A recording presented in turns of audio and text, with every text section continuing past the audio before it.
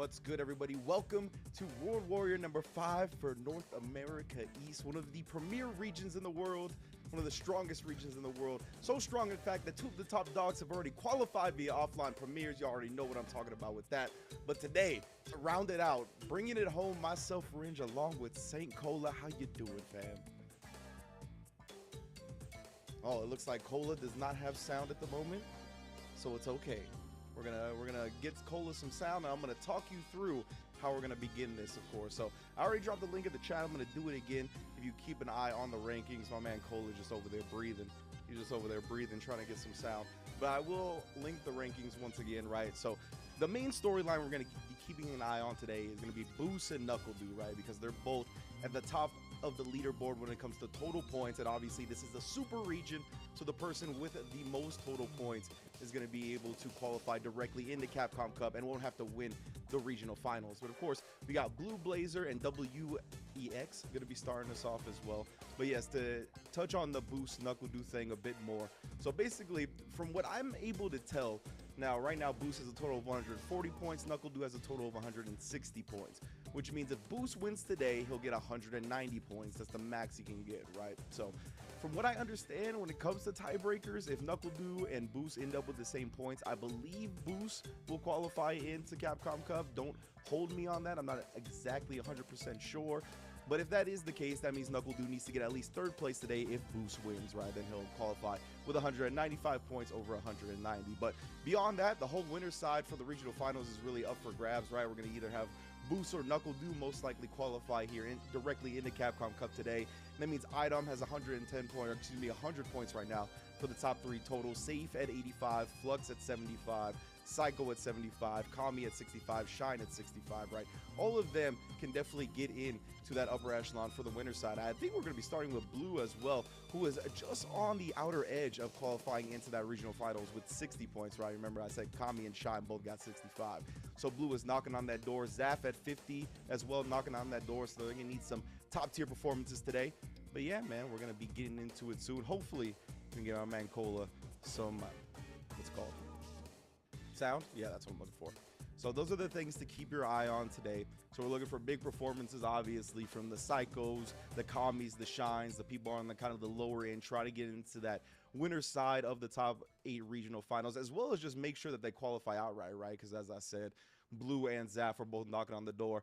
We can see Elder Goose, maybe No Probte and Paladin if they have a really good day, and Kami and Shine and Psycho don't have a great day. They might be able to sneak in there, but this top 8, it's really about who's going to be in winner's side and who, of course, is going to qualify out as a super regional final qualifier. So super cool to see that we have the regional qualifier. Oh, so because of that, it's just me. It's just me and you guys. Blue Blazer versus WX. I gotta remember who plays right now. It's actually slipping my mind. But of course, as I said, Mena RD and Punk have already qualified from this region as well, right? Out of the premieres. Creep City Convergence for Mena RD, Punk winning Evo. Incredible stuff. So this region, one of the premieres in the world. Ooh, and the music's kicking in too. We're feeling it. I think that's good music. Cola might be able to hear me. Am I back? I can hear you. Can you hear me? I can hear you. You're in there. Yes. All right. My man. All right. Heard you breaking down what's been going down. Bro, I'm so feeling great. You know, me the whole time, right? Yeah, I could, but I heard the very end of kind of describing what's been going on in terms of people qualifying and such. I don't want to break your flow. I think there was a few more offlines you were about to cover too as well. Oh no. I was glad that we were able to get you some audio. I was pretty much wrapped up because I just wanted to talk about the 2 players from this main region that have qualified in, right? Which of course, like I said, Pug Mena RD. We got a bunch of other qualifiers as well.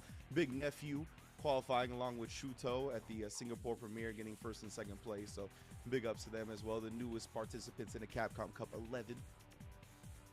Yeah, it's good to see a lot of variety too as well for the characters. You know, Ryu up there, Akuma, Jury, so all the Jury players can stop whinging on Twitter and complaining, oh, my character can't work and all those things like that. So again, the variety's been looking really good, despite the fact that we see a lot of the DLC, the quote-unquote pay-to-win characters. It's not always them that get that W, right? And Takamura himself, we saw him qualify today as well. He's on the Kin now instead of the Akuma, despite the fact that I feel like Akuma's more expressive character. He is going with more of what he knows with the Kin. So either way, we'll see what happens. Today could be Dew's day, as you probably mentioned. If he gets that 4th place spot on the dot.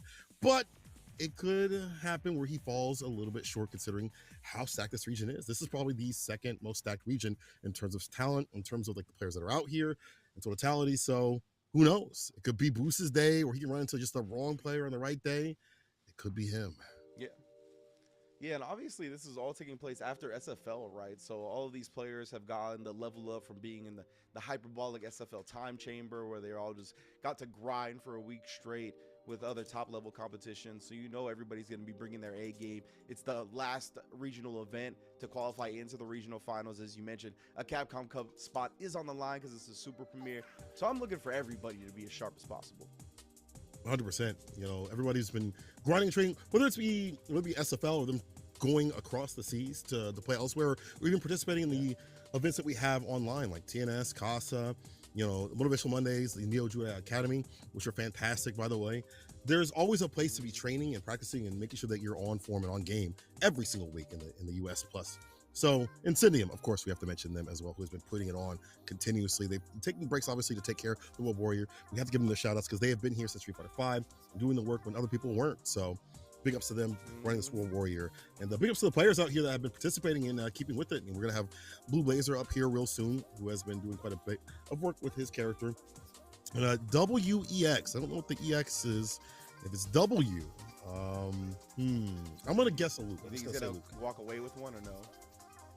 You know what? What if WEX like a hidden boss? Blue Blazer, you might get got, bro. Where you at? You might get got. I can't lie. WEX might be a hidden demon. This is not a day Blue can be affording to get got. You feel me? They're on the verge of qualifying into the regional finals. They need a good showing today, bro. That's true. That's true. You're right. You're right. You know, when you said they were doing the work, Incendium Gaming was doing the work in Street Fighter 5. When other people weren't. That reminded me of Jabali's tweet, like when CEO was about to come around the corner for the first time for SF6. And he was like, none of y'all that commentated Street Fighter 5, don't hit me up for Street Fighter 6. He was like, you weren't there when I needed you. That's one of my favorites of all time. But Blue, I'm going to have to keep the Lily WEX. As you said, it might be a demon, but oh, that's not a good way for a demon to start. The driver's jab as well. We get that adamant flame extension. Chop down. Hold up. We might have some life. Just canceling out of the parry. Saw nothing was swinging. Yo, weird. Speaking of swinging. Holy smokes. Crouch Fierce for the finish. That was all right, Lily. Oh, excuse me. My dog did not like the way that played out for Akuma. He was like, damn, Akuma lose a matchup? That's actually crazy. Actually, Lily is really good against Akuma. Has many ways to check a challenge, like the Demon Flip raid that he would like to establish. I think great with the buttons too as well, but did not get the right conversion. Ends up getting command grab. Indeed. Final pressure trying to push towards that corner. Nice parry after the plus frames. Not going to get bullied for free, but no action after the dash there. The dive kick from the distance, and that was what a call. That would have been against a fireball. He did it against a demon raid. We talked about how demon raid could get checked and challenged with his character. Usually it's like crouch fierce. Blue had a different option, but still perfectly done. Bro, Lily was playing Ace Combat right there, brother. Air to air. Oh, Warfare. Nice parry as well. W just took the adamant flame extension though. That was a little strange. He was looking for punish counter, like he used the wrong strength. I'm not sure. We have so many options. Maybe it's hard to keep track of everything. Like you got that 4 fierce punish counter. Willie's got the adamant fist right here, but no pin.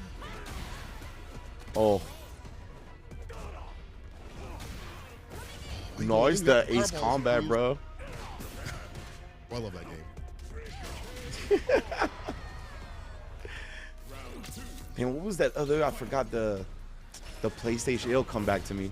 It was like a PS3 launch game that was all like air warfare type joint too. But you could run around a little bit. But the running around on the ground was much weaker than in the air. Warhawk. There you go. Thank you. Easy clap. I'm with you. She on that Warhawk. Learn from T-Hawk. Oh. Ooh, boss. Like that. Oh, I like that even more. Punish counter. I thought he was gonna die. Man was walking for. I don't know if he. Yeah, I don't know what happened. Health to play with. Could have been drive impact too as well. Blue Blazer. What's that point? Yeah, Blue gonna speed through this first match. Is blocking it out as well. Doesn't want to give W any momentum. Easy confirm. Oh no, still plus frames. That's why we're drive reversal out, but very low on the drive now. And the punish counter actually burns him out. Oh. Lands. It's gonna attack a ton of damage on Akuma. And it's gonna stock up, drive rush to stock up. Adamant Fist gonna miss. Crouch Fierce again. Easy with that bar at the bottom if necessary. But Blue Blazer takes down WEX down to losers. Very well Blue.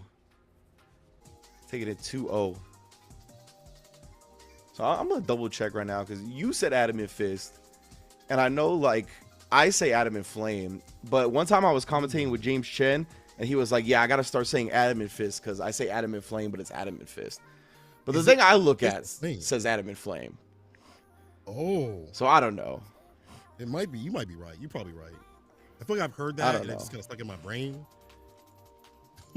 But at the end of the day, we gotta consult Jammers for anything when it comes to move names, right? So whatever Jammer says actually goes. He's the like writing the lore with his speak. Yo, I appreciate Jammers knowing every single move name, even like for like the overheads and stuff. He knows those. It's Adamant Fist Flame. That's why people say Flame or Fist. Is it both? Bro, I'm not saying all three words. I'm just you getting Fist or Flame. You ain't getting. That's too much of a mouthful. We're trying to commentate. So fucking, they're both acceptable as far as I'm concerned. Well, never mind. Drew just lied to us. So, mods, trying to give him Adamant Flame Fist. Oh, there you go. That makes much more sense. But either way, we're just not going to use move names for the rest of the broadcast. Banished. The cool punch that yeah, man. Yeah. The cool punch that you did. This that got me good. Yeah. Dominoes. Yeah, remember to type Dominoes in the chat, by the way. Yeah, if you are in Canada, of course, because then you might get a chance to win a large 3-topping pizza. Also, here is the link to the rankings again. Drop that in there. There we go. More of these players are going to get added as we keep going on, bro. Oof. The Dominoes win 3-topping. What's your 3-topping go-to, Sankola? I have a 3-topping go-to. Okay. Bacon, sausage, and mushroom, I think, are my 3 go-to, quick and easy. Don't you think about it? Yeah, what about you? What you got? What do you have against pepperoni? I just had it so much early in my life that it's got to be okay. You feel me? What about you? Okay. I could respect that because that's why I asked, because mine is bacon, sausage, and pepperoni. But yeah, I think bacon is an excellent pizza topping. There are people out there that don't like bacon though. Like, it's such a good additive to pizza. Like, how can you not like that on pizza? I get it. I respect the choice to not eat pork. I get it for a lot of reasons beyond, like the traditional ones. It's just an animal that gets into a lot of feces. I mean, I get not eating it, but God, bacon is so good. Bacon is so good. I'm gonna eat it every time. Exactly. It's more seasoning. I think about that. You know what? That's more seasoning as far as I'm concerned. You feel me? Exactly. More bacon for me. Oh, the animal eats poop. You know what? Everything got bacteria in it. You feel me? All right. That's what I'm saying. If that makes it better, makes it better. You know what I'm saying? So, neckbeard, put mustard on. You do pepperoni, mustard, and bacon. What do you mean mustard? You actually like drizzle the mustard on top? Are you good? That's what I was gonna ask next. I was like, you drizzle the mustard, or you got like a little mustard puddle that you dip the pizza into? You drizzle it on top. That's monstrous. Diabolical. Bacon beef crumble? Beef crumble. What is a beef crumble? Is that like ground beef? It's got. Is this some Canada thing? We got another person saying beef crumble. Chow down. Actually, yes. CPT, are you from Canada? Does this like, is Ridge right? Are you like a Canadian thing that y'all just be doing with mustard? Beef crumble, salami, bacon, and cheddar. Ooh, interesting. That extra cheese. I like a lot of cheese on my pizza. Yeah, I guess it depends on the pizza, but for like a normal pizza, I like that. Like Logan says, drippy. I like it drippy. Drippy pizza. Basically beef cooked and crunched off. Oh, okay, so it's like quiet. So okay. I think I'm picking up what you're putting down. Interesting. Interesting. Yeah, I don't see that a lot. Jalapenos, jalapenos are interesting. I don't think I've ever had jalapenos on pizza, but I like spicy, so I might try that soon. Like, are you like a spicy lover, or you just like spicy things in general? Wait, what's the difference between these two things? There's one person. What was that? The one person that can eat like hella spicy stuff, they go out of their way to eat ghost peppers, or a person that just likes spicy as an additive, Oh, okay. Now I like the spice. Like I've definitely done like the hot one sauces. I've done a Pocky chip. So like I definitely try to put myself through misery. 100%. Fight yourself in the restroom. No, bro. That's the good thing and I think that's why I continue to do it, is that it usually on the back end is never a problem. Like, but like going down, some things can be painful. But coming out, it's usually all good. You feel? It's all good. All right, man. I gotta build up that tolerance because I'm pretty weak with it. My spiciest thing I will tolerate as like an actual sauce is like the red hot dot. That kind of. That's in DNA. That's in the black DNA. You feel me? We all eat that sauce. You're just built with that when you're born. Come in the package.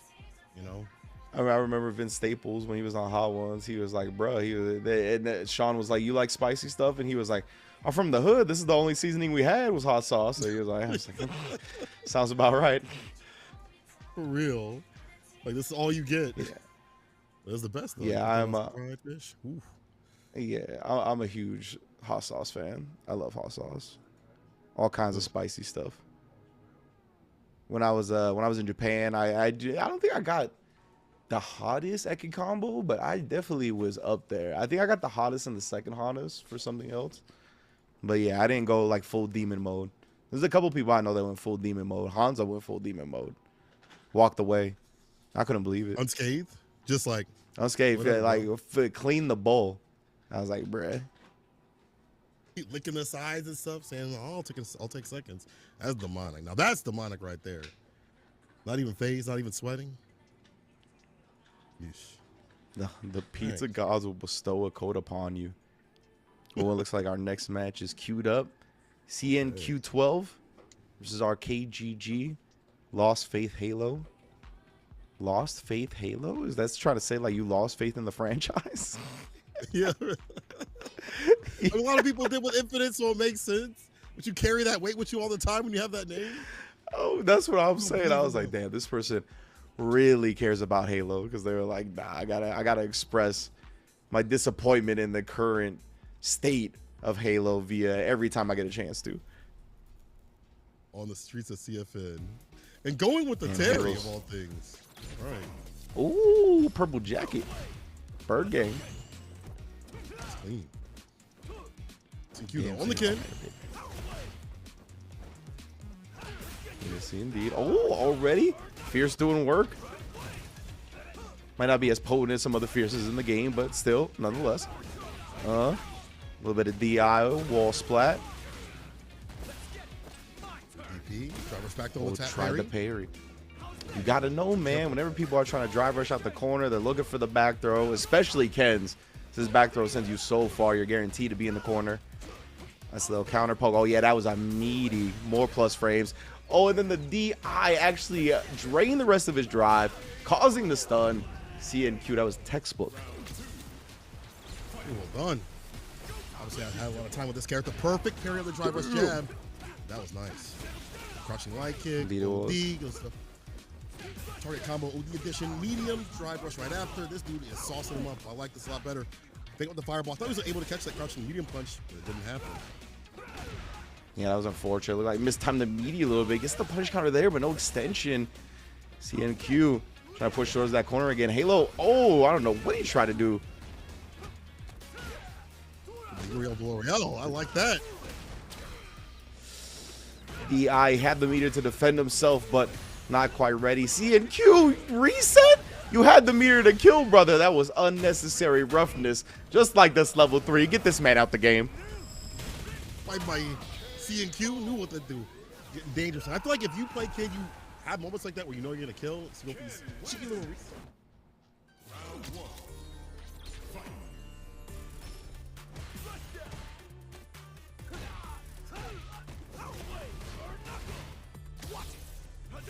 Anyway, a really nice space burn knuckle.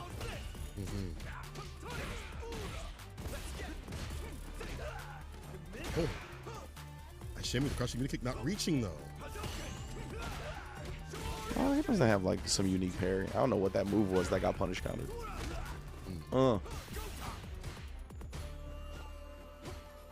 Trying to poke back with that crouch medium punch. Ooh, inching forward, trying to get the space back. Just want to continue to get bullied in this corner. It's been a problem, and the legs got clipped. Empty the drive meter. Oh, safe jump setup, but I don't know, just committed to something after. Got hit, except with the jab. A 3-piece to finish. Round 2. Fight.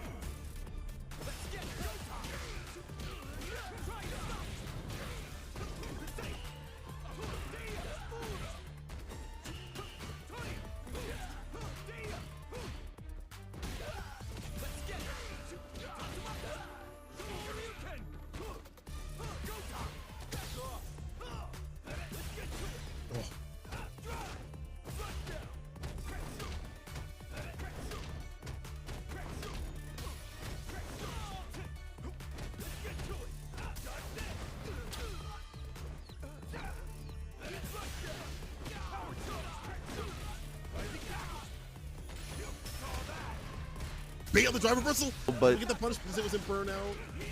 yeah, very nice. Good choice from SNQ right there. Knowing that is a safe option. Had faith in his gambit afterwards, as he should.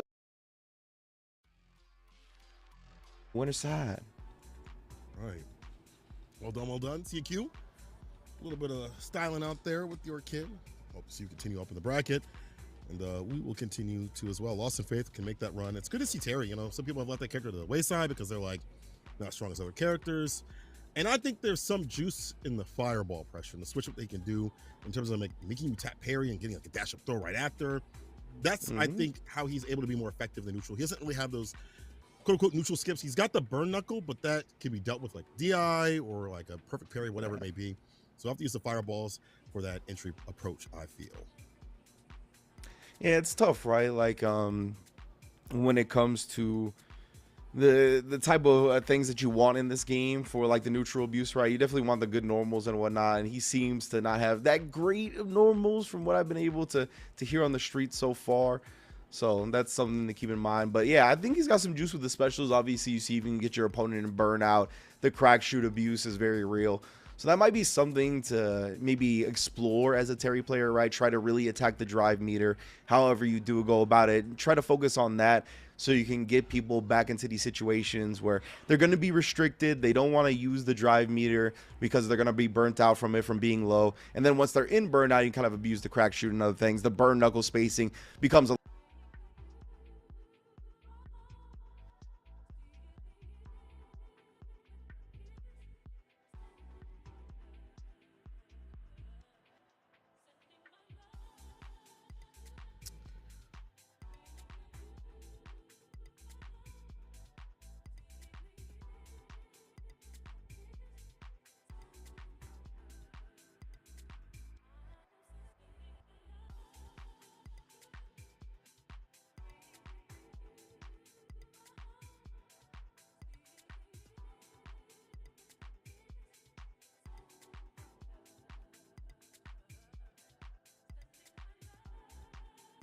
Knuckle do qualifies into Capcom Cup directly. They'd have to pretty much not get any points, and Item would have to win for Item to even be a possibility to qualify in. So because of that, it's most likely going to be Boost or Knuckle Do. Then, of course, beyond that, we're going to have a bunch of the winner side being determined. There might be some people sneaking in, able to sneak in into that top 8 regional finals as well. Blue, Zaf, Elder Goose, No Probate, Paladin, if they have a really good Now I'm just ice. Oh, wait, I'm back. Oh, We're there back. we go. Hey, I'm back too. And Cola's back. Let's go. Hey, what's good, man? Right. Well, you know, I'm just waiting for some Street Fighter. Blue coming up again. Oh, Blue, not Blue Blazer. This is the DJ player. Why y'all have the same? Oh, okay, name, bro. Like y'all need to. Y'all gotta fight for that. I thought it was just like they put short for Blue on CPT, but I thought the full name was Blue Blazer. Whoops. I'm a DJ player. Pretty dang good. It's rare to see DJ these days, which is surprising considering the character's still good. I think he has a lot of good matchups still. Like he can fight Sim. He still does well against Cammy. Like I think he can fight Akuma. Like I think he loses only really to Rashid, Chun-Li, maybe a handful of other characters here and there, but he's still really good. Yeah, I 100% think that DJ still very viable in the competitive meta, right? Like he's always to me been kind of a counter meta character, right? He's really good at punishing people for what they want to do in this game with the sway at the beginning, right? People try to check drive rush, you can easily sway out of that. Just in general, pressing in neutral when the opponent is going to be minus, you can cancel that minus button into a sway, catch their button back. The double fireball is really good in Fireball Wars. Obviously gets a tremendous reward off that hitting as well. So he's always been that type of character to me, and because of that, I don't really think he's going to go anywhere when it comes to competitive viability as long as they don't like hamstring his damage. And, you know, they had to make the DJ players change some routes, but he still has plenty of damage and he still kills you when you least expect it. So DJ, I think, will remain quite a good character, and we've seen the character be used, right? Of course, Jen still uses them along with the Bison. So there's still plenty of some DJ, even though he has fallen by the wayside quite a bit. I think also one of the other issues is like not really like a DJ problem, but I guess it kind of is like a system mechanic problem. When he's in Burnout, he's like one of the worst characters in the game. Like he just doesn't have much to fight with. You know, other characters can hit that level 1. He has to wait to level 2. He'd rather use it for otherwise. And hitting level 2 in some sequences is kind of hard, and you'd rather wait for like a more offensive sort of loadout. So it is kind of understandable to be like, well, damn, they push me in Burnout. I can't really do much, and that feels bad. But we've seen the likes of Fudo always keep bar and keep cognitive of like how much bar he's spending, how much he's gaining by getting aggressive. Yeah, and it's like he's not one of those characters that I think can easily keep you out while in Burnout either, right? Like he has the Fireball, which is good, and if you can get that on the screen, but it's definitely a commitment. I think all of the things that really keep you out with him are big commitments. So if the opponent reads one thing with a jump in or outspaces you on a Sobot, like that means like they're just gonna start snowballing, right? So yeah, I think he definitely is a character that you gotta focus on maintaining some drive bar with. In addition to, as you mentioned at the very beginning, the supers, like just needing 2 bars to get out of a DI checkmate feels so bad. Like just in general, like not being able to carry that meter over to subsequent rounds and whatnot, it's just a total loss, not even for that moment, but for like the long game plan. Not everybody has rhythm. Let's just keep it a bug. Not everybody got rhythm. Not everybody get that level 2 properly. That's true. It's that's true you know, too. a little bit of vanilla out here sometimes. So it don't always happen where you can make the most of that level 2 situation. But I just still think that he's a good character. He just has some deficiencies, as you mentioned. But it's cool to see them well represented out here in the East Coast. I think as the meta kind of evens out a little bit more, you know, we'll start maybe seeing him against Ed. I think he might be able to fight Ed decently. I've seen him over the weekend or 2 weeks ago. I don't think he does too bad against Ed. And some of the Ed players are like, yeah, DJ's kind of annoying. So we'll see how that goes. You know, matchups are kind of weird. One region thinks about a matchup differently than another. I'll ask one player about this over here, and they'll be like, yeah, this matchup sucks. And then over here, this matchup's free. So I think it's also a stylistic thing. So we'll see how that grinds out. But I like seeing the representation overall in Street Fighter. I think there's been a lot of good representation throughout all these brackets, these top spots. We've seen a lot of variety. It's not just the DLC. Even at League, DLC doesn't always win people. You know, it's not always Bison and Akuma taking the W's. I won't spoil anything. It's not always like that. And, you know, when I'm thinking about the Ed DJ matchup, like on paper and whatnot, I could see some instances being pretty annoying for Ed, like in terms of where he wants to establish flicker at and like the good flicker ranges.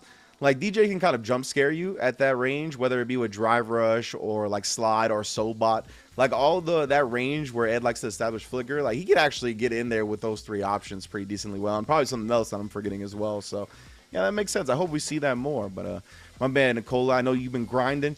You've been working away. You've been doing a lot of commentary this week. So do you have any, like, what's your go-to, like, energy booster?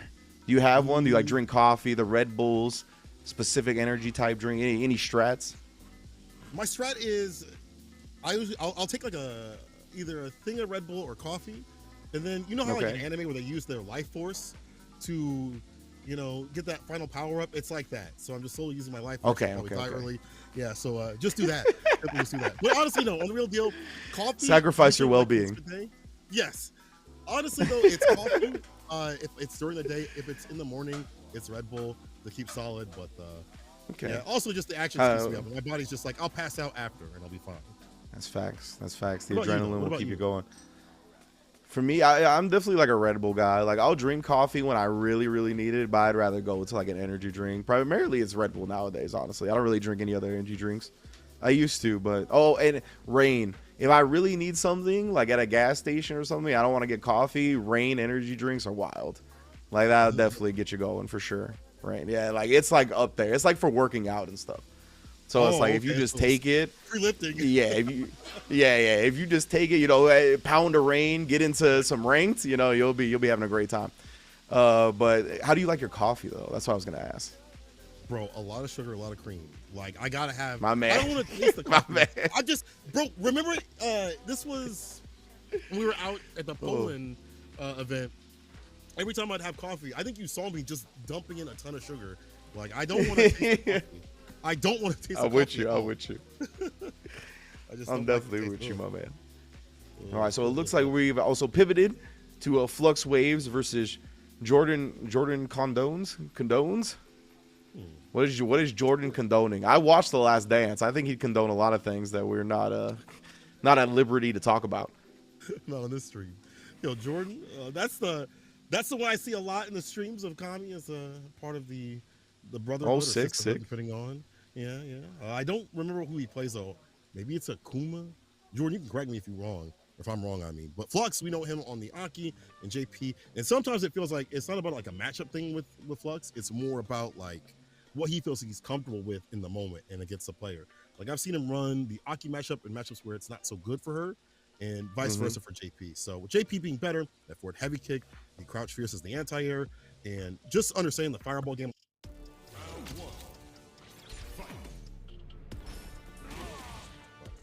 Waves versus Jordan. Yeah. I'm glad to see Flux back playing the JP a bit. Like I felt like when I was watching him in the last patch, like it was strictly Aki. Maybe I missed a couple of JP appearances, but definitely have seen him play JP way more now since the buffs. Oh, 100%. Right, Pierce. Jordan Fake out, trying to get him to tap parry. Yeah, I mean, he's got him in burnout as well. No mirror to defend himself either, so the DI bully game could come out. Jordan was able to recover in time. Knocked down now. Getting slowly but surely pushed to that corner, man. Yeah, you see him. He was trying to jump out of there that time and then just DIs the adamant. That's what we're just going to call it now. No more follow-ups. Yeah, adamant. Staggers the heavy kick right after. Dash up light and a tick throw. Or a tick hit. There we go, Flux. First W. Yeah, Jordan got caught trying to backdash right there. Flux definitely looking in control nice and early. Putting up the OD neutral. That's not OD departure. That's OD neutral. 100%. Departure. I remember you mentioned this and it stuck in my mind. How strong Departure was during season 1, especially. Now even more so with the zoning play being the big determiner for this character. How you have to run the character now. That stand fierce, crouching medium punch, where the buttons are more whip punishable. Yeah, 100%, man. Like that to me was always the juice with JP. The other stuff was really putting him over the top, like, you know, the amnesia damage and the tremendous disjointed normals and all that. But to me, the departure was always what his game plan is centered around. So if you got the game with that, you're going to be able to control it, and that's what Flux is doing. Picking it up, putting Akuma down. Significant lead here. Departure if he wants it. Yes, sir. Doesn't want to have to go for the anti-air. Doesn't want to risk it. Shit, no dip. That's it. I mean, Flux put himself up for success right there. Yeah, you can see the control Departure provides, right? He doesn't have to do anything. He didn't have to respond to the demon flip. Just let him come down, had to block the spike, which let him block string him into the normal that burned him out. It's just forever one of the best moves in the game, honestly. Every single gets the right type of knockdown. Can't do it wrong, but the right type of knockdown definitely holds Jordan down. And Jordan trying to drive rush in. Akuma already has like a bad drive rush compared to other characters, so it's harder for him to get in. You have to walk in and parry. Gotta play that deep kind of game where you walk, parry. You get to that right point. We can forward fierce like this. It's the drive rush. He's able to get in there. And, you know, we always talk about in matchups where one character is primarily zoning as well, is that health is a resource, right? And sometimes you're going to take some licks getting in via all the projectiles. And Akuma with the lower life, he doesn't have as much to sacrifice. Right now, Jordan finally got him to the corner, dropped the kill combo, though. Oh, nah. That's so sad. That was supposed to be a W. Master level 1, but you can't do that. Too tight of a string. Flux, you mean for that one. On the back door, it's not do not open up. Flux on set point. Jordan, he had the level 2 as well. He could have used that instead, which would have beat the projectile, but with the level 1, I understand trying to be efficient, but yeah, when that block string is just so much projectiles. Usually it's level 2 just in general for the rebuttals. You're gonna use it. Yeah, yeah. Got that full invul. Fake out, but no walk up the right after. Yo, commit to the pit. There we go. That's what we want to see now. Burnout. Found them regular amnesia. Trying to parry it up, but nice DP on the teleport. Was very ready for that, and a little hezzy to get him low. Two ships passing in the night on the demon flip. Oh my, I cannot believe there wasn't a trade. So with the perfect parry, not too much bar to give though.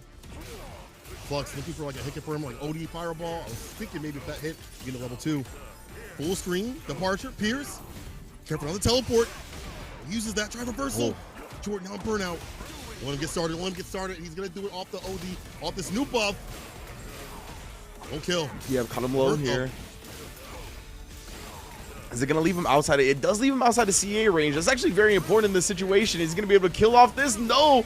But yeah, he's trapped. Can't go anywhere. Waking up in the chip. Flux Waves taking it 2-0. But yeah, I mentioned that keeping him out of CA range and then killing before that, or killing with the combo after that, was very important because though Raging Demon is not fully invul, it is projectile invul, right? So that's something that you could actually sneak in up against the JP pressure if you can. So very well managed from Flux Waves as he looks to claim the Domino's free pizza in the chat as well. Immediately comes in, he's like, all right, now that's done. Let me get some Domino's. Domino's. What's up, hooked up? Need a victory meal. Also, Jordan, if you get in here, bro, where the fireball game at? You know what I'm saying? Like, I feel like that's also a thing that you have to put on. Obviously, OD fireball can cut through your normal fireballs, but you have the heavy punch fireball. You have the charge level 2 fireball. You have OD, spend some bar instead of drive rush. Establish some pressure with OD fireball to kind of inch your way in before you get hit with like Pierce trying to come in. And that will also deter him from just setting up departure raw in the neutral or doing that just in general. Gonna lock him down so you can walk him down. You feel me, Jordan? Yeah, 100% right. Kuma's got a great fireball game. Obviously, quick recovery on the regular fireballs, but also like being able to charge the fireballs definitely provides you some relief in the projectile war as well. But yeah, definitely good stuff. To Flux Waves, again, one of those players. Let me check where Flux is at on the leaderboard. I'm pretty sure he's up there. Yeah, Flux Waves is 5th overall right now, right? And so essentially with Boost or Do qualifying in today, essentially he's 4th. So he's in that winner's side of the top 8 regional finals, obviously going to be looking for a good performance today, solidify himself in that spot. Because if you're unfamiliar, the top 8 regional finals, the top 8 people get in, but it is going to be a regular bracket. The top 4 will be in winner's side, and the bottom 4 will be in loser's side. So getting into that top 4 is very important to have the extra life. Starting losers is absolutely demonic. Imagine working so hard an entire season and getting into losers and only having one chance that last dance. That is not good. So you definitely want to be in that top spot as much as possible. But again, highly contentious in terms of who can get up there. We have so many heavy hitters. Kami has been doing a lot of work. And it's no longer about running the rank streams and calling people free. It's about him locking in. We saw him locking in ECT. You know, he proved again, when he goes out, he shows out. At tournaments like this or tournaments that he cares about, he will show out. We saw him defeat Ending Market ECT. Out here, he's been doing a lot of work in the World Warriors. Like, that guy is good. Like, don't get it twisted. He may have some comments to say about you on neutral, but he good. He can back it up. And let's not forget, Kami is the reigning defending can opener offline champion. So there's only been one. He's undefeated. He's undefeated. He holds the title as the offline can opener champion. So yeah, but I think you really highlighted something important about his characteristics, right? When he's locked in, when he's focused, when he really wants something, he can go at it with the best in the world. As you mentioned, defeated Ending Walker at ECT, took down some heavy hitters at that offline can opener, and since then has really been having some great results. So looking forward to seeing what he can do today as well. He's on the bottom half of that top 8, so could try to sneak into the winner's side, look to solidify his spot in that regional finals. Mr. Wash Your Hands. Sorry, there's no Cody out here. I think Wash Your Hands is playing, was it JP? Man, when people don't have their character, it's hard to like remind myself of like who they play. When they don't have like Cody, like they used to play in 5. I think it's JP for Wash Your Hands. Chat, correct me if I'm wrong. Oh, okay. Hallie's out here. But this person played Cody in 5? Yes. So I wonder, I'm trying to think what Cody players would play in 6. I'm trying to think. Shine plays, you know, some Chun, some Kimberly, some other characters. Some Ed. I'm trying to remember the rest of my Cody brethren out there. Some Ed, yeah, some Ed. Duh, forgot about that one. I don't know how I forget about Ed right now. The man's everywhere. I don't know what you would switch over. You know, I play a little bit of Cody too like as well. Kimberly. I thought Terry would be like that, right? A little bit Oh, with like that's true, actually. with the fireballs and stuff like that. I thought he'd be kind of like that, but then it came out and those buttons are stubby without having like a V trigger to kind of back yourself up with like, you know, items. So yeah, it'd be like that. Do you think they should give Terry Zonk Knuckle? No, just bring Cody back. I don't care about Terry like Cody that. back. Let's bring Cody back. I saw the developers were talking about that. Like, yeah, we're waiting a little bit to possibly bring him back. I'm like, y'all could just, you know, this next season would be great. That'd be an easy choice right there if y'all want to. I was about to get close to the mic and talk about where the hell is Dudley, but you know, I'm let it go. I'm just saying, where the hell is Dudley?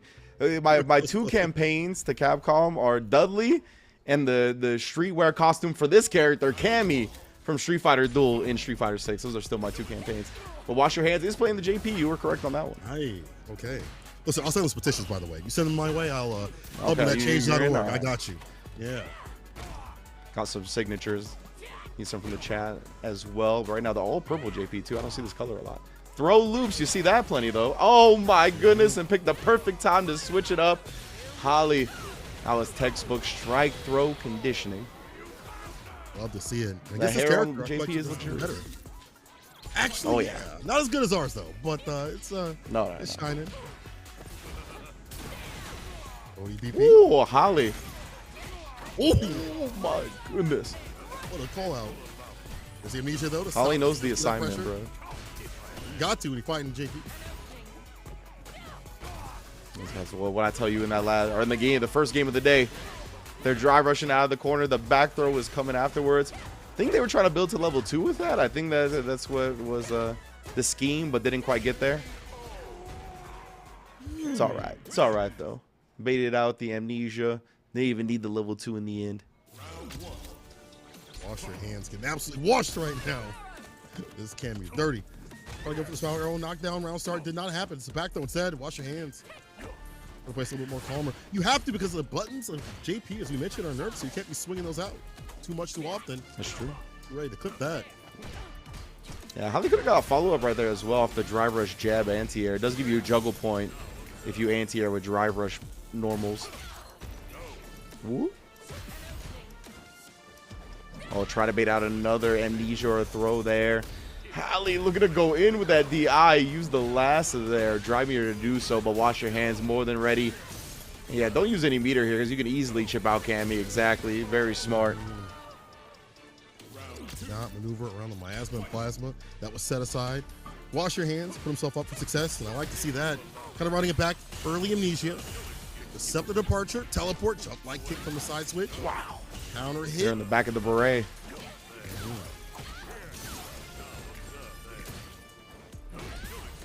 Oh my, that's a great anti-air starter. Wash your hands. We're going to spin it. Yes, indeed. Yeah, wants to get out of that amber right back into the green. Ooh,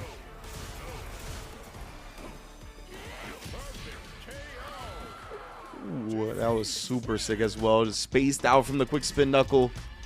We saw Holly use that really well earlier, right? The quick spin knuckle in a situation.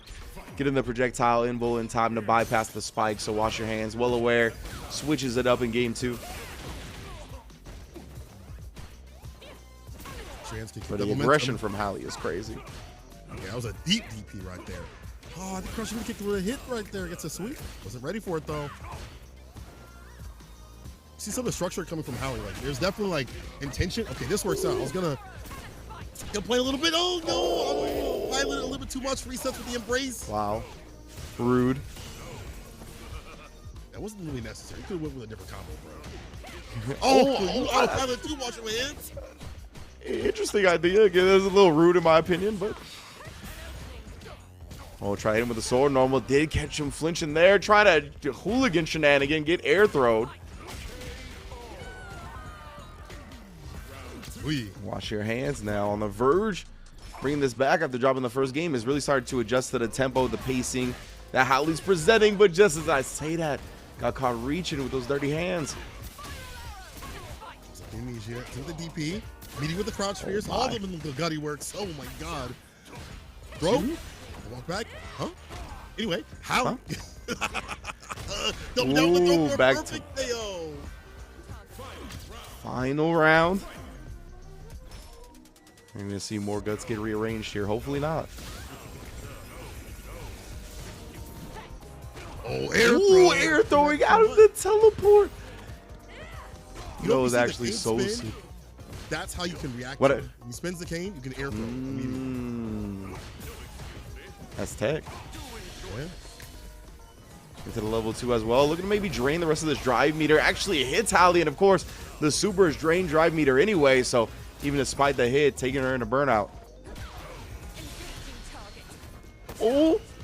Alright, we're chilling, we're chilling. I saw something come out. It might have been a feint. Either way, wash your hands. More than prepared for that level 3 response. Now you got to get through this without eating the rest of the chip, and that's not going to happen. Wash your hands. Taking it 2-1. Nice and clean and pristine. Wash your hands. Fantastic job of crowning this character. I mean, this is a matchup that has been historically pretty bad for JP, if not, 5.5 or whatever. I think it's gotten worse as the season has gone on, for this season at least.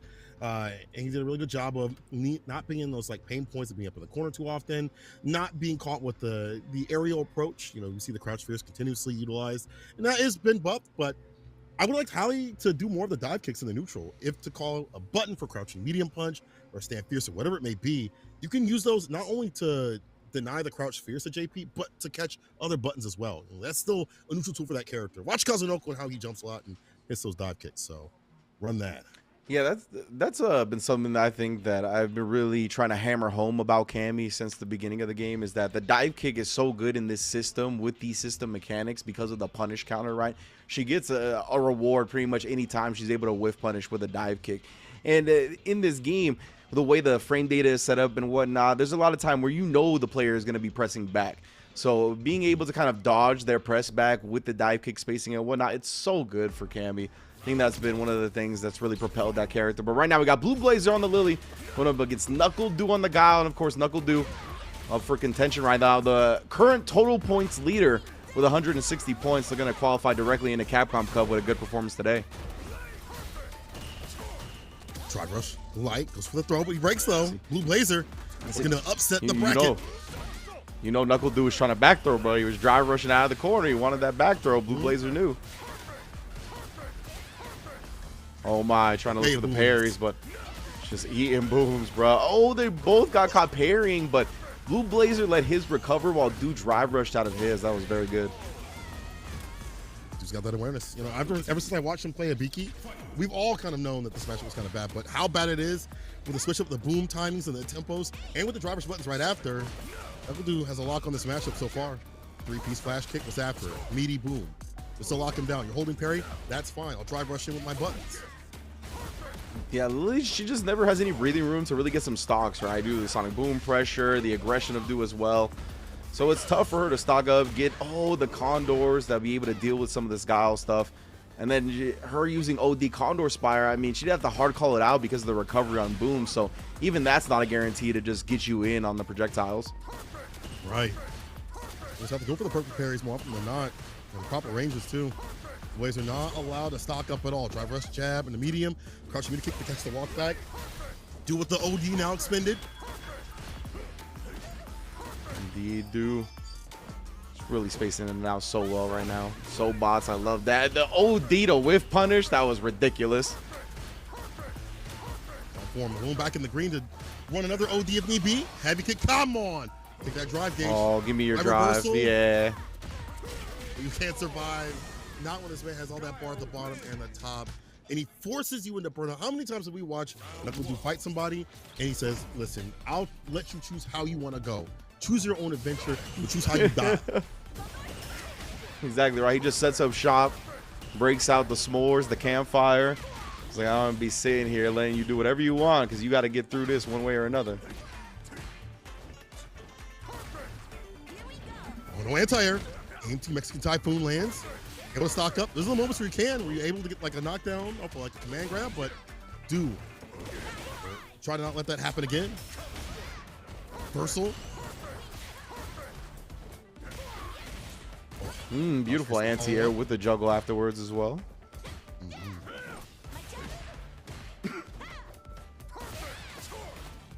Counter hit, driver sweat. Panda taking advantage of the hit.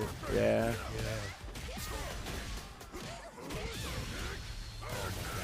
level 1 spin. We'll build up another level 1 in the next round. Takes blue down, and he's on set point. Damn, dude. Making quick work. Yeah, even they're just walking back, throwing the option. You can tell blue is just kind of out of their element right now. Missing some opportunities. Lead us so much, either for stock ups or for Oki. Flash kick is there for the anti-air choice. He's been charging with that Sonic Boom. They'll take that trade, keep him up in the corner. OD spent for the knockdown. Look at the timings.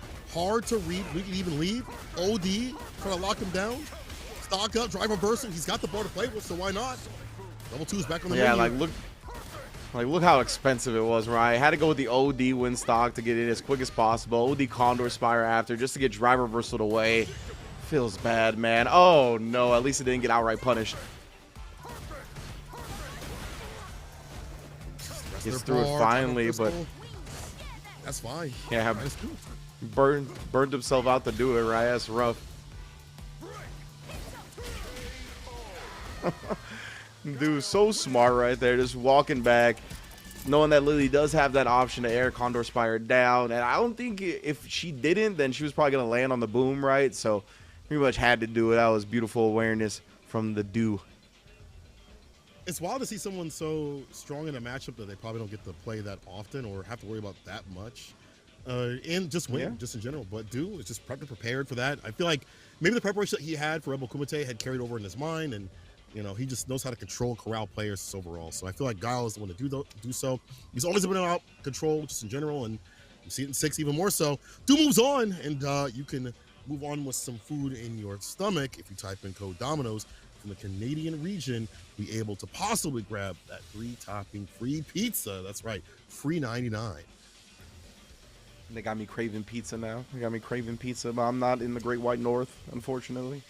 Damn, that's tough. I know it's the place to be because that's where Justin fled. He was like, I'm out of here. He's like, I got a kid. I'm not raising my kid in America. Are you crazy? I'm getting the hell out of here. And he always goes back. I'm like, yo, Justin, you coming over to see Otaku and stuff? You're like, nah, bro, I'm going to chill up here. I'm going to chill up in Canada. I'm like, all right, you got it, man. You got it, dog. It must be nice over there. No, I did go to Toronto, so that place was beautiful. And, like, it reminded me of just, like, a largely like a combination of like Chicago and New York, but everyone just nicer, you know, and obviously with a different accent. It was sick. It was sick. I liked it. I would definitely go back. I'd definitely go back. Yeah, man, that's definitely a place I want to visit. I haven't been to anywhere in Canada yet, surprisingly. Like, considering I've been to places very far away, it's funny that I haven't been a place so close just yet. But one of these days I'll make it up there. I want to visit a lot of places in Canada, Toronto, Vancouver, a lot of different places. Montreal. I heard Montreal is really nice. Which one has the poutine? Which y'all can let me know too. Like who's got the poutine? I think it originated in Montreal. Yeah, it is right. Yeah, Montreal. Yes, indeed. Okay, Montreal. French Canada. Wherever they got the Montreal poutine is the only real one. Wow. Oh, it's the real poutine. Oh goodness, DJ Mirror. Blue back in the building. Going up against Musa.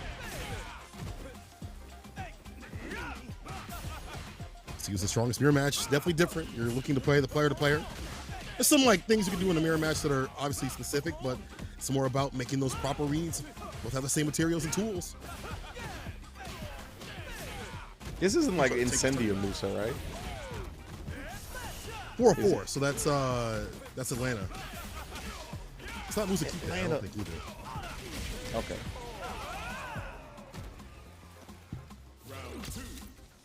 Not the same. Blue looking strong though out the gate. Oh my goodness. You know, if anybody's going to be ready for a DJ drive rush, it should be another DJ. Yeah, right. You know how fast that is? The knee drop. Ooh. Deep in the jump. Fierce. Oh my God. Yeah, take this man to the massage parlor. You know where we're going. Goodbye. Oh, yeah. Go from the back. Machine gun punch. Shaving off the life. Oh, shaving your troubles away with the massage. Yeah. All access right there. Blue with the first victory. First game. Ain't nothing to worry about when the match is over, right? You can relax even though you lost.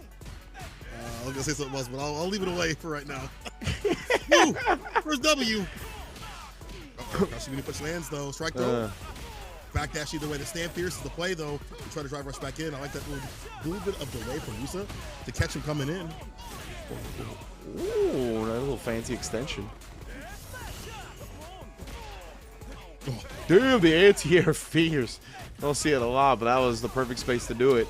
Blue, though, pushes Musa to the corner, and as you highlighted earlier, Cola, one of his big weaknesses is that he needs the level 2 to respond. He did not get the level 2 till after he was dead. I want to use that bar, especially when you want to use it for like an offensive sequence. Crouching medium punch, jackknife, double dashes up, caught the backdash. Now gets a sweep. Woody DP, offensive reversal to keep him in the corner. One more touch on level 3 for the victory to prove he's the better DJ today. What happened? Back throw? The fierce, okay. Oh yeah, might have been what Blue was expecting too. This man's trying DI in the middle of the stream. Maybe he predicted a soul bot to end on the jazz, but what a sway away from that. That was really sick. Woody fireball. Oh, deep point blank. Burnout.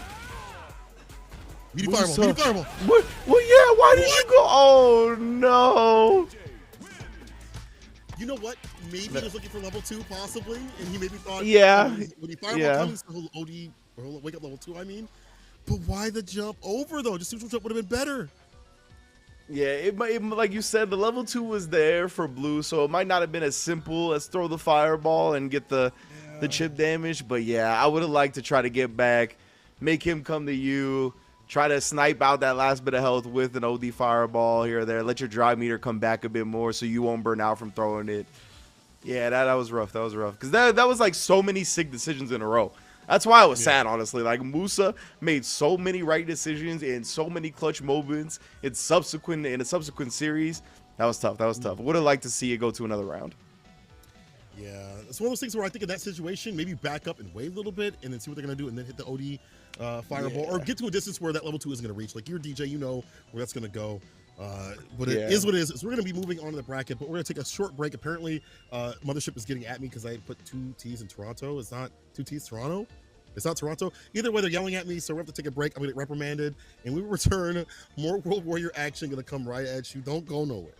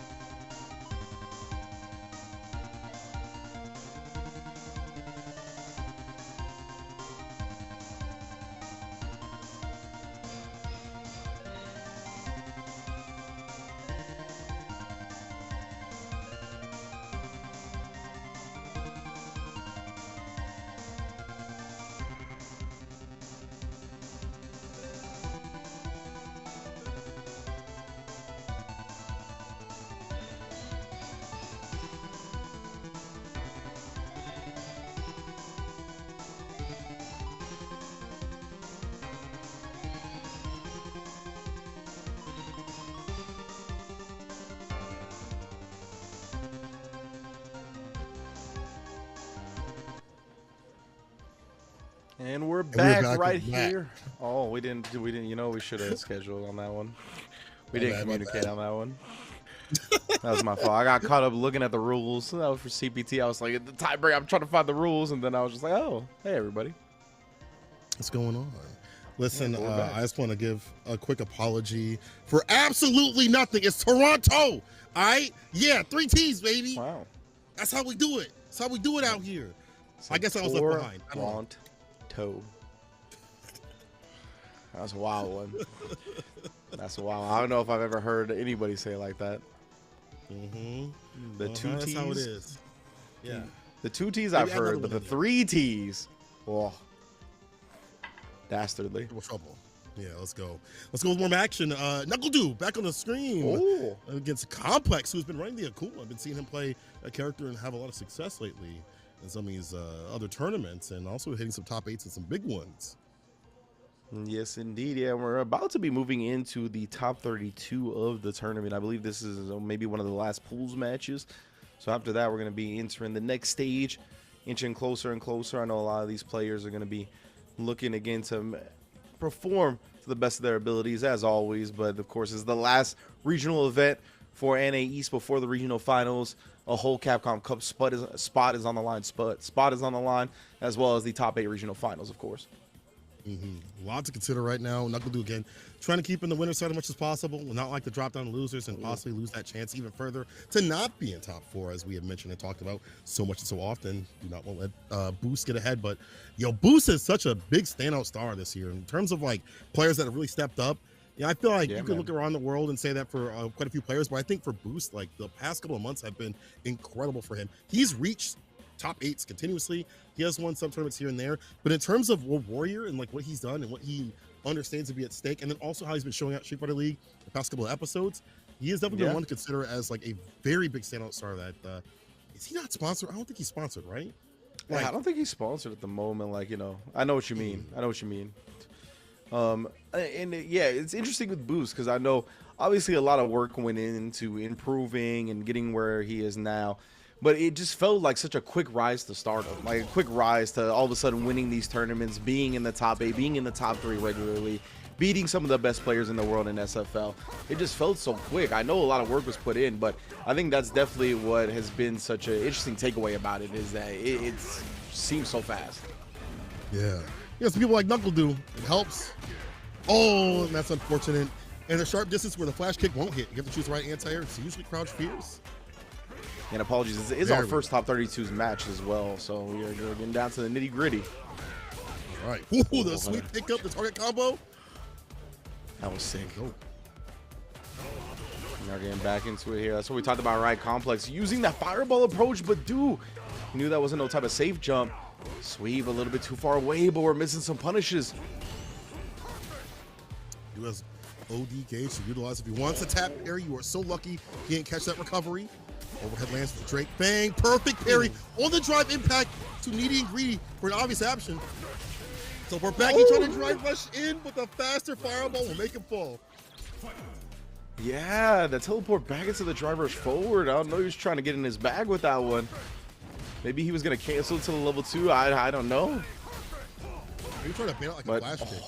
Man, yeah, you cannot just avoid and jump over with fireball up against Guile. The flash kick gonna eliminate that option, comboing off the Sonic Boom perfectly.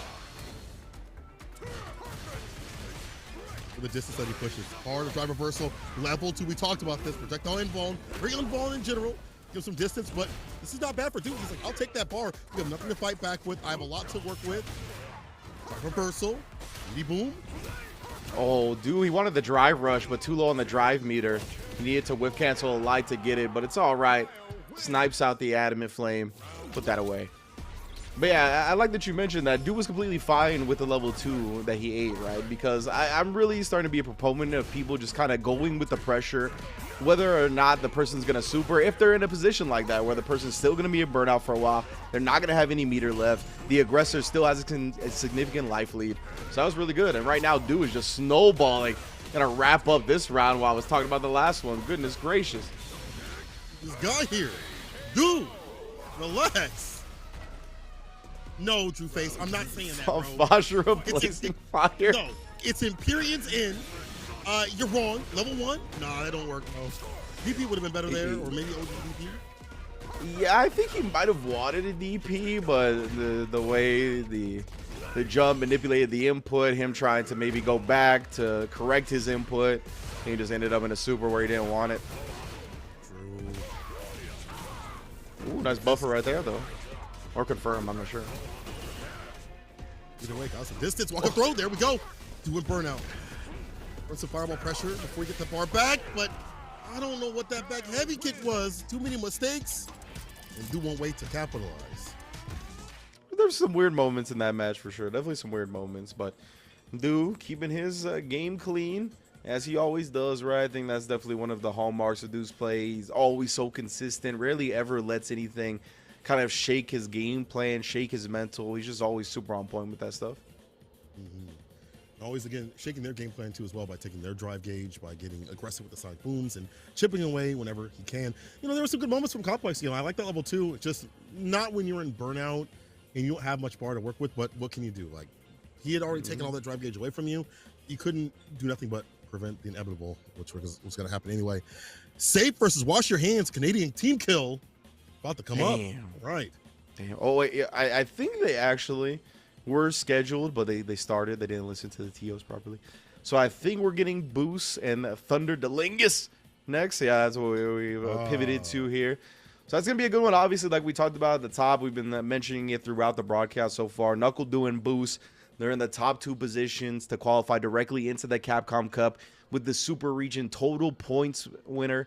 So we're going to see Boost got to keep it on with the winners, trying to match Do, right? Because Do just won his opening round top 32 match. He's in the winners quarterfinals now. Arrow defeated Blue as well to get into winners quarters. Flux Waves defeated Kite. Shine defeated Zaf. So all of those players have advanced into winners quarters right now. I wonder what Shine used. He was practicing Kimberly a lot and getting the Ed Warm during Extreme earlier, so I wonder what was going on there. I'll check it out later. But for right now, Boost versus Thunder. So that's going to be Ken versus Akuma. On paper, not bad for Akuma. He's got the fireballs, he's got the walk speed to harass Ken continuously. And if Ken tries to go for a bad like toe tap or a heavy kick, it's an easy stand light kick punish the Tatsu into the corner carry. I watch Angry Bird complain about this matchup all the time. He's on the receiving end of Akuma as Ken. He doesn't like it. If he doesn't like it, then that means something's not right. So we'll see though. Boost don't care about matchups, bro. We saw him win against a Gao matchup with, I don't want to say dominance, but definitely a lot of conviction. So you can turn it on its head at any point. Yeah, Boost is just like a tremendous mind when it comes to fighting games from what I found. Like the way he game plans, he's very meticulous, right? He really looks at things, I think, with a microscope that not a lot of people look at the game with. So because of that, I think he's able to pick these moments, have these strats that some of these players are not ready for when it comes to these matchups that they're supposed to be stronger in. So we'll see if Boost can kind of pull that off here today. Going up against Thunder, who obviously formerly known as Joe Morogan, a very strong competitor in his own right.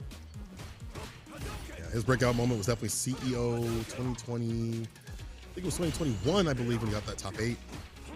Yeah, man, I mean, qualified for Capcom Cup too. Yeah, that's true. That was a start. Yeah, he's been doing his thing for sure. Boost, oh yeah, he just tried, set up the classic drive rush jab tick throw. Thunder defending well. Both players very patient in the neutral right now. No reaching. Oh man, counter though. Yeah, it wasn't quite a whiff punish. Got close to it though.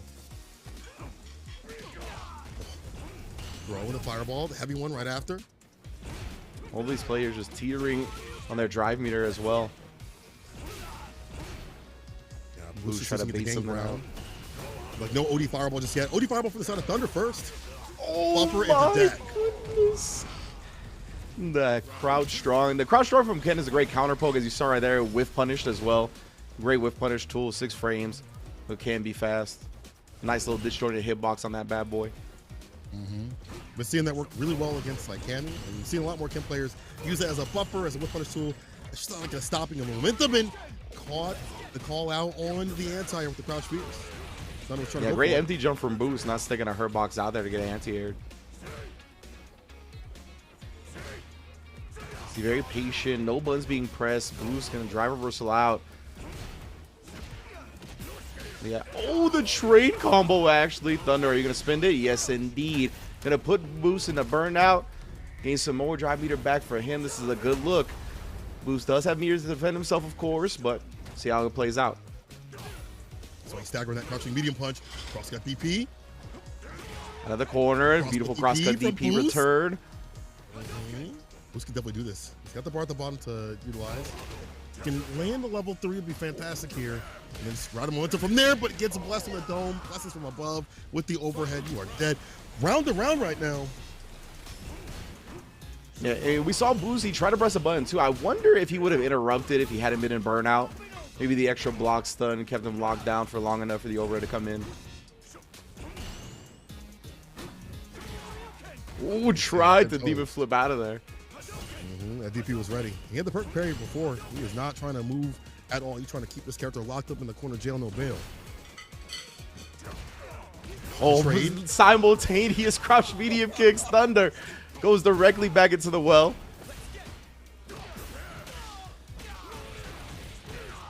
Tatsu, that part the bomb's building up. That Imperion's in. Oh my goodness, and Boost. The fireball. He ends up getting sniped out, beat to the punch on the crouch medium kick. Thunder taking the first game, and again, this is one of the main storylines of this event here. Boost trying to keep pace. Needs to stay in position with NuckleDu right now. NuckleDu already got past this round. See if Boost can mount this comeback. Like these parries and his perfect parries. Again, not trying to get pushed to the corner where Akuma can be at really his best. He gets able to double out the damage to the wall pin situation. Level 2 gets way nastier. He tried to drive rush out, trade with a fireball, though that's not what Boost is looking for. Oh, nice patience. Snipes the hesitation and the walk back. Safe jump setup. Oh, and then baited it out with the light kick. Just the inching back to get the optimal punish with the crouch fierce. Beautifully done. Has the corner position. Heavy kick. Counter hit. ODDP, the big bust out. Could have died for that. Thunder uses quite a bit of bar to do so. Stand fierce to the Jinrai. Nice chip, no dip. And Boost makes sure that he enforces the chip on that scenario. Trying to put himself on game point 2. It's first of 2. To get to that top 8 spot. Yeah, exactly. You literally cannot afford to drop another game to Thunder here. Oh, man. Some nice little shimmy attempts from Thunder and neutral, but Boost has not been biting.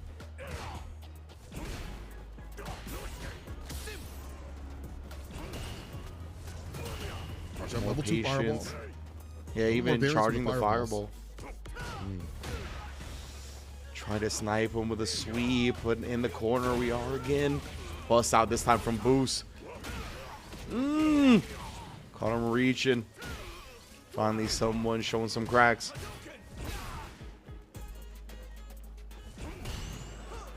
See him hunting his prey right now. Just walking him down, perk parrying the fireballs, standing his ground, staying on 10 toes. Back throw happens though. Saw Boost. He's been looking for that crouch medium punch counter poke as well. He's hesitant to put something out right there. Yeah, he's been really trying to bet on the post block string situations more than anything else. The drive rush and a back throw, the classic. Just spent some OD fireball gauge right here. Thunder just outside the corner. These demon flips have not been working out. Boost has been ready with these anti-airs continuously. Shimmy, and Boost walks away. And hits the ODDP. You better keep it true. Indeed, indeed. Wasn't that off the Fierce too? Yeah. I'm not sure if it was. The drive rush cancel Fierce. Usually you can bait out the ODDP OS with that, but I think he got already committed to another option anyway. Love the patience from Boost, man. That was a very scary way to end that game. But man. Comes out of this. We'll Boost. Boosty Boost. Boosty Boost. Let's see if he goes down. Boosty. We already in? Wait, hold up. Why me now? Oh. Okay, so look like a little bit of spectator issues. Boost might be here on set point already. Really bouncing back from that first game loss.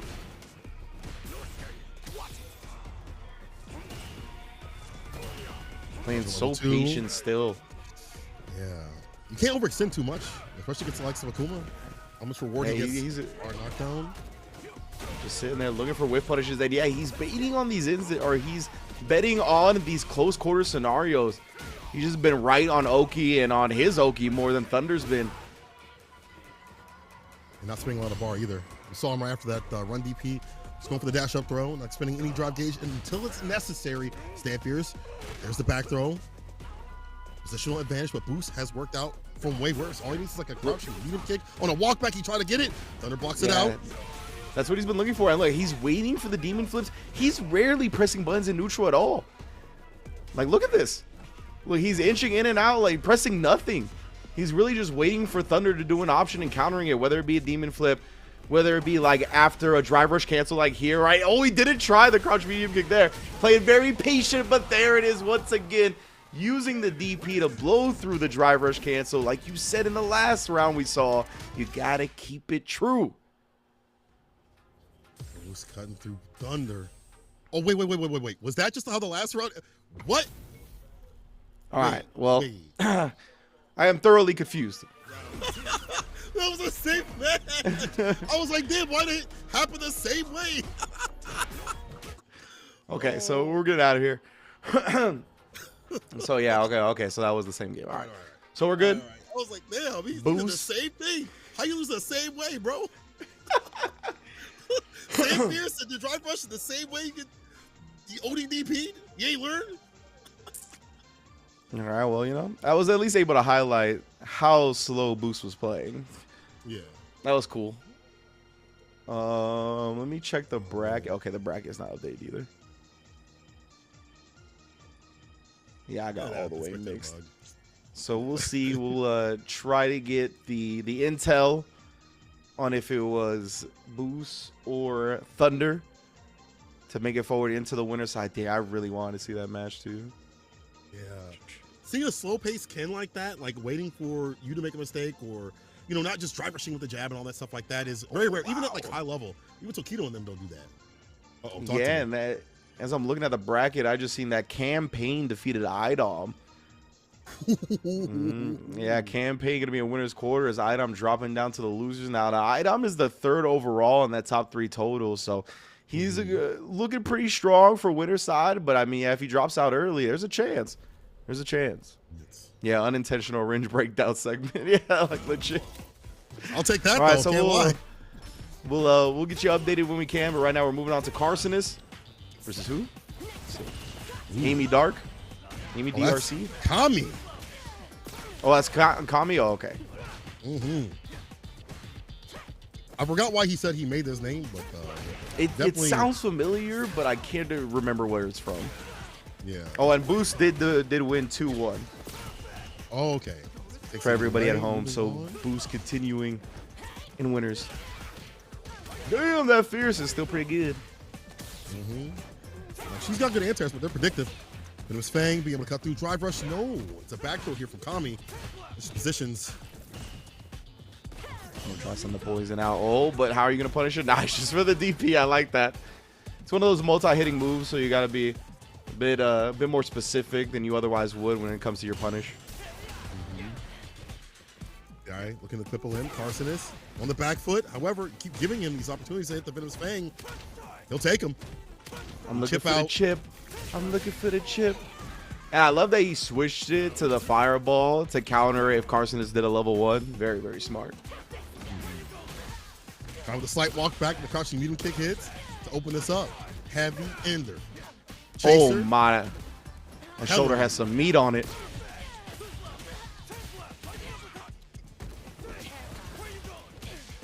Oh, the chaser with the overhead. You're so smart, Tommy. You are actually so smart. And had level 3 of DP. What he's like, okay, cool. If you do this, I have a nice little OS while drive rush, and then overhead right after as the rebuttal response. There has never been a better where you going from Luke than that moment. That was so good. Oh, and a beautiful whip punish right there. The spacing from Kami has been very on point. Ooh, predictable though. A nice little reaction to the drive rush. My dog doesn't like it. How dare you? That's the system mechanics. Spine buster. Oh, and the fireball actually catching her from trying to escape, but we do get out now. Calamity again. Sandline kicking the fireball. Simple stuff. DP right after, of course. Can't hold north. Go south. This is straight bulldog pressure from Kami right now. Even willing to burn himself out because he knew that he had the level 1 cancel ready for any DI nonsense that he saw. Set point. Here's the level 1 to get it done. As you mentioned, Oh. bulldogging this cat. The Now dog walk suppressor. him to the corner. Plus, Axel looking for that level 1. Car says, when he gets low on health, as the round goes down, he will try to pop out with a level 1 every so often. Kami, ready, prepared, gets across, got DP, try first back throw. Get your ass back there. My goodness, Kami. I was a speedrun fan. That's what happens. Sometimes you need some space, need to like settle in as Aki, you know, get your games going, and he just never let that happen, right? Kami was like, be in your face, make you uncomfortable. Whether I'm in burnout or not, I don't care. I'm ready for that next sequence as well. That was just textbook aggression right there in the best way possible. 100%. As you mentioned, like, Aki is definitely a sequence type character. She wants to sequence you, get the poison applied, get that damage going and flowing.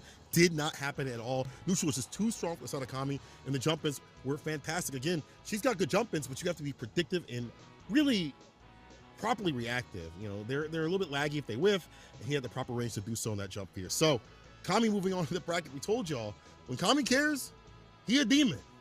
You know, he be moving these brackets and taking down some of your favorites.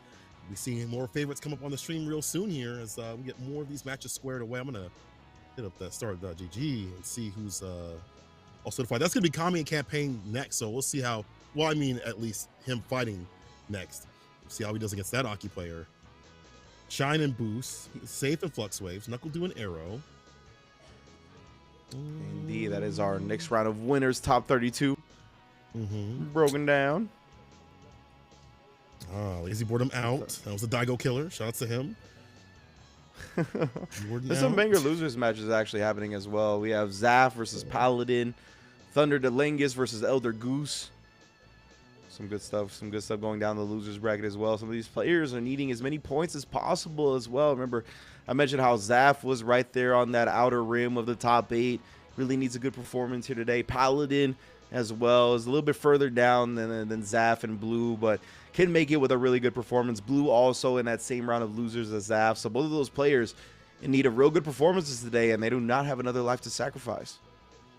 Considering how stacked this region is, it's a tall order for anybody. Even if you are like some Knuckle Do or whoever may else be out here like Idom, who's been on a tear, he's down in losers. You know, despite that great showing at ECT, already down in losers before top 8 has even started. So that just goes to show the quality that we have out here in the East Coast. So, you know, shout outs to East Coast joining up with Canada and making, you know, these stacked brackets happen. Like it's cool to see just the variety of players that are out here. Canada showing out as well, and some of these other players too that are kind of getting some shine like boosts, as we've already mentioned.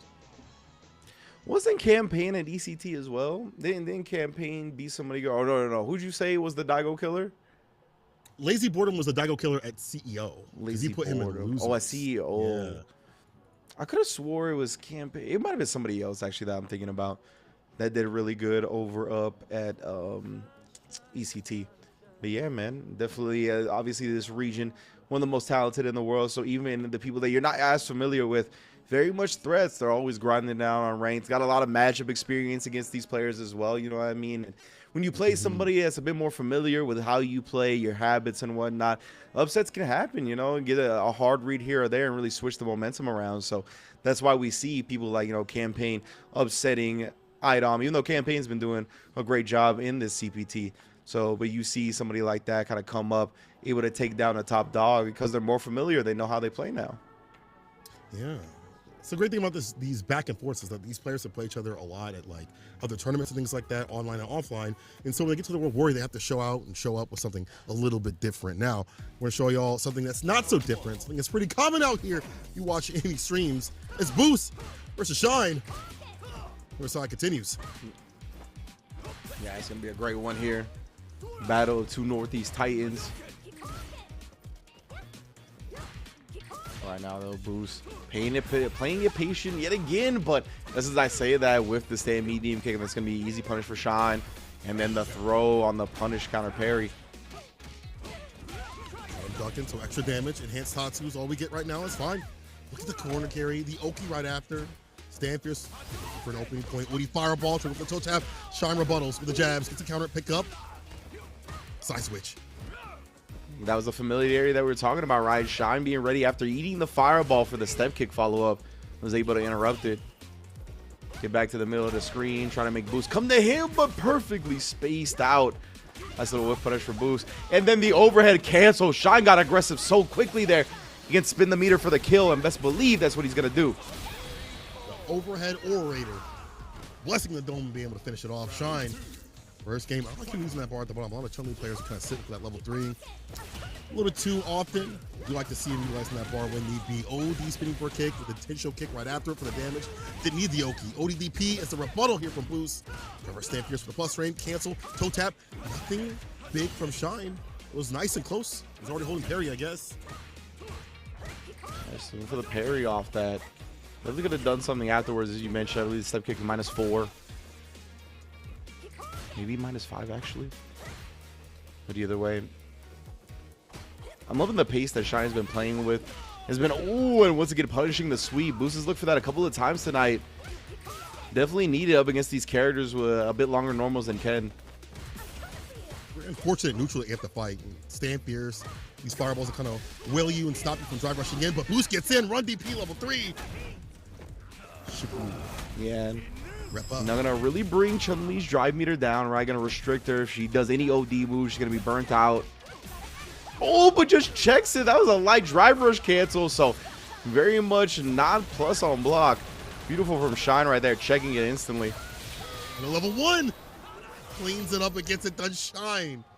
Proper usage of the bar at the bottom. Pop him up to level 2, level 1 for the finisher.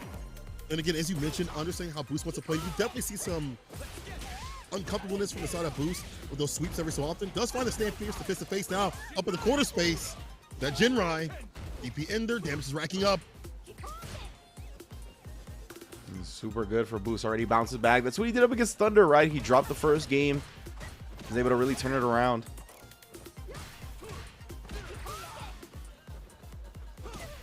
Start that stand medium kick.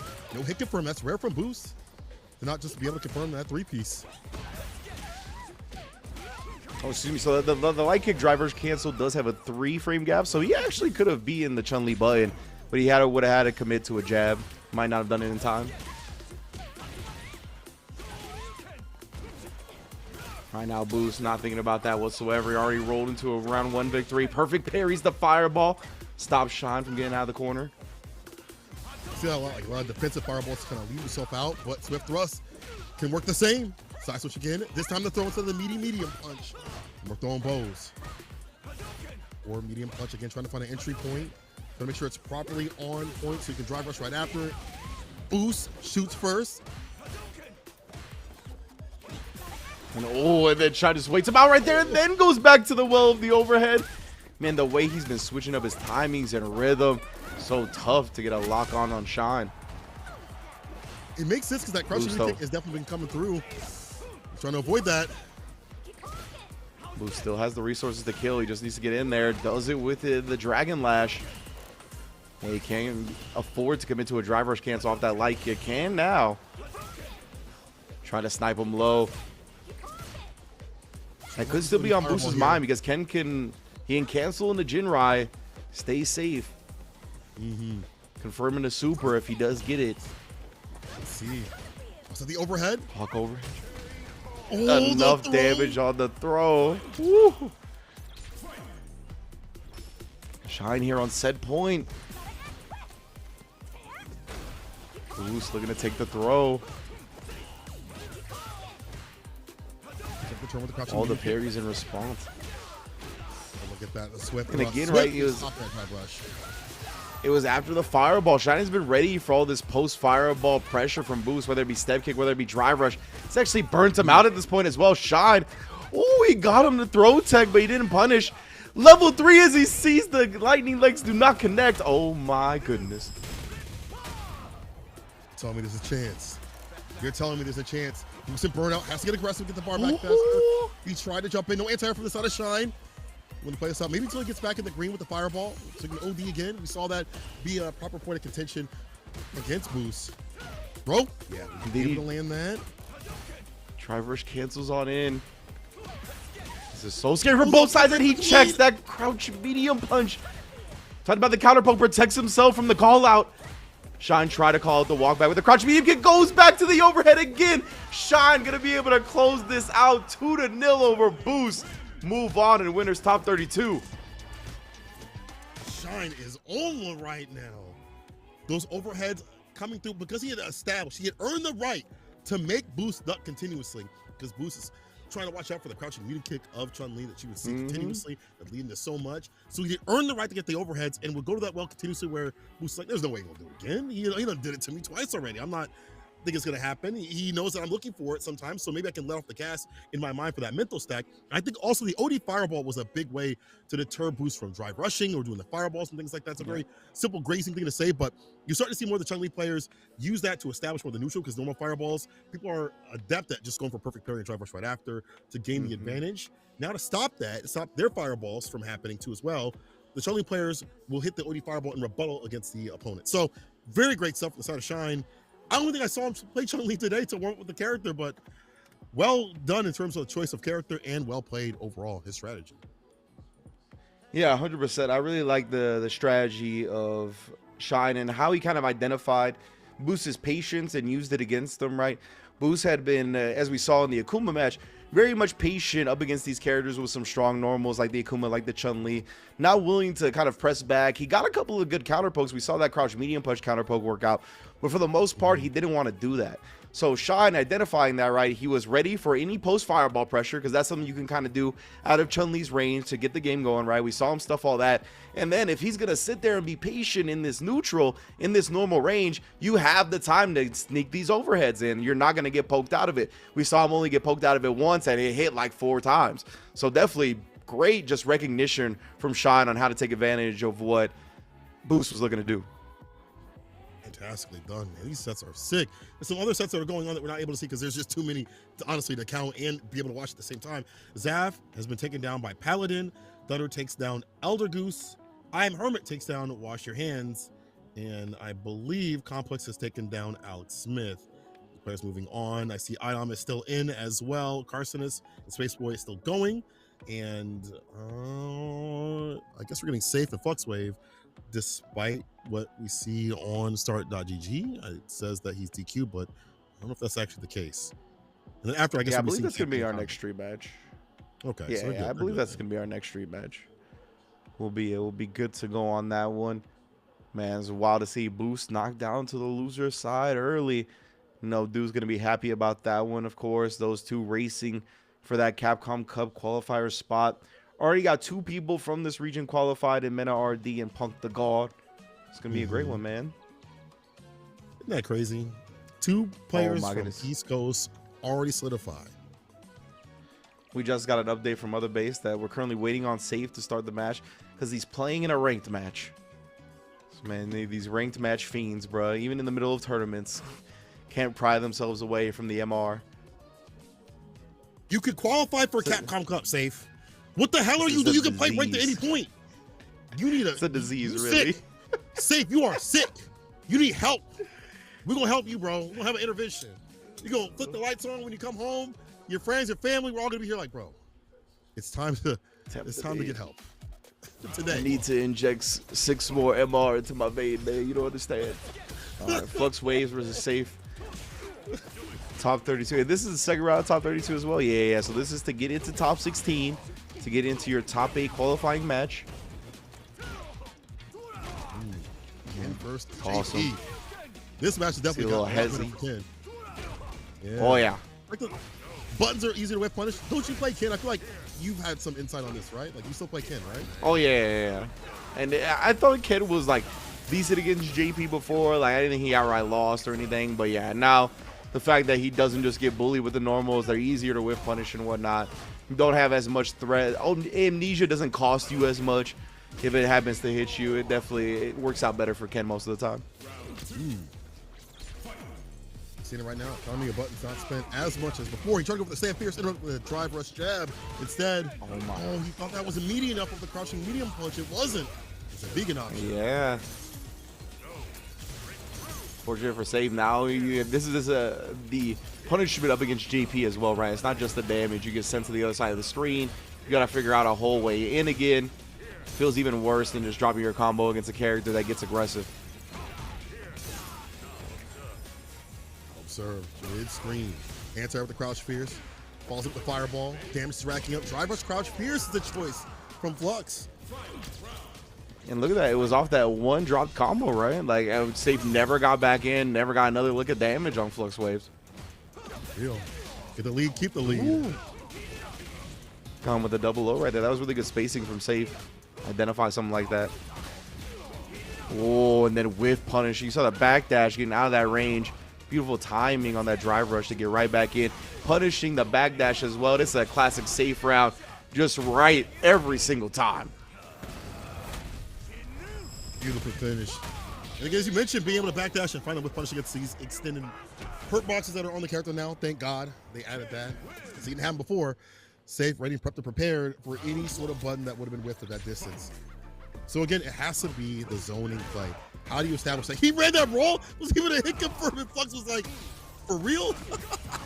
Did you confirm that? You're never safe with Safe around. Yeah, look at that. Look, he tried to get aggressive in the face of Amnesia as well. Safe just really plays against opponents' expectations a lot of the time. It's a key part about fighting games, being successful in them. Oh my! I think you just got set up departure in my face. No, that recovery startup. Perry was there. Departure. Pierce waits for it to come through. The snap again. Bro. Oh, that was beautiful. Driver cancels out of the range of the spike. Mm-hmm.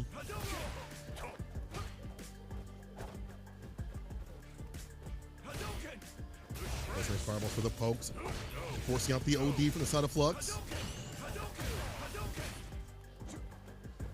Duking them down.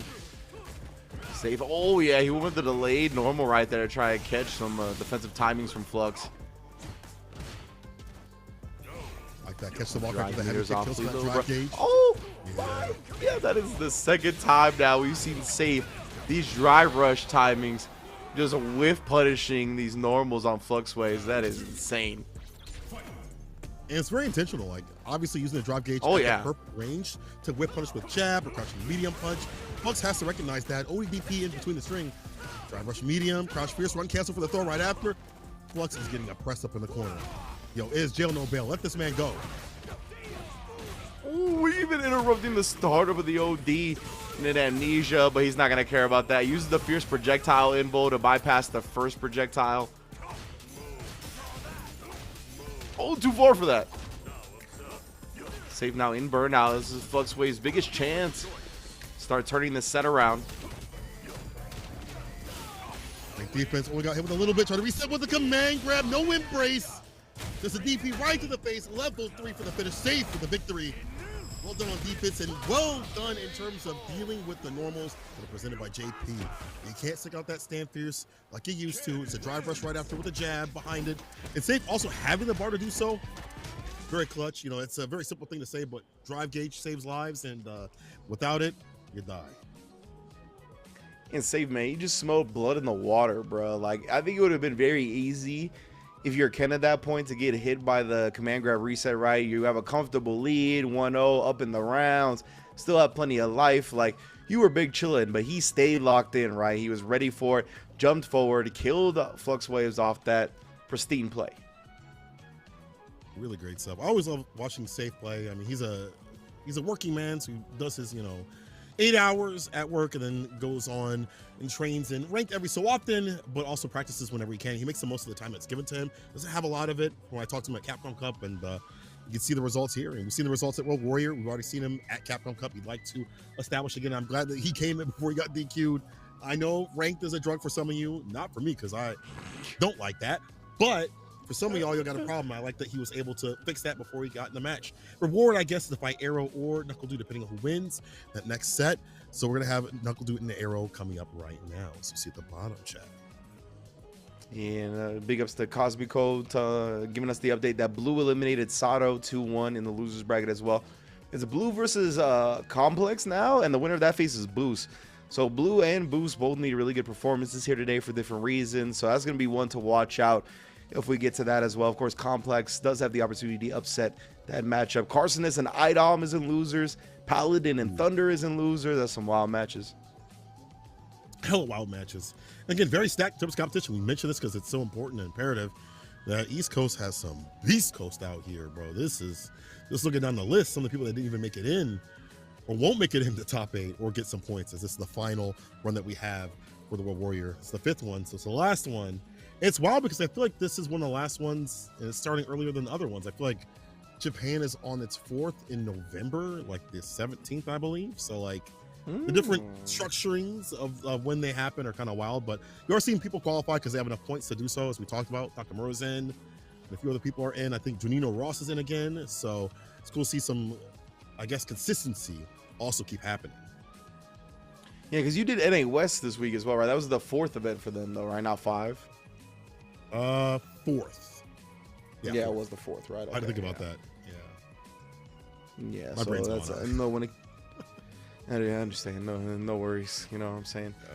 But yeah, man, we're gonna be moving along here in the winter side of things. Of course, Knuckle do an arrow up as well, and all these matches that you're about to see. All right, I should say you just saw with Shine and Boost was a match to get into that top 16. Safe and Flux was to get into top 16. This will be another one. So all these players putting themselves closer to qualifying for that top 8, getting that nice chunk of points here. We talk about this is the last event to get points as well. After this, the winner, the direct qualifier into the Capcom Cup via the Super Region total points will be decided, as well as the top 8 for the top 3 placings for the regional finals. So this is where it all comes to a head. Yes, sir. Everything matters. Every match matters right now. Arrow with the jury. I respect Sure, trying to jump on Guile at 99 seconds. It didn't work, You know but I what? respect it.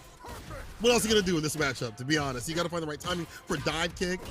Maybe jump medium if you're lucky, but you got to establish that you are going to get froggy with it, right? Yeah, most def. Have to pull out some of these, get deep in the bag, really, as jury. Kind of combat these guys. We've seen Nephew do it. You know, follow the blueprint he's laid out. Being able to perfect parry these fireballs is a huge part of it because, as you just saw, trying to DI them is often not going to work out in your favor. You have to have a really hard and preemptive read. Yeah. This is something was a bait. That was insane. You know, there's the light one. Struggle with the drive impact. Can't do that. Too fast to recovery in the first place. ODDP for the bust out. Drive rush up. This wants to establish with the fireball, but Knuckle Deuce is faster. It's better. Covers more range and room. Wait, that was a good box from Arrow right there. Knuckle trying to wake up with a crouch light kick, catch Arrow walking back. But now, yeah, now you're... Oh, he nullified with a Fuha. Living longer than I expected him to, but dude does close out the round eventually. Yeah, I like that. Yeah. Easy walk back at the crouch rear, so we'll take a trade no matter what to stay alive. Yeah, good patience, and Arrow still throwing right. Knuckle do preventing the punish counter on the parry by drive rushing out. Something that players are doing more and more lately. You up in the corner, but for Gao, that don't matter. All it takes is one OD Sonic Boom, a flash kick. Nice, there it is. Level 3. He's gonna dump out the damage right now. Take some of that drive gauge away. If not, quite a bit. And afterwards, you get that meaty Sonic Boom. Lead here. Arrow so low on drive as well. Trying to protect that meter with these parries. Ooh, held the parry there, but held it for too long. Dragon suplex. Now just a chunk away from death. One more.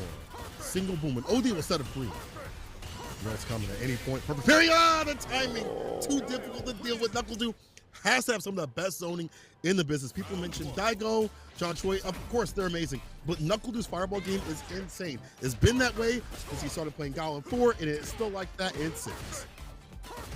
100%, man. Stuffing any attempt. We saw do pull that off, I think, at Singapore, right, where he perfect parried the first fireball, drive rushed in, and then level 3 the second one. But dude just really didn't even allow that gap to exist.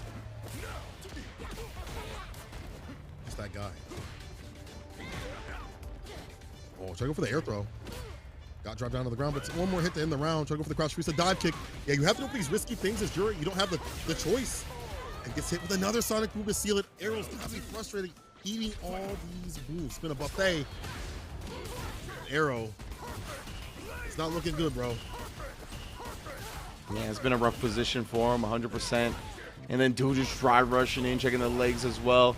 Mixing up from the overhead. Oh my goodness, put the emergency brake on with the Sonic Blade. Did bait out the pinwheel. This man's just right every time. Also the fireball. Now the OD Blade switching it up, and it's too fast for you to last. Knuckle Dew with the quickness, and we talked about the variants of the booms he presents. Then adding at the very end, I don't think he needed to, but to really clear up the game, adding in that OD Sonic Blade to kind of end things with the quickness was pretty damn intense. Damn, Knuckle Dew. Why are you like this? Yeah, man, that was something right there. Great stuff from Knuckle Dew, looking as clean as ever in so many instances, man. There was a point I wanted to elaborate on, but it escaped me. Hopefully it comes back. That is definitely expert stuff from Dew. Every time I watch Dew play, honestly, I feel like there's something new I could talk about. He's just one of the best fighting game players in the world, point blank. 100%. You know, he's earned that right by doing a really good job of like corralling and like controlling the player, the players that he fights. You know, I feel like the picks that he has, even more so than it was in 5, it feels like sometimes are based on like not like the actual matchup. It's based more on how he wants to control the other player and what the character can do to do so. You know, obviously Guile's one of the best at doing so. He's got Cammy. He also had DJ for a little bit. There was a matchup that he played that was not so good. What was it? I think it was Guile versus Sim over at Cream City, and he won that, even though it wasn't that good for Guile. Like, I think he just felt better playing that matchup, and his game plan felt better that way. Yeah, like you mentioned, like Guile is able to really restrict characters' options, right? And so what Dew is so good at in doing that is that it takes a lot to get to the player versus player layer, right? And you have to be extremely good to get to that layer with Knuckle Dew because of how solid his Guile foundation is. But moved on to another winners quarterfinals match, trying to get into this top 16. It's going to be Campaign on the Yaki, who did upset Idom earlier, going up against Kami on the Luke. Oh, Kami's jumpers have been on point this entire time. Finds a stand fierce. Perfect knuckle, ends it with the rising upper. Oh, it's about to be a downer. Spine buster. Oh, trying to bait out a throw tech from Campaign. Didn't give it to him. Oh, I remember now. It was the drive rushing to avoid punish counter, but I'll get into it if we see it again later. Another spine buster. Nice stand medium kick. Classic round closer button. A little worse this season being, what, 8 frame startup, I believe now, but Kami perfectly done for the space trap. Jump in again this time. Campaign ready. Applies the poison right after. You're just giving him the space. Campaign has earned that. Kami nice and patient. Pairing it up. Tick throw. Spinebuster parties, bro. He's really establishing that throw. Hit him on the mat. I like that interruption. Stand medium kick of all things. Gets the counter combo. Was able to complete anything super significant besides applying the poison. Parry again. Perfect parry. On the dash up. He did dash up. Perfect parry. It's a blue kind of day right now for Kami. Oh, man. It's the drive rush medium punch as well. Going all the way into the level 3. Gonna put Campaign on life support with the drive meter. And does that much health to survive either. Actually, he wakes up with a crouch medium kick, then pokes him out of the drive rush. You saw Kami doing something similar there, holding the parry and then drive rushing out of it. Tries the instant drive rush that time, but it's parried anyway. Cam, you gotta empty the meter, but you can survive to fight another round, and that's exactly what he's gonna do. He's definitely looking for crushing medium kick into like level 1, maybe level 2, I guess, but probably level 1. Either way, he's able to land that level 3 for the victory. A lot to spin right now, but whatever you do, you got to do stay in.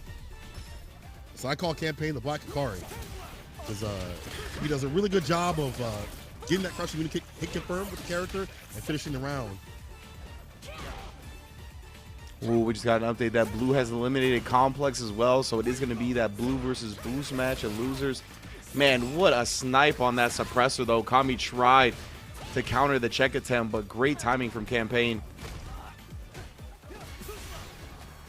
Back throw. Who burns himself out here, bro. You don't got a lot of life. You got to run the gambit. He does on the first one.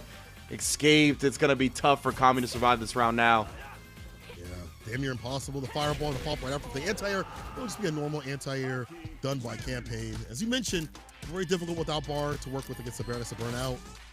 First game to Campaign. I forgot the Baroness of Burnout goes hard, and we see a quick switch. I meant to say quick first. Either way, quick switch to Akuma for Kami. All right. Makes sense. Got the dive kicks, the jump-ins that are difficult to deal with, like Cammy would employ. Same with the likes of Akuma. You got fireball, dive kick, guillotine for the plus frames. You got that fast fireball to keep up with her fireballs when she tries to initiate, especially round start. There is an OS you can do as well against Aki as Akuma if you have Demon available. You can Demon her sliding away in the corner from your Oki. Oh, word. Yeah. Like you can like fireball, like meaty fireball off of one of the knockdowns that lets you do that, and if she OD slides out, you can Demon it. Oh, damn. Kami, show me something. Yeah, we might. It's a very niche situation because you do need access to Demon. Ooh, but right now, Campaign looking in control, looking prepared for this Akuma matchup. Cross in the corner, drive rush overhead, blessings from above. No bar necessary. Ends it with a DP. Again, the ground game is insane because you have the fireballs. And then aerial approach to back yourself up too as well. Hard to anti consistently when you are Aki. Kami's gonna be able to find his way in. He's really establishing that fireball game as you mentioned, right? Oh no, that got clipped by the medium kick. Nonetheless, though, scrambles have resulted in Kami finding a big throw bait, comboing to the level 2, and it's not over. DP meaty That's fireball. the meaty fireball. Right off the bone. Damn, Kami. Super slick, bro. Fell off it.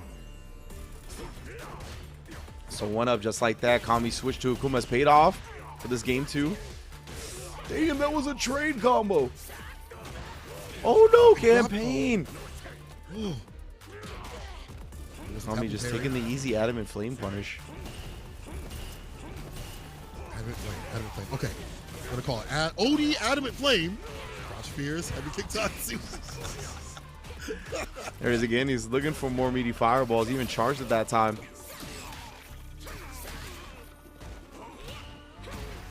Well, we wanted the perfect parry. He actually, wow, he let it go and then wasn't blocking low. Got clipped heavily forward. Cam, no super conversion there, and Kami snipes the neutral jump. Oh, and he gets caught pressing. Remember those jabs? They're plus. But Kami, he got cute, and it's fine. It's fine that he got cute. It's fine. Yo, Kami, jab. Drive rush, is this optimal Akuma play, bro? That's what we do in the streets? That was a sick cancel, but it doesn't matter. He just went back into the overhead once. Kami, you ridiculous, bro. He's got that level 3 at the bottom. Let's see if he spins it real soon or if he saves it for a finish after a sequence. Right now, it's Campaign going insane. Right lash, level 3. These guys like to party. The bar back. Oh, yeah, they're gamers. That's all I know. These guys like to party. Right now, parrying it up. Still the poison's on. Never mind. Little dive kick turn around. We have the corner as well. Going back to it. The overhead with the OD adamant flame and all of the OD moves. The plethora for the kill. My goodness. Akuma damage. You already know. Kami cooking up some campaign, ending his campaign. The winner side have to make it through the losers. But we talked about it. When Kami locked in, he clocked in, bro, and he clocked out Campaign. The drive rush jabs, bro. Kami, you know you wrong for that. You could have killed way early. You ain't gotta waste time. Bop, drive rush, bop, drive rush, bro. The fact that this dude Akuma's like optimal corner combo is like every special move is so funny to me. Like you do OD adamant flame, and you do the demon raid into the fireball. And you do Tatsu, or I think you do Tatsu's in there somewhere, and then DP and super at the end. That is just, it's crazy. Man, that character is so cool. Akuma is like such a cool character. Like either he die or you die. Like it rarely ever is. Yeah, like, straight up. Where, you know, like you have a little bit of health, or you have a lot of bit of health left, or whatever. Either it's gone or theirs is gone. And I like that kind of scrappy style. I like the way that Kami plays with the character. You know, you've got a suppressor. We didn't really see that in that matchup, but you can do a drive rush suppressor with the adamant flame, and that's caught a lot of people unawares. And we're gonna be moving on to some more matches here. Losers top 16, Flux and Idom. Very big one right here. Back with the raid. I see you, sis. What's up? Yeah, so our winner side top 8 has been decided, right? It's gonna be Knuckle Dew versus Safe, and Shine versus Kami. And then, yeah, all of these losers matches that we're about to see as well are going to be top 8 qualifiers, starting with Fluxways versus Idom. We got Arrow and Paladin on deck, Kite versus Campaign, and then Boost versus Blue, as we mentioned earlier as well. See what happens. If Dew falters and falls before reaching that 4th place spot, things could be looking dicey. We'll see, though. Oh, man, speaking of looking dicey, we just cut into a jump-in over a projectile. That hurts. Round start. Yo, Idom's jump-ins have been ridiculous. We saw it at ECT. His jump-in timings were great. I actually told him, I was like, hey, man, when the Rashid players get low on health, hit that jump. It's going to work every time. And it did. Unfortunately, it worked against my boy. But either way, Idom, like a freaky frog. Sometimes it be your own. Right now, though, Fluxwaves trying to get this spacing back and not let Idom get close. But as I say that, he did try drive rush in, but we got execution errors aplenty. Drive impact. Nothing doing. Double jump here. We got number 2 out. Oh, no! I don't know what he's trying to anti-air with. I can't imagine it was the Crouch Fierce losing like that. Or maybe, yeah, oh my god. Maybe he thought it was too far for Crouch Fierce and tried a different button. I don't know. Unfortunate. His game to win. Yeah, now Idom's in prime spot. 3 medals already as well. I knew it. I felt it in my bones. It had been too long since the command grab was on the screen. Idom definitely trying to reset. Well, not even trying to reset, but trying to follow it up with the command grab there. Does find one now. Or walk up for a command grab or strike. Either way, Flux avoids that. On the back door with the jump light kick. Departure again. A little bit too preemptive. Careful with that bar usage. Yeah, he's built to the level 2 if he wants it. Gonna set it up here. He does. Idom trying to drive reversal out of the situation. Gonna come up empty, force a round 3. That bar to work with, and a lot of medals too as well. There's extra damage on that level 3 if it lands. Command grab, 5. 5 felonies. And that's full dream team right there. For real. Damn, 5 felonies? Jeez. What did you do? That's beyond 3 strikes. You're going away for a long time. Almost said something I shouldn't have said. Oh, he fireball to initiate and get some room to breathe. A lot of celebrities going to jail right now. That's all I'm saying. Don't join him. Idom. Yeah, trying to put Fluxwaves right next to him. It's not a place you want to be, trust me. Idom going up 1-0. This man is slippery. Been able to jump in and maneuver on the neutral with the jump heavy kicks, and on the ground, sticking those command grabs every so often after establishing that stand medium and I guess light confirm range like this. Yes, indeed. He's already bullied him to the corner, but yeah, great awareness from Fluxwaves. A little bit of space to work with.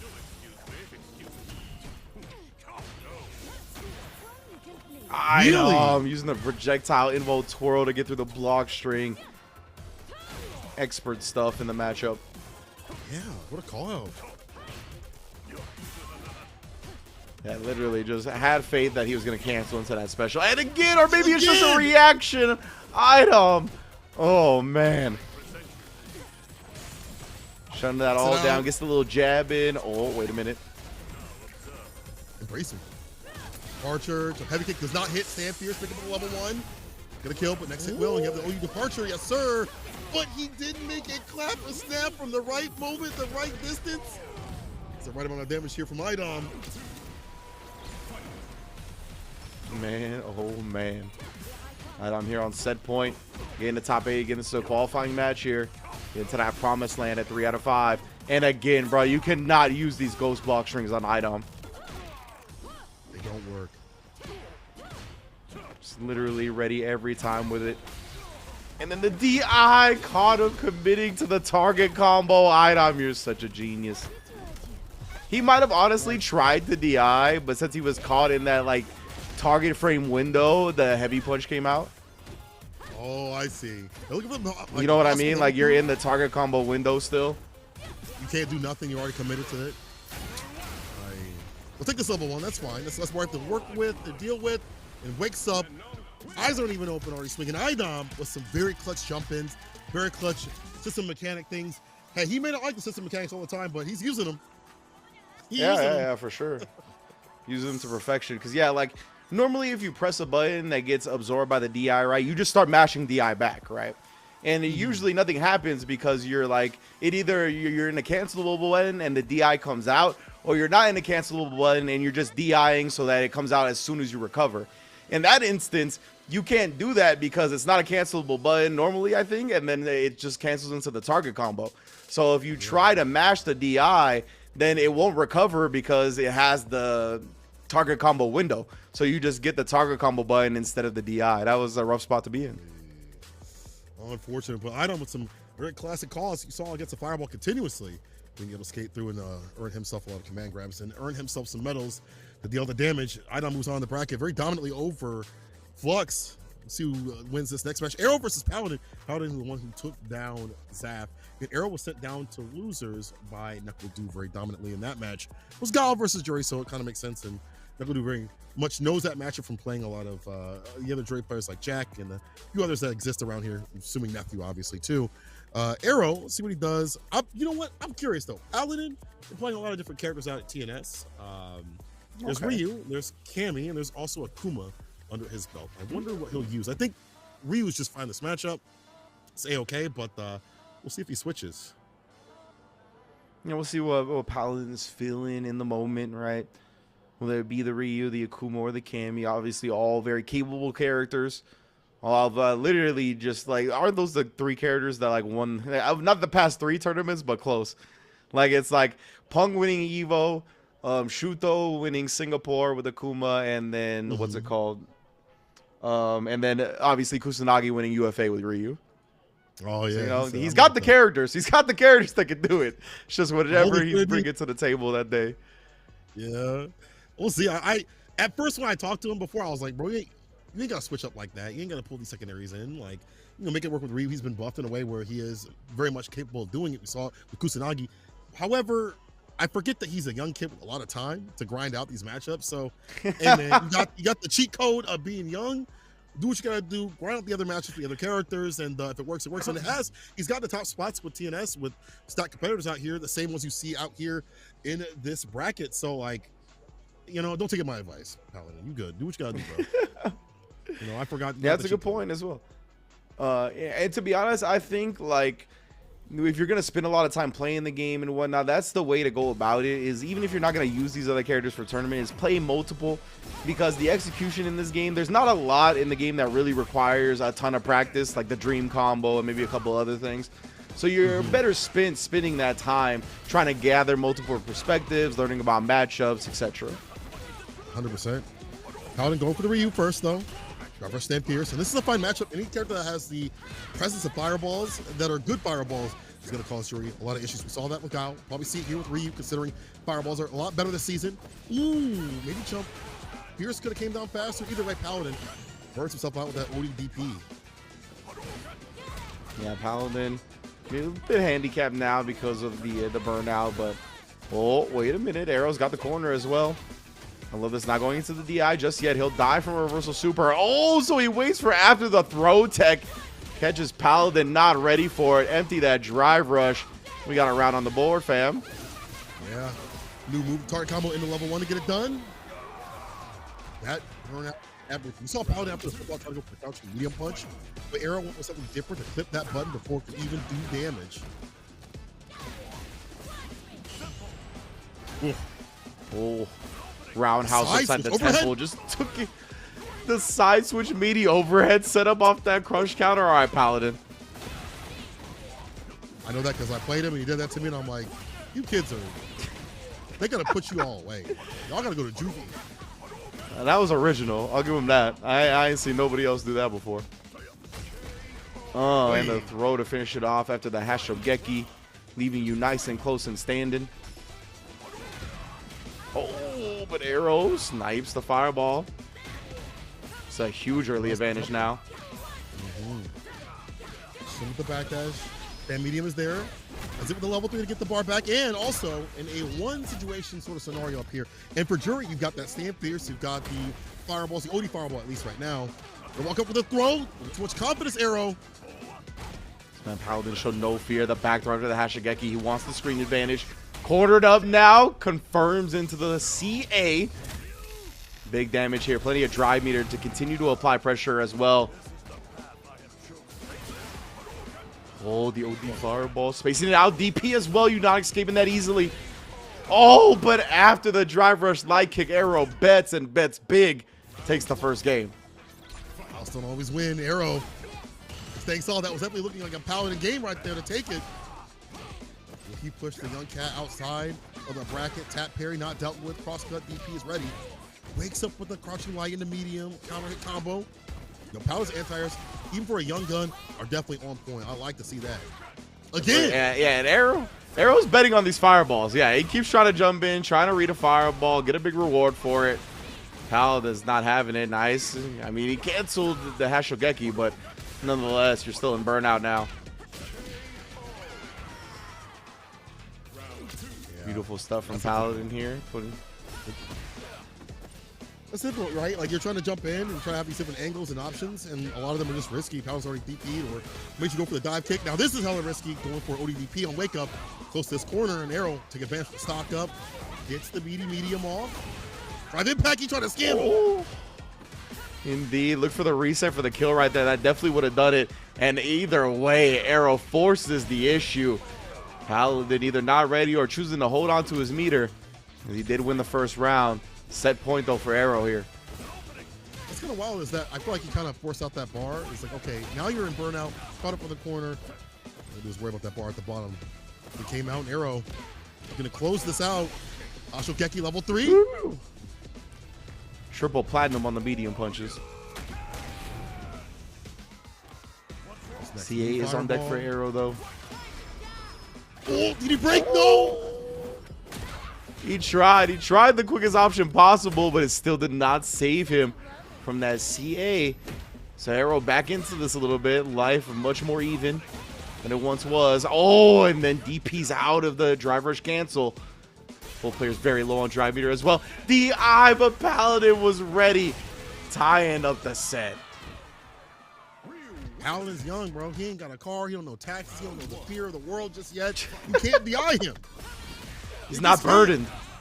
He's not burdened. He's not jaded yet. Yeah. There's not as much on his mind with the real world. He's all in game. To the streets. Now, nice little tech throw as well. Picking some good spots for these OD fireballs. That's one of the things with Paladin too. He's been using these fireballs all at poke range, like you just saw there, rather than back when Arrow's looking for these jump ins. Definitely using the fireballs at times where Arrow is not looking for jumps at all. Perfect parry and then checks the follow-up.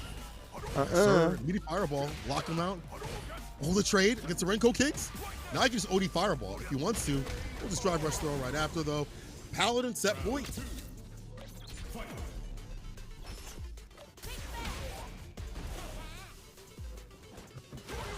Oh yeah, I was gonna say, but you see that range where Arrow's looking to make up ground because he thinks Paladin's gonna throw a fireball because they're outside footsie range.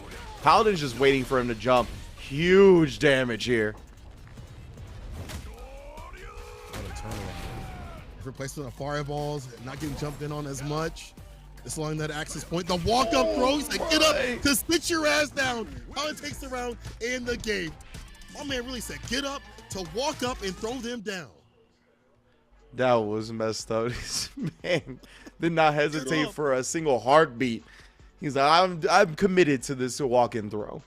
Like, that's what's about to happen. You're going to live this reality. This is the timeline you cannot escape. Paladin, very dominant right there. As you mentioned, the switch-up was like the fireballs. I felt like closer with it, not getting jumped in on as much, using them more as a poke, using OD, Hashogeki if need be, to kind of thread the needle in terms of walking up. Even if it's not hitting, it's like, oh, I have to worry about this when he gets to this close range. And I feel like that's also the way that Kusanagi kind of plays, more that brawler style, more than like the zoning style. If you're getting jumped in on, your fireballs are getting red, switch it up a little bit, get a little bit closer, drive rush, stand fierce, use your other tools that you have, and deal the damage. Ryu's reward for damages is a lot. It's a lot. Yeah. Yeah, as we saw to really close that one out right there. Beautiful stuff from a Paladin. Going to be moving on in the bracket here. So that's going to be Paladin in top 8 loser side. Idom defeated Fluxwaves as we saw for top 8 loser side. So we still got Campaign versus Kite, which is coming up next. And then, of course, that Boost versus Blue match. All important in that one. Going to have a lot of implications for how this top 8 regional finals is going to play out, including Boost try to stay alive and take that #1 spot in the overall total points to perhaps qualify for Capcom Cup. But Do is in prime position, right? Do already in winner's side top 8. That means the lowest he can get is 5th. So, you know, he's going to have a lot of chances to kind of guarantee that first place finish for him into this top 8. Simply just go 0-2 in top 8, which is a doable task, but it's going to get harder as we get to that top spot. Man. I'm going to curse him. Now, see how I said that? Bro, dude, if you lose 0-2, bro, don't get at me, bro. I just said it as a thing. I didn't mean to curse you with it. And I mean, if Do loses like that opening round match too, it's very possible that like Boost versus Do is a match in losers, and that will like determine possibly who actually qualifies. But of course, that's if Do does drop down there. And right now, we got Kite versus Campaign to try to get another qualifier into this top 8 on the loser side. Super sweep. Campaign. Put on the pressure as much as possible. Commit to a button, and there, thread the needle with the jump in. Kite with the drive rush overhead. Pressing that craning. Get aggressive. I like it. On and going low as well. Little conversion off the crouch light kick. Oh yes, walk up throw for the rest of that life bar.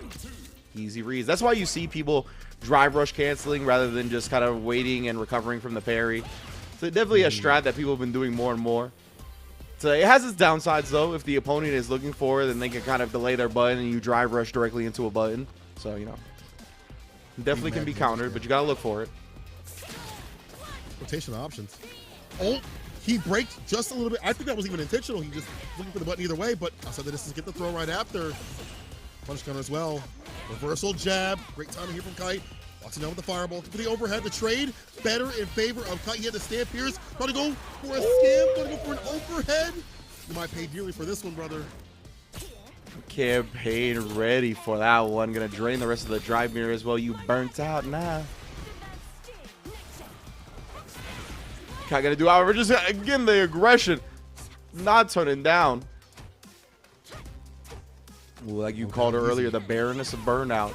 It's time to abuse. Oh, waited, trying to bait out the wake up from Kite. Oh, but instead the fierce, every jury's favorite button buffered behind it with the CA for the game 1 victory.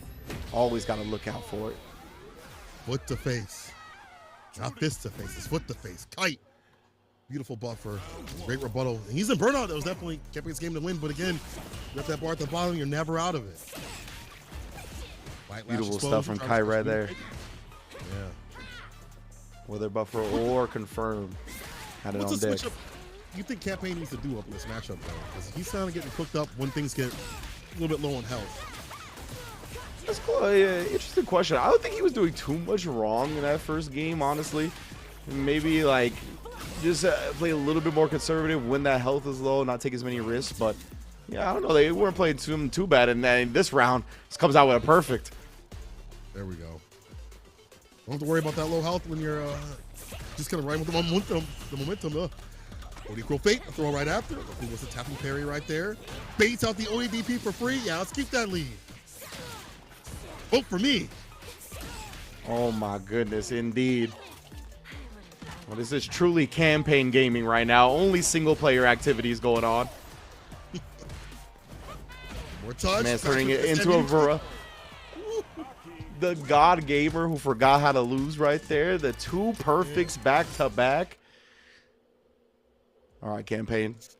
Dead ass. Black Ops 6. No multiplayer, only single player. Only single player. I didn't download anything else but the single player. Make you watch the cutscene of my combos. The double P. Come on, Kite. Fight back. Don't get double P'd on, bro. P'd on once, shame on you. P'd on twice, you know. That's how it goes. I think that's what they say. I have no appropriate follow-ups to the statement. So. Final game? That's all I'm saying. That's all I'm saying. I like that episode of Boondocks. Oh, yeah? It was a good episode. Yeah, it's a good one.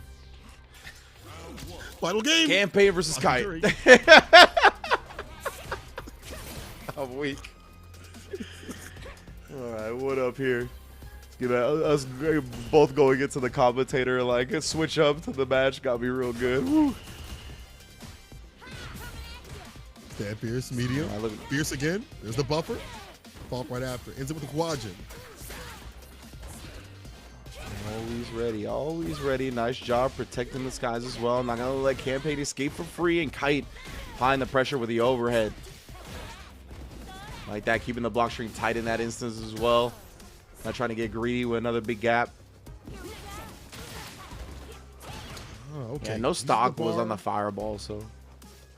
No OD gauge spent for like OD snake stuff to get outside. It's OD fireball instead. A little more aggressive and active. Oh, sweep too far out in the distance. Area codes away.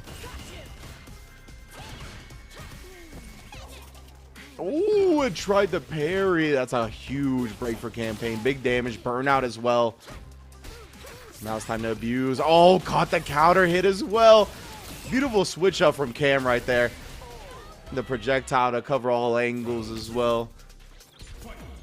But yeah, I like that because he hesitated after the first blocked normal and burnout to see if Kai was going to do a reversal, and then kept it tight the second time and caught Kai trying to press the button. Switch up here for Campaign is insane right now. Light lash. See him breaking every so often, looking for the reversal as a rebuttal. Walk back, crouching medium punch. Not the right counter combo. Kite want to go for the Stan Pierce. Perfect parry. Cruel fate. Yeah, great reaction right there. Gets the poison on too. Ooh, but yes, indeed. Kai with a little bit of a spacing trap. Gets the jab out there, buffered with the Fuha behind it all the way into the super. So you got 2 stocks on deck as well for Cammy. Oh, jump in. It's out of there. OD. Using that OD coil. Stand medium kick. We've seen that be a great approach to it, but the Stan Pierce once again utilized mid-screen is one of her better buttons, if not one of the best, I think. Top 3. Yeah. All game final round. Instant overhead to jump medium to catch the throw.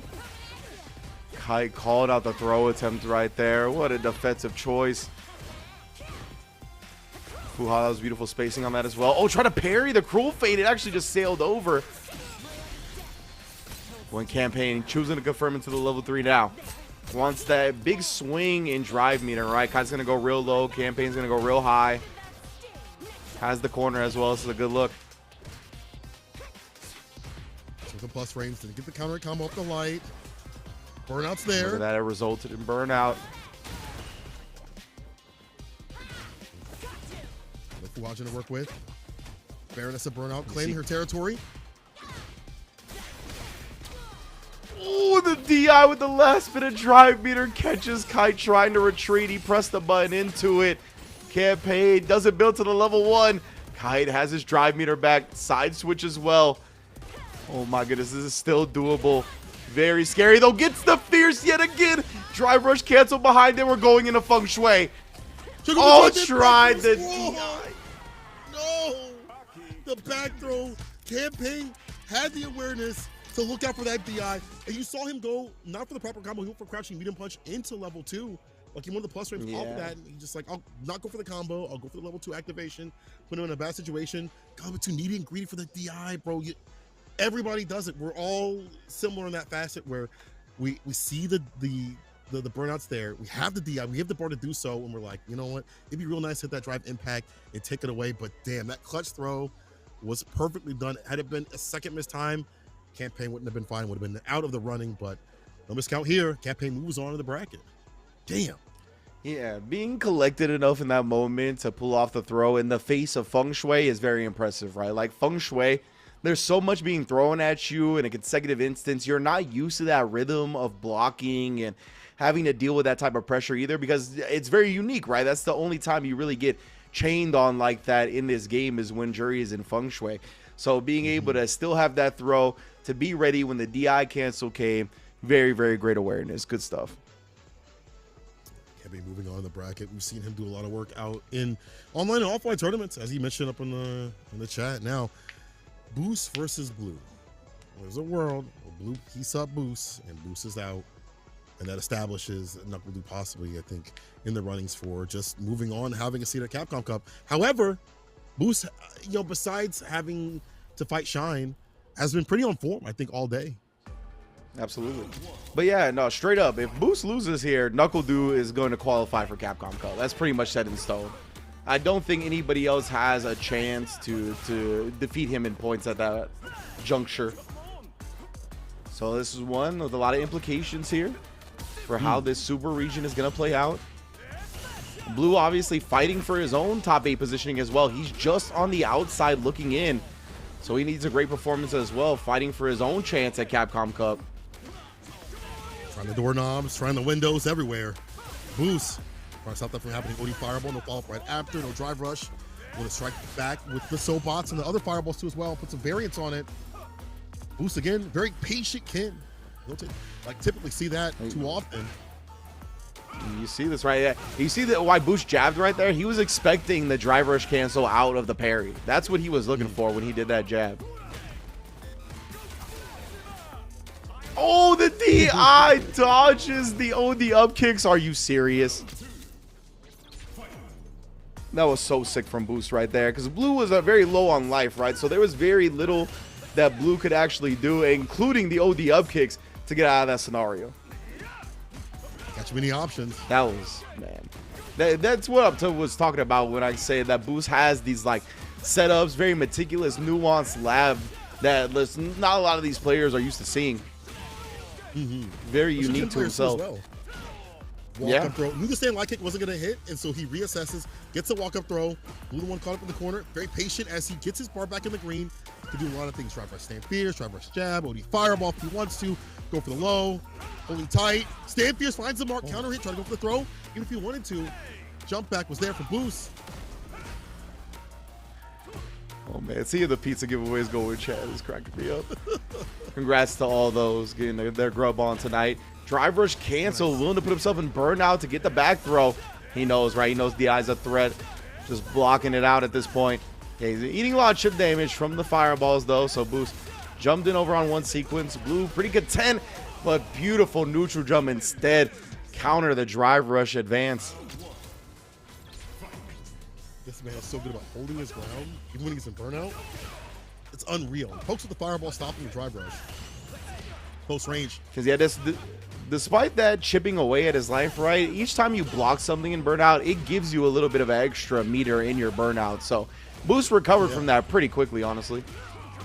Side switch. Goes to the corner to do so. EP drive rush. The fake out. Yeah, usually it's stand fierce. He waits and baits. Gets a throw right after. Perfect parry to stand ground. Bro, he is so good at these perfect parries. It's not all the time, but it's enough to keep that bar nice and juiced up. Indeed, man. Look at that, not pressing into the sway. Even backdashing after finding that counter poke, crouch medium punch. Great buffer tool. Ooh, and then once again, set him up. I think it was with a jab. I missed the very beginning, but Boost confirms into the kill nonetheless. Put himself on set point. I think he either interrupted the 4-beat kick or struck right after. Either way, Boost, the psychic jabs, the dash back to avoid the overhead, not even wanting to take any chip or have to deal with the possible overhead knockdown. Straight with the stand medium kick, no big deal. Boost as up in the corner. That jump back has been so clutch. Run DP, nice and close to the jabs to work out. Ooh, Blue waking up with a crouch medium, but Boost back out of there with his own. Trying to set up shop here. Save jump. Confirms it with the jabs. 2-0 to Boost. Quick work to get into that top 8. So we're going to check in with Blue and where he finishes, where he rounds out when it comes to this final region. But his tournament life is over today. Still has a chance to making it in the top 8 regional finals, I believe. But Boost's chances of taking this whole super region, qualifying directly into Capcom Cup, are alive as well. Very much so. It rounds out our top 8 spot on the dot. That means NuckleDu versus Safe will be our first match. Shine versus Kami. Then after that, losers, Paladin versus Idom, and Boost versus Campaign. There's a possibility where if Boost can stay alive long enough to fight NuckleDu, if he does get pushed down to losers, that we get that match that will determine who qualifies. And I think that would be the most dramatic and best way possible, but I feel like both players would rather qualify in a different sort of way and not have to fight each other. But either way, that's what we're going to have after the break. Coming up real soon, though, I think we're going to take a quick 10-minute break and return with more top 8 action. Well, actually, top 8 action here to sign off the night. People, stick with it. When we return, more World Warrior action coming right at you.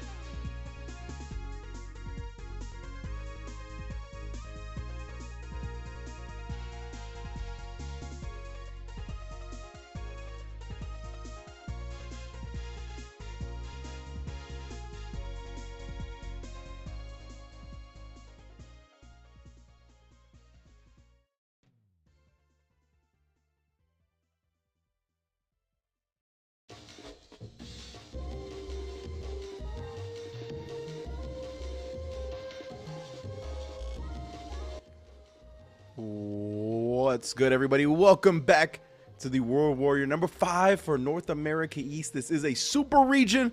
We're going to have another participant in Capcom Cup 11 qualified, taking a trip to Tokyo, Japan next year.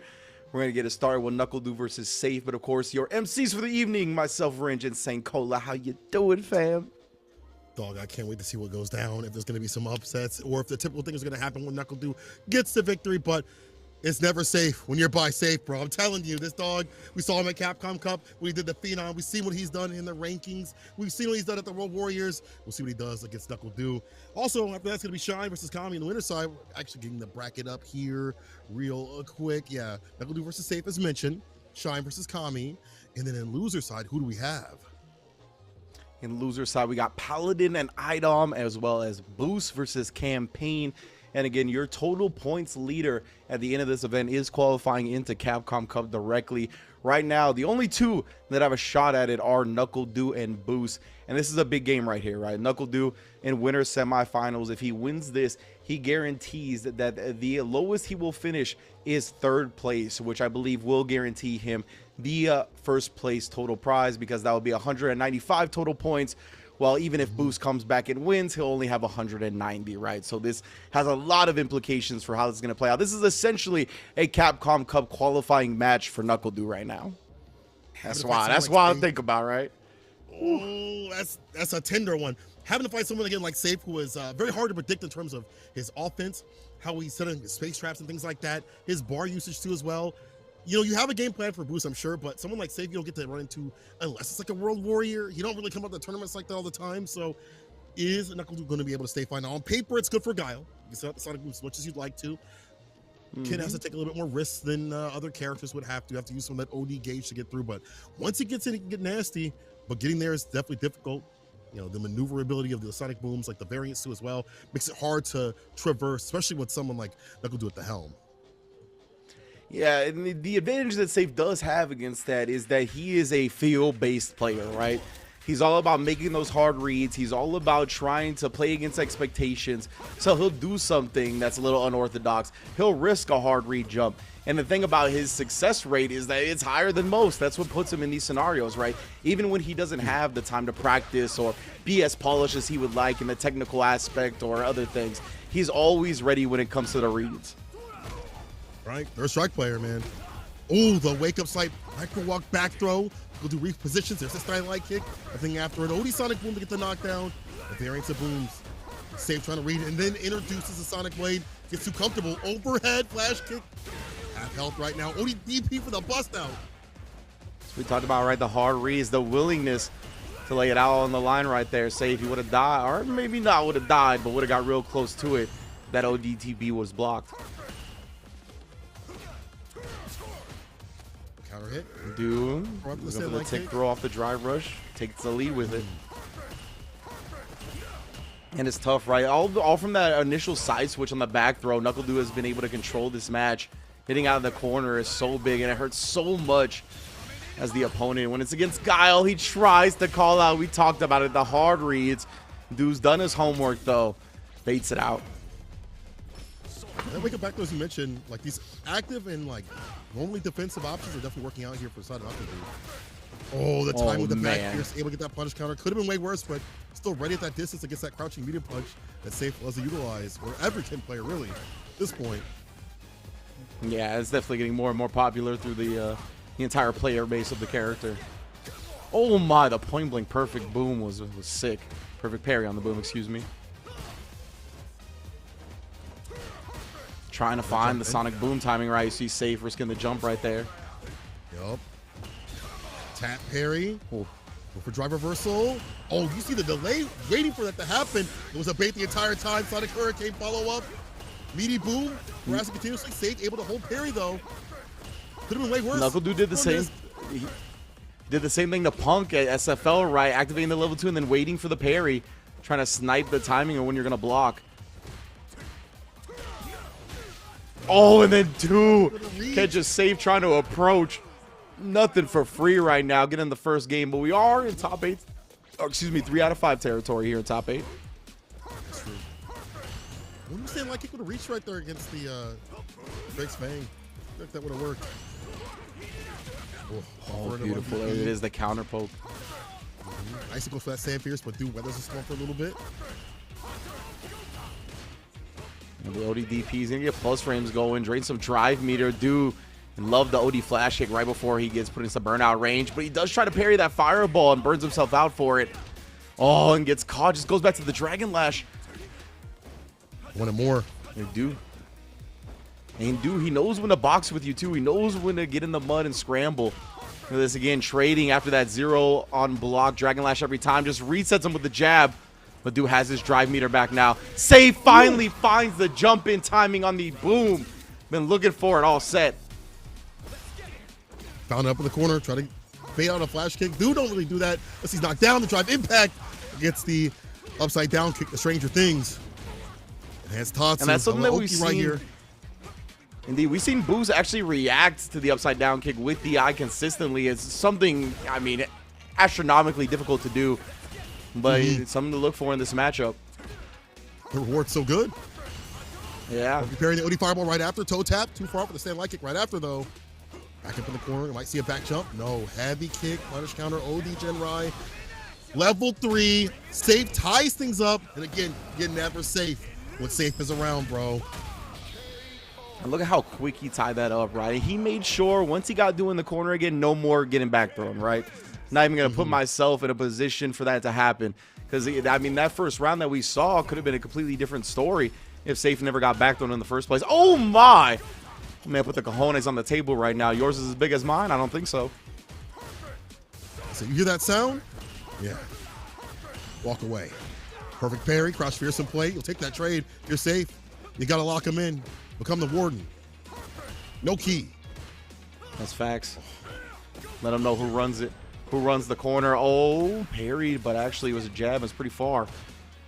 Tough to get a clean punish on. Ooh, tried to bait out the boom and jump in on it with a backdash. Didn't happen. EP, Sonic Boom right after. The blade's there. Drive rush overhead. No, it's a light. Tick throw instead. Safe breaks, though. And gets a whip punish. Hard knock down the throw right after. Very even bout this time. Safe looking at drive rush.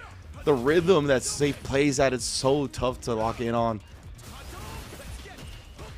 Yeah, how he uses the drive gauge is way different than other Ken players. You can definitely see he's looking for whip punishes. How he's trying to enter is a little bit different, but Knuckle Dude undeterred. Heavy kick, no level 2 activation. Maybe looking for an on-hit situation, or maybe says, you know what, I can do this without it. Don't let him jump in on you. Yeah, perhaps. Trying to, oh, there it is. Now he wants it. Safe, he's going to drive reversal. He knew he was going to get drained either way. Tries the triple dash in to catch Knuckle Dude, hesitating for a moment and get a counter hit, but didn't happen. There we go. That's the punch I want to see on the turret combo overhead. Stand light kick easily done against that -5. No, he misses the flash kick. Didn't come out. Safe. This is the tempo, though. That actually cost him a little bit, right? Just committing to that jump immediately. Could have had a big landing frame punish if he wanted it. Oh, Wake no, up, and he gets back thrown. Not like this, man. Tries. This is what we talked about. You're going to react to that drive rush. People hold parry out of it. Rush jab, but no medium. Look, that would have been close enough, right? Oh, no, it was close for sure. Save here. Takes him all the way to the corner with that run, Tatsu. We got meter to kill. You don't want to spend it all. Oh, my goodness. All these throws. What's Dude going to do? Stayed safe, stayed disciplined. And the DP, though, trying to call out one of Safe's fireballs. Not going to happen. Yeah, you would expect that, like an OD fireball or normal fireball to kind of lock him up in the corner. Didn't happen. Game to game, round to round. See what's going down. We're back up in the corner. We'll counter it combo, though. Jump is good against Roundhouse. Exactly. I was just going to say, Jump is good against Roundhouse from Ken as well. So that might have been what Knuckle Dude was looking for last time. Snipes it this time with a jump back. Wow. Bad amount of damage too as well. Half health, obliterated. Upside down kick, interrupted. The throw right after, dash up throw. Cross cut, crouch fear, stays in front. Another grip. Throw loopy in, here we come. Indeed, Safe. Oh my goodness, he's trying to ride this strike throw to victory. He DIs. Catches Knuckle Dude off guard. Got plenty of meter here to take the lead. And Safe now is up 2-1. Oh my goodness, Sankola. This could happen. This could actually happen.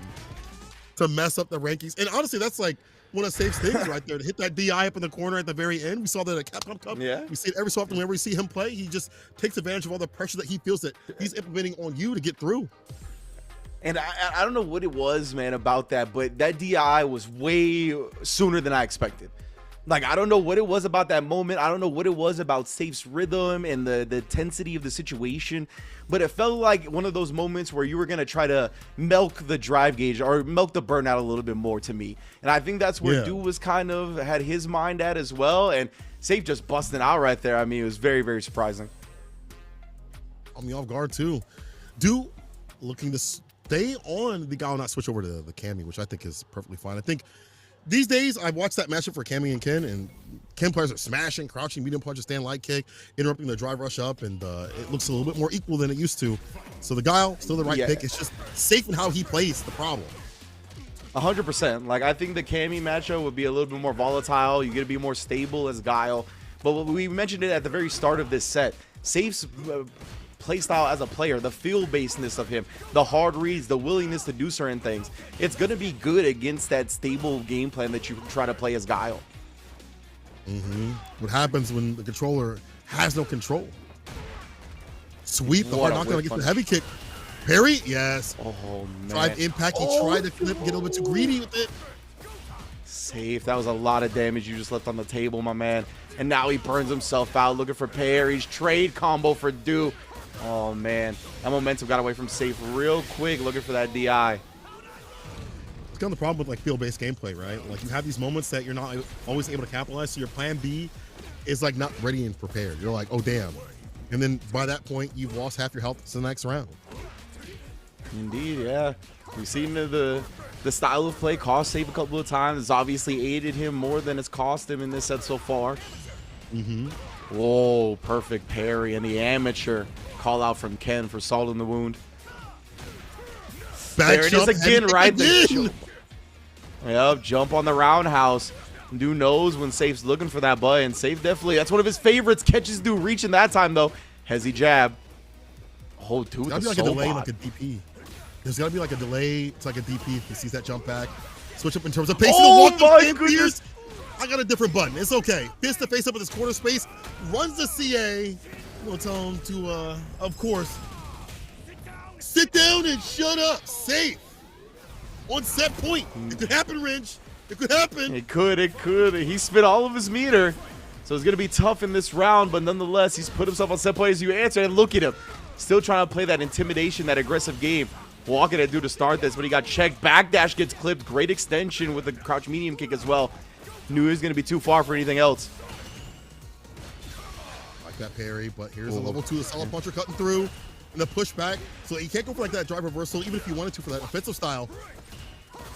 Safe doing such a good job right now, holding on to some drive meter during this level 2. Not getting thrown for it. Actually survived that. It's still actually coming out on top, having more drive meter than Knuckle do. That's a huge victory. Oh, trying to chase him down. Do to impress anything in response. Perfect parry, and the punish right after. Yeah, get me that quarter carry. And that at the corner. It's time to get your Marlo Stanfield on, bro. Who's running this corner? Tried the Hezzy crouch medium punch. He interrupts again. No step kick. Safe as long as he completes it, which he does. Takes it 3-1 over Knuckle Do for a guaranteed top 3 finish. And Do's guaranteed Capcom Cup spot slips away just a little bit more. Bro. Oh, man, bro. It's Safe's about. It's never safe, but Safe about. Safe on one. Oh, it's so hard to read what Safe want to do. He's just one of those players that you mentioned. The field-based play is like definitely different than your typical more technical, like Boost sort of style, right? There's like a clear game plan that you see from Boost. That's not saying that Safe don't got a game plan, but you understand what Boost is doing when you see what he's doing. Safe is like, damn, you really went for DI right there. You could have died. Like they could have reacted, but he understands the tempo and how things go and the flow and the momentum, and he rides that very well. Damn, Safe winners finals. That's big for him too as well. That also adds quite a bit more points for him. Jesus. Yeah, absolutely. We've been talking about Do this whole time, but Safe, essentially he's in the third position spot with either Boost or Do qualifying today, right? So this performance, this top 3 guaranteed, I'm pretty sure that means he's going to be in the winner's side of the regional finals guaranteed, which is huge. as we mentioned, if you're new, if you don't know how the top 8 regional finals works, the top 4 seeds from that top 8 are going to start in winners, and the bottom 4 seeds are going to start in losers. So you really want to get in the winners bracket, obviously, for the 2 lives. 100%. Do not want to start losers on the top 8 after you did all this work to get here. Going through 5 World Warriors full of stacked ass competition, you don't want to be lacking a second loser side. Unfortunately, that's where it was going. For now, we'll see what happens. He was able to make his way on the way up and at least fight in the grand finals of winner side and hopefully avoid Boost, or maybe have to fight Boost. I mean, for us viewers and commentators, oh my God, I just story. checked the bracket. And yeah, if Boost beats Campaign, it is going to be Boost versus Knuckle Dude. Oh, man. So Campaign. that's sorry, bro. legitimately... Boost has to not only beat Du, but I'm pretty sure he has to get all the way into first place at this point. Maybe he can get second. So it's not over if Boost happens to get past Du. But, man, yeah, that's going to be a huge match. It's going to be a huge match for sure. Knuckle Dude about to be the biggest Boost hater of his life. You know what I'm saying? At this point, praying on his demise. This is crazy. This is nuts. Okay, but of course, our next match for winners semifinals is going to be Shine versus Kami. And coming in, I believe, both of these players, let me see. So Kami and Shine were actually tied in points. They're actually both at 65 for their top 3 total. And they were both pretty much tied for 7th coming into this, or you could say like 5th, considering Punk isn't in it and Boost and Du had already, or one of them is going to qualify. So they're both fighting for that winner side birthright, solidifying their loser side as well. I'm pretty sure they're both going to be in the regional finals now. But yeah, this is definitely to get into that upper echelon, the top 4 for winner side at the top 8. And the imperativeness of that, you'd rather have 2 chances than 1. You'd rather not start on the loser side. But the way that both players have been playing has been absolutely insane. I like this pick on paper here for Kami, who's been playing very, very aggressive with the Akuma. Has some really great moments like meaty fireball. However, Shine has been doing a lot of work with that. He's had that in the back seat for a little bit, has not shown it in tournament, at least on stream. You see it operates right now. All these throws, drive rush, and fake out with another grip. Yeah, he tried to do it again to him. Hoping that Shine would also maybe react parry. Oh my, I can't believe that reach. Maybe the extended hurt box on a fireball. Awesome. Well, I'm close. Yeah, he wasn't holding parry, so it was in strike throw distance. Dash up throw right there. Will be a fireball. No, drive rush overhead. Instead, Shine confirming. Gonna kill rush to maintain the Oki. Oh, didn't actually get close. See, again, Shine was expecting Kami to cancel in a drive rush. That's why you saw the stand medium punch come out and he didn't just walk up throw. A lot more players are doing that a lot more rather than just like tapping the parry. Parry as he tries to walk his way in. Gonna anti-air. This is actually one of the demonic characters that Shine has had issues dealing with. He has said so many times that he hates fighting Akuma, but able to stay fine to Shine right now. That level 1 to seal the deal, and that means bar is built up for the level 2 slowly but surely. This next round goes down. Also, shouts to the chat that knows that the pan pizza from Domino's is the tech. That is indeed the tech for Domino's. Actually, 100%. Oh, tried to charge up the fireball, but Shine jumping in. Huge reward here, and then they caught him at a perfect timing right there. The walk back, catching Kami's button. Yeah, too close for a real good DC sequence. So Shine just got to take the damage he gets. And the corner push. Gonna anti-air, just go for the rebuttal right there. Gets a drive rush with the counter combo. Get the kill. Shine is so good about even close range drive rush. He's so prepped and prepared. I mean, Ed obviously has the range to deal with it at damn near mid-screen, so he's gonna be ready at any angle, but Shine ready at any timing that Kami presents. Kami's spending a lot of bars to drive rush in. It's not like a lot of fireballs from him, but it's working out for right now. Yeah, he's been playing very aggressive today for sure. And it's looking like instead of playing this footsie slow-paced fireball type game, just trying to manipulate his opponent. Oh, and then again, bro, the charge flicker just blowing through the fireball, catching a Akuma on a punish. ODDP from mad far. I think Shine didn't think that was gonna hit. He's in the stance. Air fireball. Now it's a switch up here from Kami from the aerial approach. Trying to give him a different look. Go the jump in from that distance to get the pickup. Jump heavy, right? Jump heavy take. Yeah, I don't know how Shine knew. The way he just did flicker and to jump immediately, like it felt like he exactly knew Kami was throwing a fireball after that flicker. Maybe that's been something Kami has been doing this set so far. Oh, the DP moving forward to get under the air fireball. Nah, that was too clean. Kami, though, not deterred. Fireball again. Oh, Another again. DP. Oh, it's a punish. No, -5 at like minimum. Another DP against the air fireball. You gotta take that off the table. Dive kick, delay, guillotine, something different.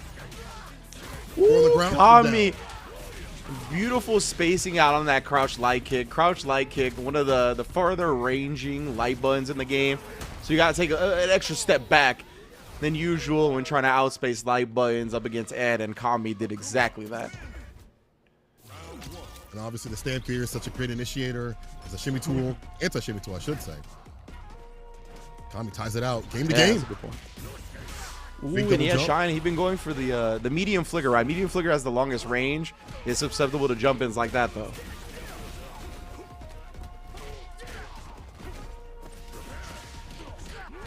Well, and then Kami this time switching it up. You see the parry. Sees nothing's happening from Shine. Just drive rush cancels. But right after, kill rush, waits for a little bit, because Kami has been pretty aggressive on wake up. Or fierce, walk up, try to press a button. Kami faster with the draw. The defensive flash ducks too as well, every so often. Avoid the crouching medium kick. Oh, and then a beautiful, perfect parry on the light kick. Again, that crouching light kick. Kami making Shine pay for going to that tool. And can I just say, it's so awesome to see a Shine versus Kami match here in 2024. Right? So this was a staple of the next level Wednesday Night Fights era. Obviously on the next level side of things. Ooh. Kill the back dashes there. Let's get the counter combo. After kill rush, meaty stand here versus the counter hit. I pressing buttons, but we shouldn't. We should have ran for it. He reversed the OD behind it. Got the biggest combo off that level 2, but no. Who don't have the best health? There's a promotion we want to see previously. On the cycle was -5 again at minimum. And that crouching light punch, that crouching light punch is like 4 frames, so easy to run. Easy to throw. Yeah, see right now, Shine backing up. Excuse me, aggressing as Kami backs up. Gonna be able to put out the level 2 as well, and Kami, how's he respond to this? He doesn't want to eat the chip from it. Oh, animated flame! Oh no! Interrupted Shine for a second, but it ends up way worse than his reward.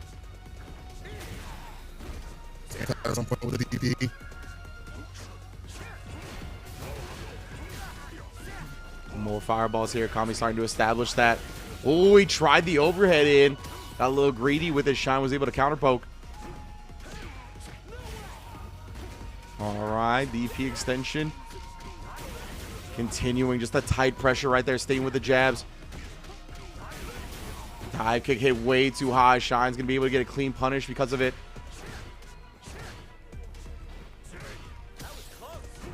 Oh, good throw tech, and then interrupts the dive kick on the other side, or excuse me, the demon flip. Kami, though, not going quietly into the night, will bust out. Gets anti-aired himself now. Ooh, trades, and you always know Shine is ready for a trade combo. Whether it be with Ed, and most importantly with Kimberly. This man always ready with the trade combos on Kimberly, so you know he's got that asset with Ed as well. Shine game point. Doing fantastic. I mean, his anti-airs are definitely on point, especially with a character that has slower anti-airs in general. Just where he's standing is why it's landing. He's been able to back up and find the proper points to do so. Can continue though. As soon as I say that, he proves me right. Indeed. Trade combo again. Shine's always ready, as we mentioned. Don't get it twisted. The crouch medium kick, though, kind of ducks the poke from Shine. There it is. The driver's cancel out of the parry. Yeah, as you mentioned. Oh, man, and Shine gets caught reaching. That stand fierce. I mean, that's why Akuma's so good, is that his corner pressure, there's so many elements to it.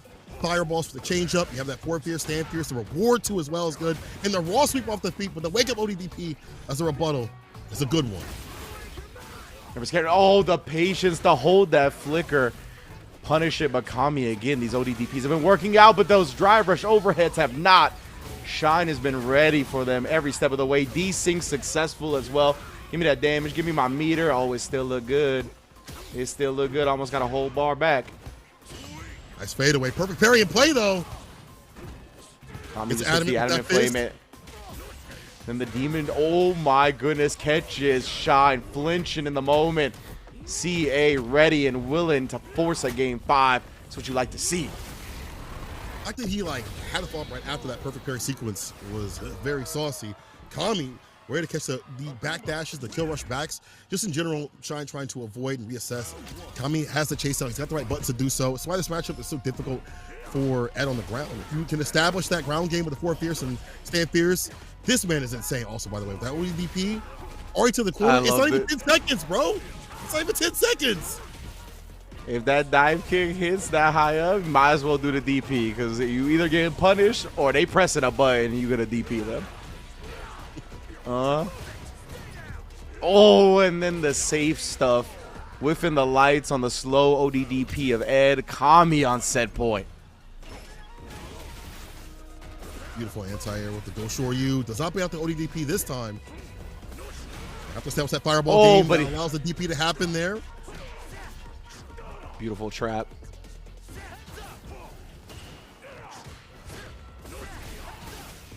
Oh, trying to drive rush in after the flicker. Shine. Meeting all of Kami's aggression right now. Anti-air. DP again. Oh, man. And Shine gets aggressive in the face of Kami. Tied up. Final round to get into winners finals. Shine mashing that freak very well right now. Low block. The throw, though. Facts. Towards the corner, the charge with the level 2 fireball. Again, that switch up. It's a danger to try to DP through the fireball. Didn't work. Well, anti-air right there. Kill rush. Medium punch. OD has to be on hit. That level 2 scenario. Yeah, I believe -3 usually. Kami finally finds one of those drive rush overheads. I talked about them not working. This is actually going to put Shine on life support here. Believe it's a pixel. Not dead quite yet. Yes, indeed. A little bit more than a pixel, actually. Oh, no, but Shine. He woke up with something. We see the counter hit notification, but fireball destroyed whatever it was. Could have been a missed input. Could have been just a wake up normal on a big bet. But that one's hard to believe. Kami taking it and getting into winners finals. You'll love to see it. Yeah, either way, that was going to be pretty much the end of the game since he was in the corner. Such a big lead, and Kami's pressure up in the corner has been one to watch out for. So Kami moving on the bracket. Very well done. Yo, Kami, don't you ever say that you ain't a sweat, bro. Don't you ever complain that other people are sweats and, oh, this dude's sweating out here, because you mad sweating out here. Your pits, let me check them, because you're moving through the bracket in pretty dominant fashion at the very end right there. And I like the switch ups. You see the dive kicks, the air fireballs, and then when those weren't working out, he would go for the simple jump fierce over and calling out these fadeaways, the kill rushes back, the backdashes, things like that. Very well done from Kami as he moves on. Shine not out of it yet. He can definitely fight back in the loser side. This is where we're going to go. And what a time for Kami. This is, even if he ends up in 3rd place from here, which is his guaranteed now lowest placing, that will be his best performance of the entire CPT, right? So what a time to have your best performance in this final one. He'll be, even if he gets 3rd place, he'll be at 100 total points. So that's going to, I think, put him in the winner's side pretty firmly, honestly. That's a great look for Kami. Absolutely. Definitely like to be that top spot as much as possible and assert that dominance. We're going down the loser side. Time to tag him and bag him and get some people out of here. But while we do so, hit the code Dominoes at the bottom if you're in the Canadian region. You know, get that free pizza if you're picked, and tell us what your top 3 toppings are. You know, some people are saying Philly steak, and I kind of mess with that. Interesting. I gotta try that. Interesting. I love me a Philly cheesesteak. I don't think I've ever had that type of meat on a pizza, though. So I'm down for it, though. Yeah. I'm a carnivorous fellow. Why we got to keep pushing the mustard agenda? This mustard agenda, ain't it? That's going to open the door for, like, the relish people. All kinds of nasty stuff is going to come out of that. Although, keep like, them away. You don't know about relish pizza? Bro, have you had ketchup on your pizza too, bro? Like, I'm not talking like tomato. I'm talking like actual like ketchup, bro. Like just Heinz, just poured on there in the top. Disgusting. I feel like Tasty Steve would stop talking to the person that'd be like, "You ever try relish on pizza, bro?" I feel like that'd be crazy. Oh, I like béarnaise sauce on pizza. Isn't that the joint that go on what's it called? Oh, I'm blanking right now. The Eggs Benedict? Is that what it is? Isn't that that sauce?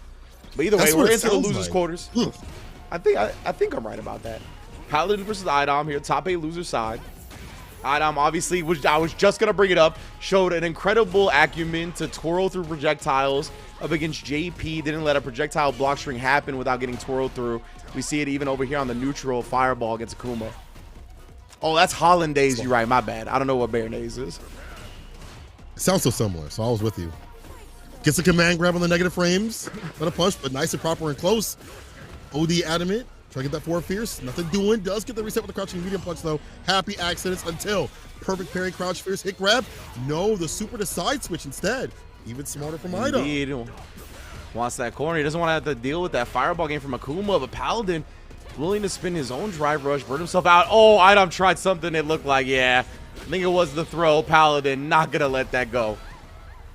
Not with that level 2. We talked about that. That invuln, very great option, especially when you're in burnout. And the cool players will build up that level 2 if they get aggressive with it. He is like a battery, depending on how active you are with the character. Double neutral jump. Oh my God, are we on CFN? I guess we are, but this man is acting like he's on rank. Bringing the range strats to the custom rooms. Forbidden techniques, dark arts. Whatever works. Ooh, the empty jump, allowing Idom to block upon landing, meaning no DP for Akuma. Round around right now. Of course, Paladin showcasing a pretty decent Akuma overall. I mean, there's some drops here and there, but oh seem no, to stay solid. quick little diamond cutter for 40%. You know, oh, the neutral jump parry, classic strat.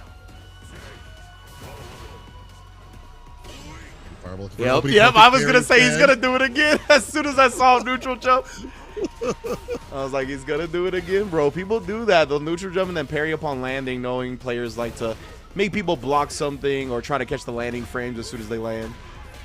Oh, but the forward jump from Idom. Yeah, Let's level go. 3. Juice up with the 5 medals. Deader than dead.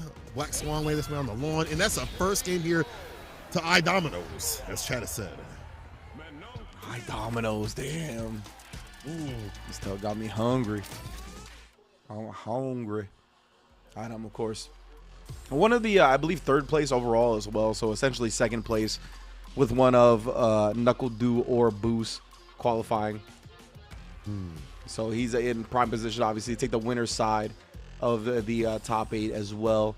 Don't think he could really be put into losers at this point, considering his finish here today as well.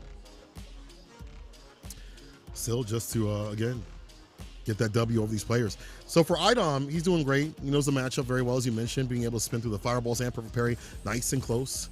He's played this matchup against Samurai, we saw at Cream City. We played it, obviously, against Daigo, clicked him up. Paladin trying to show him something different, but I feel like Paladin is still new with the character, isn't able to have those closeout moments, which is kind of hard. You know, that's something you have to develop as you play the character even more in tournament, which this is, but it's at the right time. No Ryu is kind of difficult.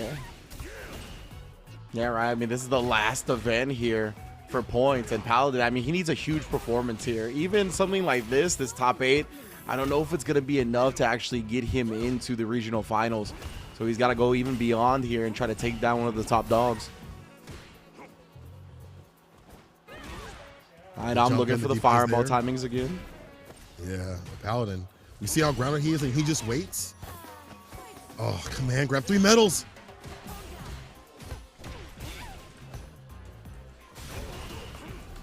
It's indeed Idom here, trying to parry up the fireballs. Ooh, able to land and land himself right in the gutty works. Paladin. And saving that bar for that level 2 scenario. Any sort of closeout, I lie. Paladin, you ready for it. My bad. Adamant Fist trying to catch him lacking. Hits the ODDP. Yo, you kids, again, off the vitamin gummies. Nasty. They're locked in, bro. Lights come out of their eyes. Emptying that vitamin case.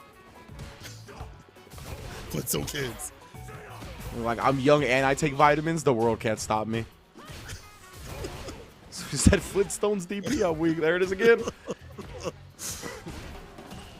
And I'm locked down in this corner right now. Paladin's looking so much cleaner, but just as I say that, oh no, bruh. Sing along. 3 medals, so extra Big damage. karaoke vibes. Yeah, as well. Oh yeah. I passed the song. I can't lie though. Not Hand the me one some for me, feed or Chief. something. Nah. Too much Ooh. recovery. You tried to press the Not a button after you saw the counter hit, but the item was too ready prepped for that one. Yeah, I was gonna say not a true punish, but yeah. Oh, nice parry. Or actually, nice throw on parry. Excuse me.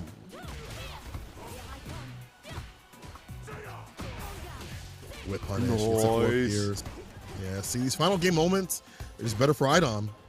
Stocked up in medals. As soon as I say that gets caught lacking right there. Always the fact that the teleport startup looks like Fireball really just be catching people parrying every time. Or not even CA. Demon combo, though. I don't know where items meter started, but it is gone now when it comes to drive. Empty it out. Spin and win. Level 1 to finish it off. Idom, as you mentioned, is so clutch against the fireballs. That literally ended how it started. The very first interaction in this set was, oh, I forgot it's 2-0. It's best out of 3. But that game ended exactly how the first game started. Our very first interaction was Paladin throwing a fireball and Idom twirling and punishing through it. Right there, closing out the second game with it. Looking real good. Man, this dude is ridiculous. Like before, we saw him when he fought Akuma players. It's just like a lot of DIs. He has got the perfect parries now. The timing is for the spins. He has really made this character work in a way that you don't typically see. It's, again, him being able to puppeteer the other player and really get into their mind. He's in their mind like the back of their eyelids, and he's able to assess what they need to do and deny that from happening. Paladin sticking with and riding or dying with the Akuma. Gotta respect it, man. At this point, you gotta believe, in the character and just try to play your best. Play carefree, right? There's the neutral jump for a big punish on Idom.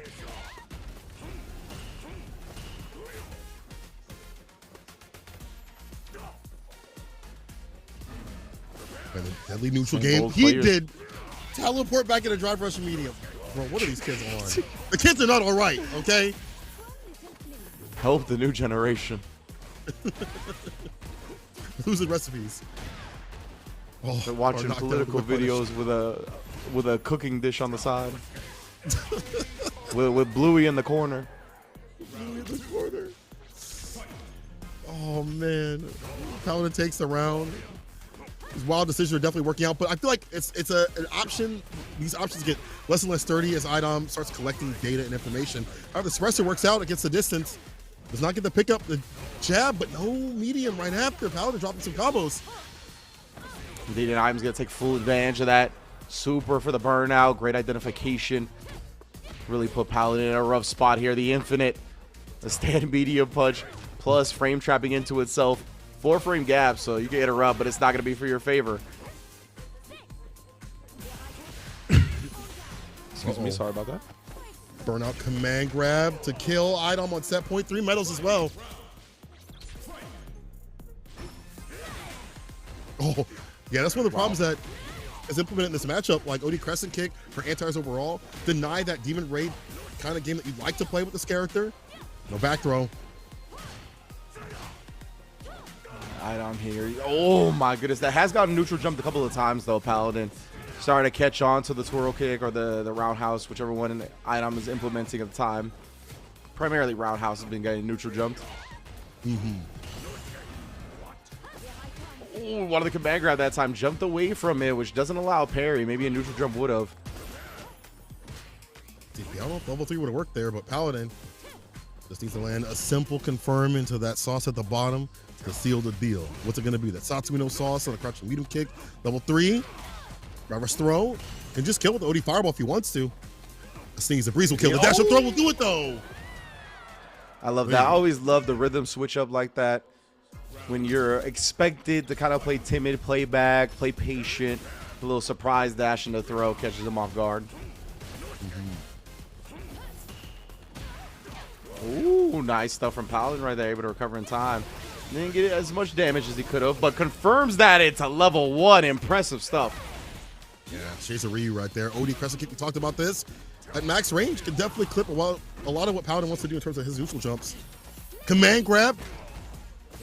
4 medals. Is building. 4 medals kills here.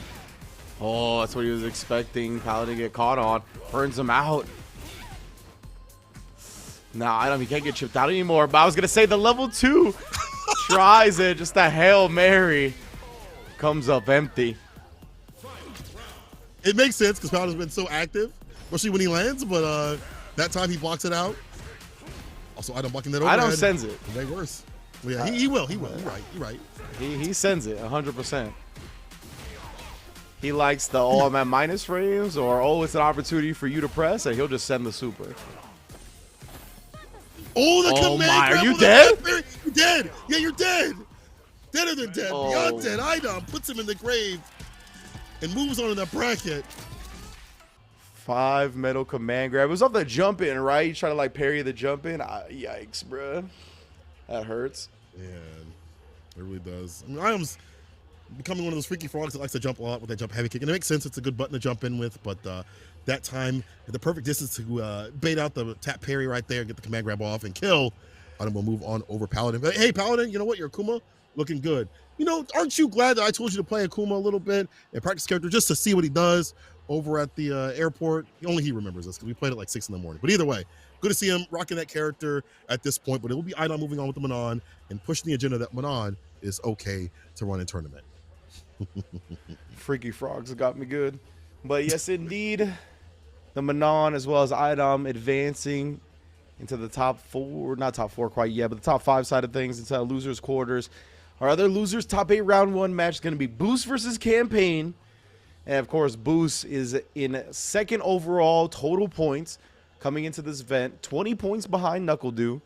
He has an opportunity right now. If he's able to get 1st place and go through NuckleDu here and go through Campaign first and foremost, he could perhaps qualify directly into Capcom Cup himself. But this is where the story is now.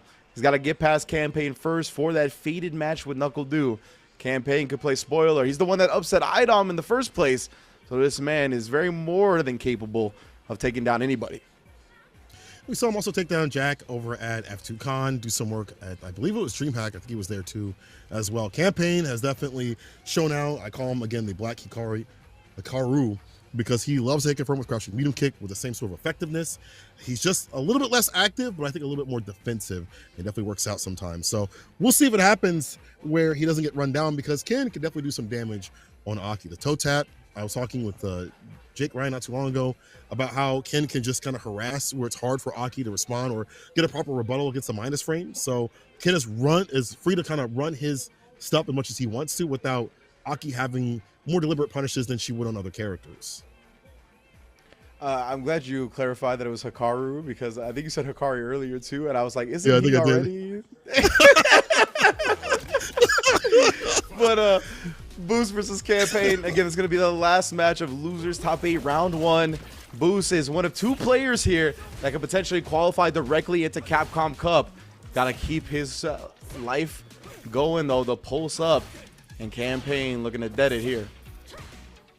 Let's see. Technical Ken. Like that. Holding parent drive reversal right at the right time. Light kick buffer into Tatsu. And again, right there, not willing to commit to it though. Because that light kick would have come in connection even if he just blocked. Oh, tried to whip punish with a roundhouse. Boost catching Campaign, trying to steal a turn right there. Canceled into Jinrai. Got counter hit on the button attempt. Quickly identified the DI on the burnout. There's a throw. Idom will be in top 8 regional finals. Sorry about that. Let's get to this match. Oh, no. Yeah. Oh, you're right. Though. I like that. Not hungry for the DI. Not so immediately. Knowing it will kill. Playing around that idea. Campaign takes advantage of that pensiveness. Why would you throw a fireball? He's so ready. Campaign, how did he turn this round around? 1 up on the board. That's crazy. But no, just to answer the question in chat, Idom does not have a chance to qualify directly into Capcom Cup from this event. He'll definitely be in winner's side on the regional finals, but no chance to directly qualify into Capcom Cup here as the total points winner. So has to be careful with these fireballs. I feel like that's going to be a big deterrent right now. Back throw. We saw Venomous Fang skate through. Even easier this season to do. And Boost, man, he played like he was angry about losing that last round. He's like, nah, this should have never happened. And then look at this. The anger continues. The drive rush, crouch, medium kick at round start. I'll spin 4 bars just to take you to the corner. Almost got that crouching medium kick to catch the dash out. The snake coil dash out, I should say.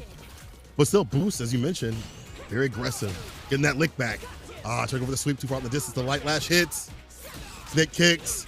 Medium. Fall up right after this. What does he spin? Nothing but poison. That's fine. Plus frame. Delay a little bit. Looking for what Boost is going to do. Breaks the throw. No back throw for you. Yeah, see the toe tap. Hard to deal with. Especially at that distance. Oh, beautiful anti-air. Cam trying to let Boost get a big swing here. Especially low on drive meter. Yeah, he's maybe looking for a nightshade pulse. I like that. Force the fireball. Boost, it's tough right now. He can't really use OD fireball and drive rush to get past. He doesn't have enough drive meter for it.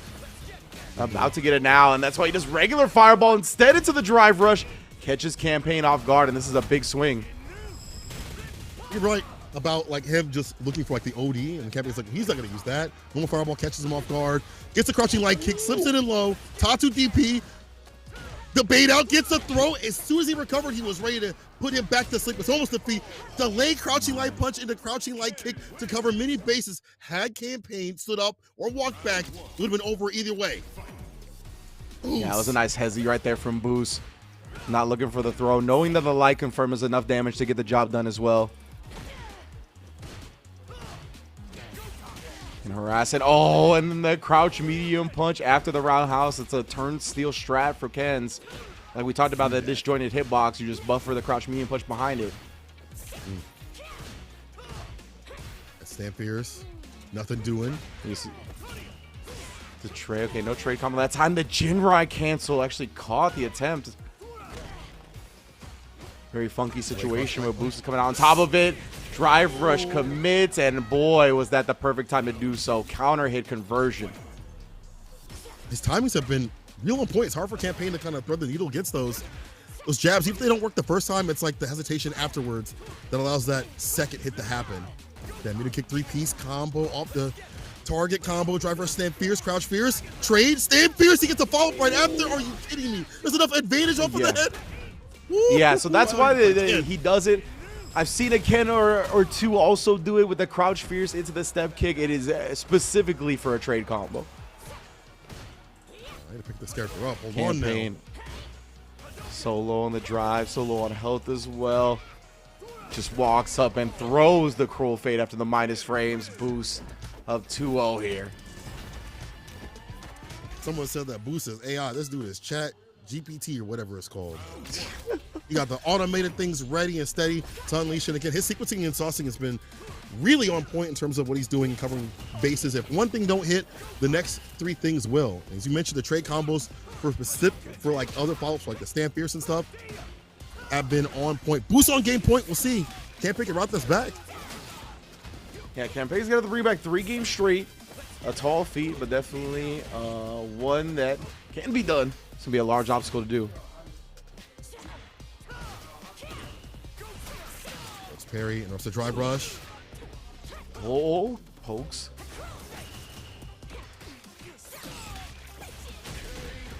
Nice, clean stuff from Campaign right now. The switch up here is from Boost. Shooting kick, throw. We'll take that though, but don't take too much more. Wake up level 1 against the stand fierce to get some distance. Campaign doing whatever it takes to keep that lead. Indeed, doesn't let in the poison ball, do the heavy lifting until he got too close. Boost once again. He's been so good in his decision making at close quarters.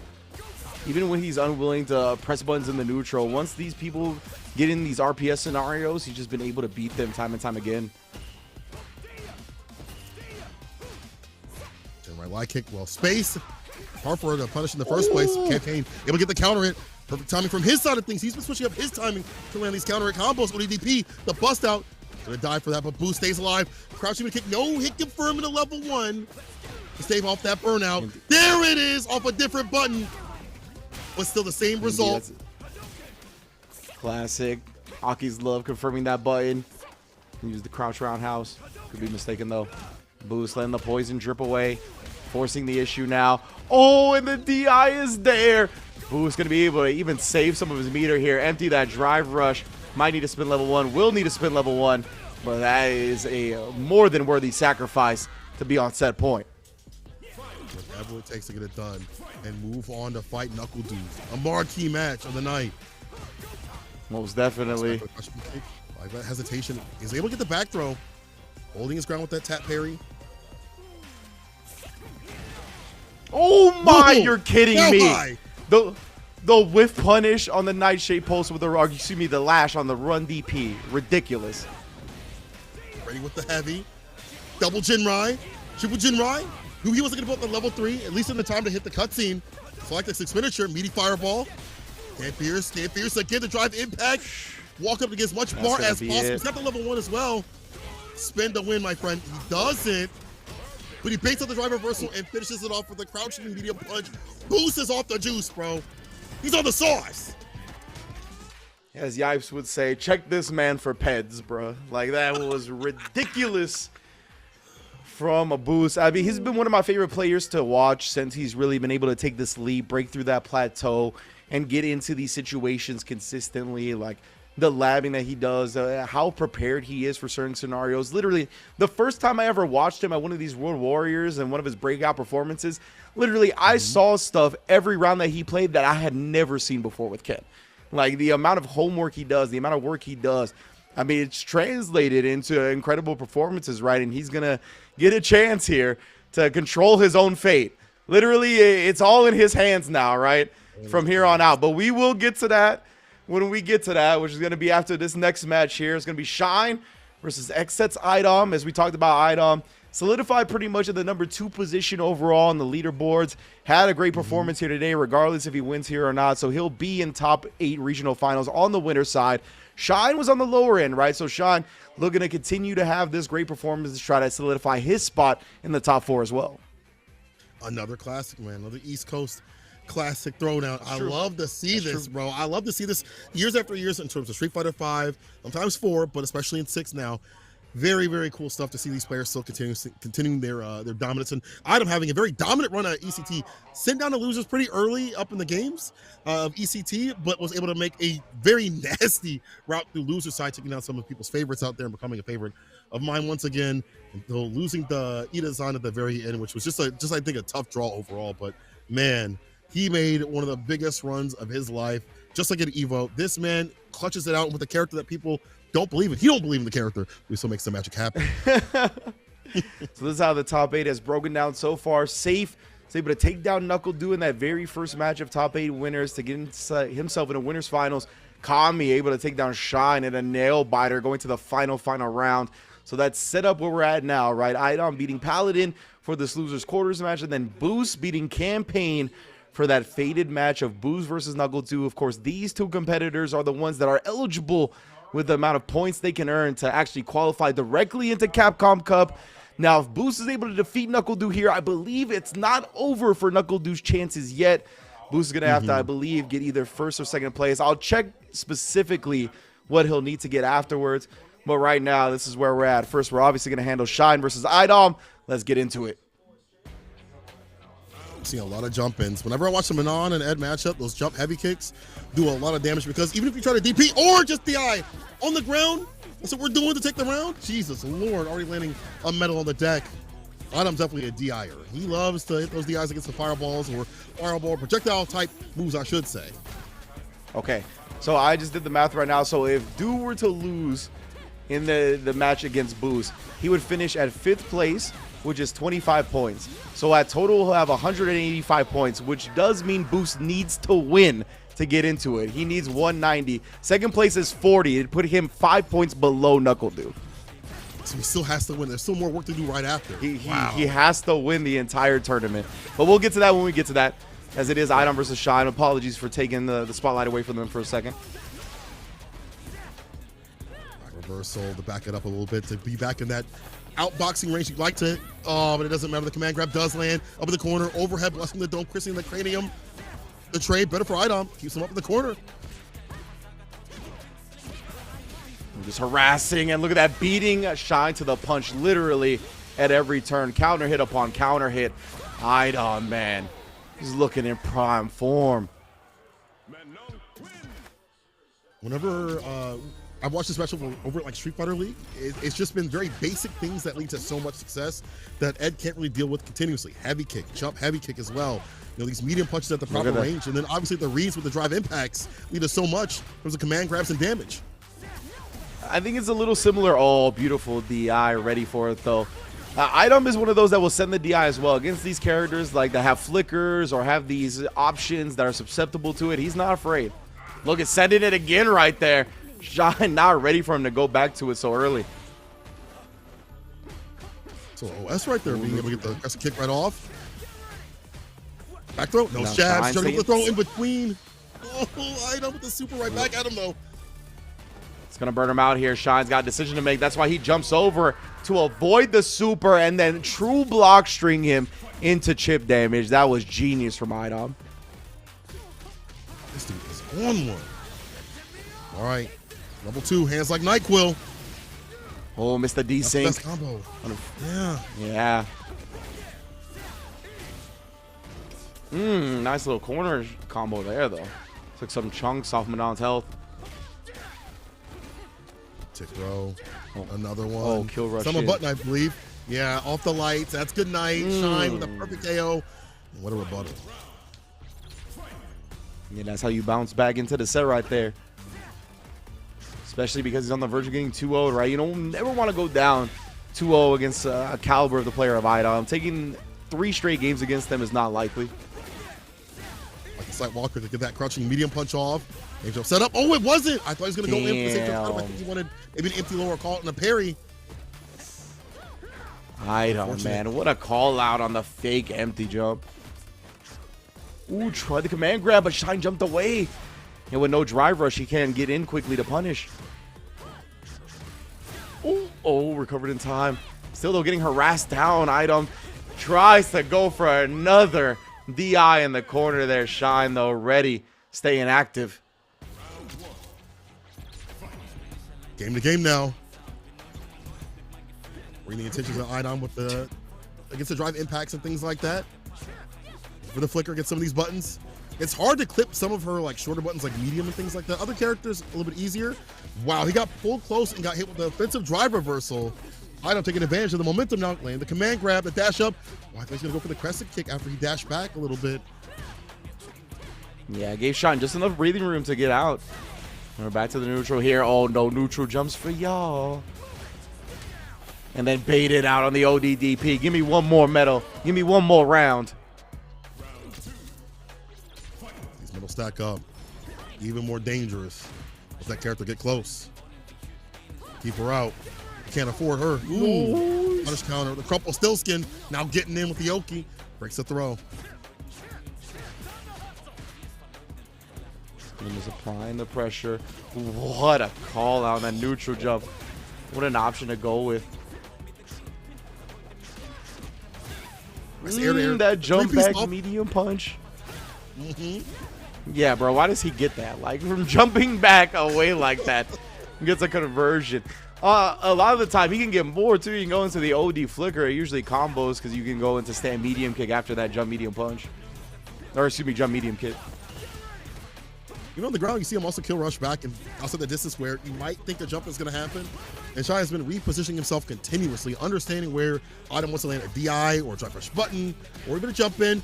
As soon as I say that, Flicker was out and about. The command grab lands. 5 medals now. It's going to get devious. Play around that idea. Oh no, back up in the corner. Devious. Idom here. Oh, yeah, he didn't follow up. He was trying to bait out a parry on the follow-up to that target combo.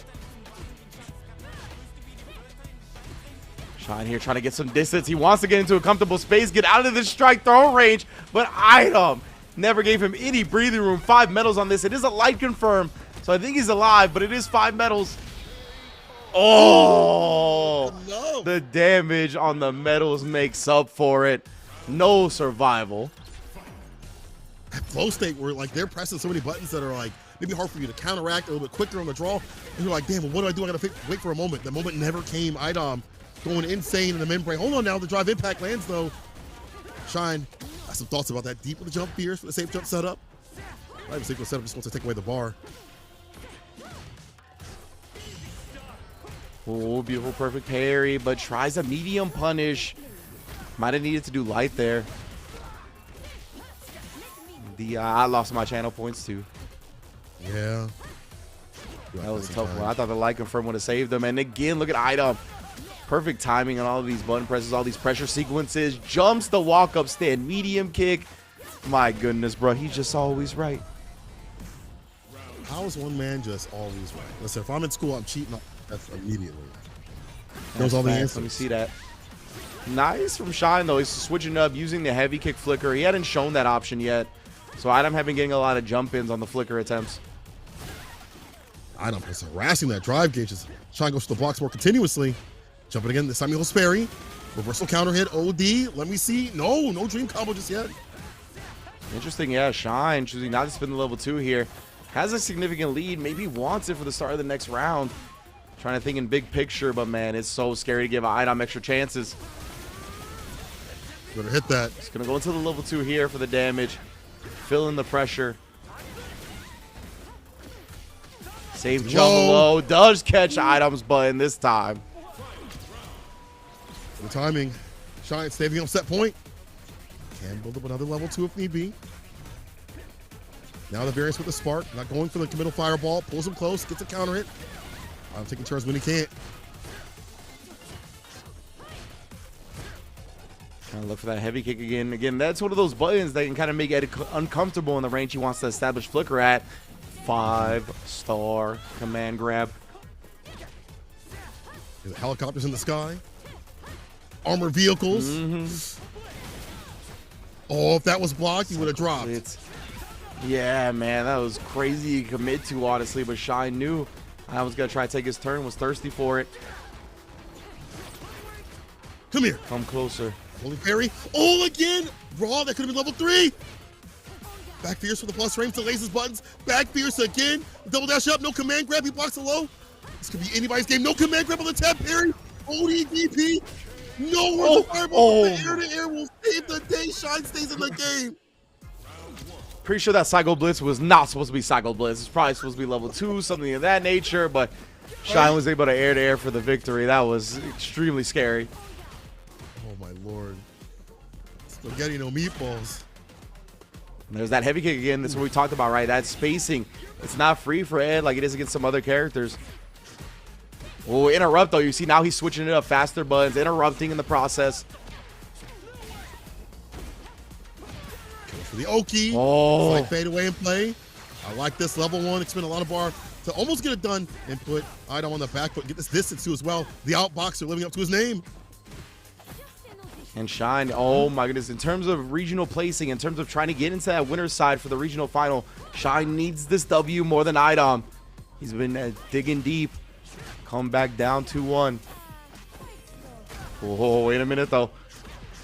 I might turn this around. The jump back medium kick, one of the most potent tools in Ed's kit.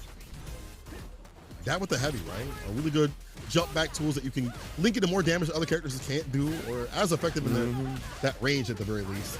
So medium kick hits, cycle blitz right after it, kill rush for the crouching medium punch, fireball follow up, and all these strings are doing damage and things over the drive gauges. Item cannot drive much forward, so he goes for the jump in instead. And with the super. Item, yeah, he's very low on drive, right? Drive rush cancel would have burnt him out, so he opts for the super combo. Oh, he got caught trying to take his turn though on the Psycho Blitz. That move is safe, so Eds will just commit to it. Didn't get the desync, but that's still healthy damage. Shine and the poke back catches Item. He'll survive for a loser semis bout to try to get into that top 4 winner's side for the regional finals. Tries to do a mad workout here, able to survive against the threat of the medals, the command grabs that Item presented. And honestly, being less pensive was definitely the way to play. We saw him backdash away from Item as Item was swinging mediums and crouching light kicks and medium kicks and things like that. But once he got going and flowing with his own aggression with lighter buttons, as you mentioned, buttons that don't have as much lag time or much startup time, like say a medium kick, got nice and close and personal and had that lack of fear. He was able to stay a little bit more solid in those moments, and stagger stepping ever so often, get the counter hits, led to his victory and the demise of Item. So you mentioned more in terms of Shine, in terms of what he needs to do than Idom. Shine moves on in the bracket, and so do we.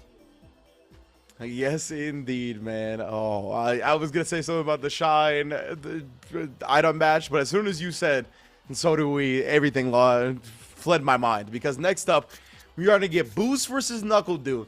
And again, if you're just tuning in, you haven't followed this storyline throughout us weaving it in this top 8 and beyond. Boost and Knuckle Dude are the two possible qualifiers to come out of the Super Region as the top point getter to qualify directly into Capcom Cup 11.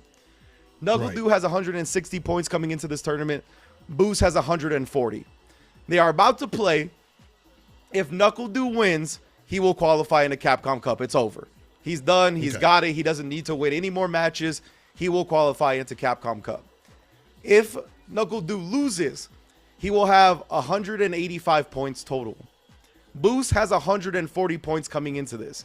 If Boost wins, he still needs to get first place to get 190 to 185. So let's get into it. We got losers quarters, Capcom Cup on the line, Knuckle Dude versus Boost.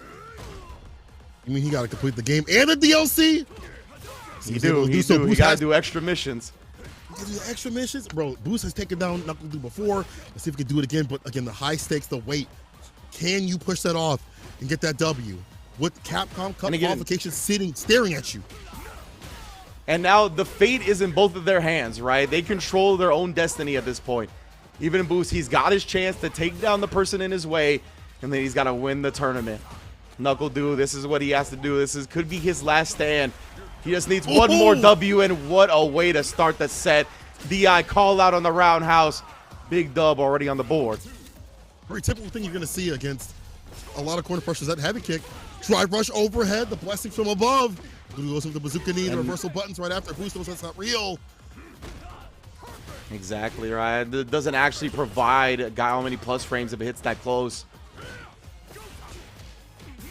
Oh, Boost gets his drive rush checked again, and Dude wants to make him bleed right here. Even off the light, confirm. Let me get as much damage, as much drive gauge burn as possible. Very important, yeah. Drive rush heavy kick. He's going to harass that gauge. Staggers the forward, medium kick, gets the counter it. And the first victory to Knuckle Dude again. Working his way. He sees the finish line to be at Capcom Cup again. He's been a champion before. He'd like to do it again in 6. Knuckle Dude strikes first. Boost taking a moment here, resetting. He knows what's on the line here as well. Like we talked about coming into this, right? These two players, they are the ones that can qualify. Knuckle Dude, all he has to do is win this set. Boost gotta win this one and the entire tournament. What we've seen him, he's already has 2 first places in these events before. In the second World Warrior and the last World Warrior, he got first place. And in the World Warrior beyond that, he got second. So he has not actually entered a World Warrior where he has not got grand finals. This guy's been there. He needs to be there if you feel me, though. Wants up the overhead. Gets shimmied instead. Heavy kick. Flash kick in there, right there. Meaty boom. This is just a little bit, but Boost is able to tap parry either way. Get that drive gauge nice and healthy. That's the thing you got to do. Drive rush stand fierce, which get close enough, or walk him down. It's not working out for Boost. The sweep. Yeah, Dude is playing so solid, so compact right now. No mistakes. Finally gets a boom clip there with the extended hurt box on the medium kick. But that was only the medium kick, right? Boost didn't have anything behind it. He's so low on drive, he can't afford to just send a drive rush cancel. Because of that, he only gets a fireball. Dude's able to flash kick him away. Oh, drive reversal. Okay, this is a big chance for Boost. He's finally cut off most of the screen. Has doing burnout, but this is a massive life deficit to make up. Oh, and that's how we're going to start making it up. Walk up to get as much bar back as possible. Doesn't go for any more Genrai. How's it going to pressure here? Wake up flash kick? No, nothing at all. Dude will probably hold a throw or two after this. Oh my goodness. Flash kick's coming, or wake up button. Another throw. Oh my. Boost is delaying. He's going to be punished. Yes, Boost brings it back. Insane. And you saw some of the heads. He's on the meaty options for Boost, right? Trying to bait out a flash kick. It's a throw. And this is dash up jab. So another one. Oh. Didn't we just see this movie, the crushing kick instead? But no drive rush cancel right after. Holding his ground is Boost. Indeed, he wants that parry after the step kick. Something that we saw Safe utilize a lot of against NuckleDu was that parry on the step kick. Corner back again.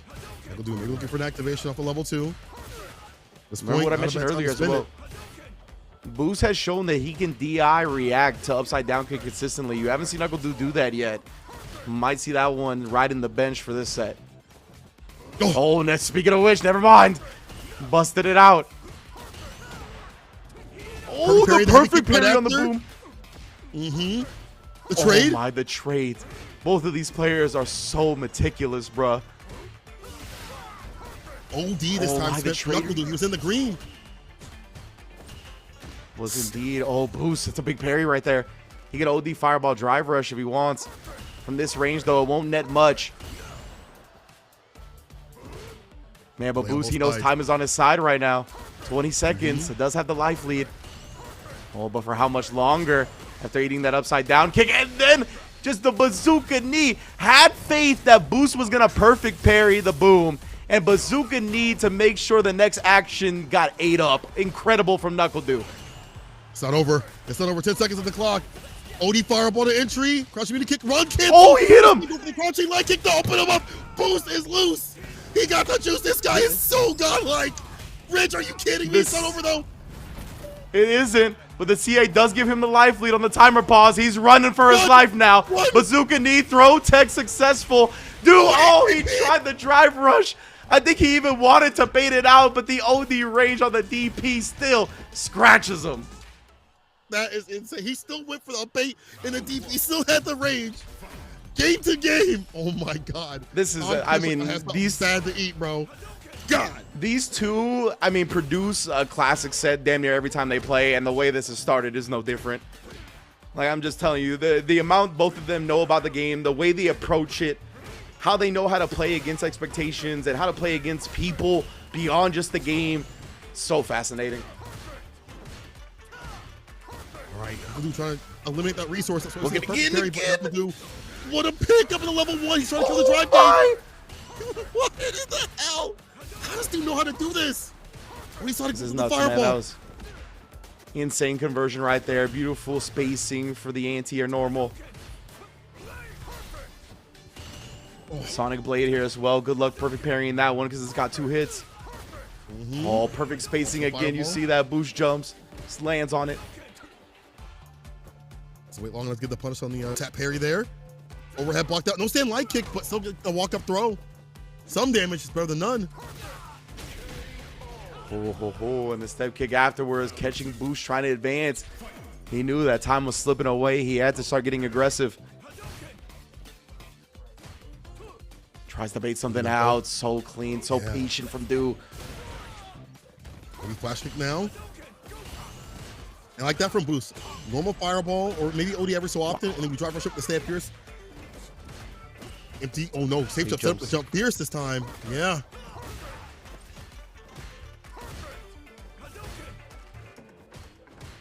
Man, this is so tense right now, bro.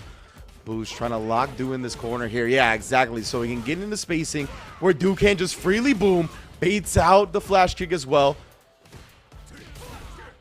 Big swing right here for Boost, but... Yep. We try to go for the Stab Pierce, and NuckleDu knew. So he goes for a side back walk, crouch mini kick and a punish counter.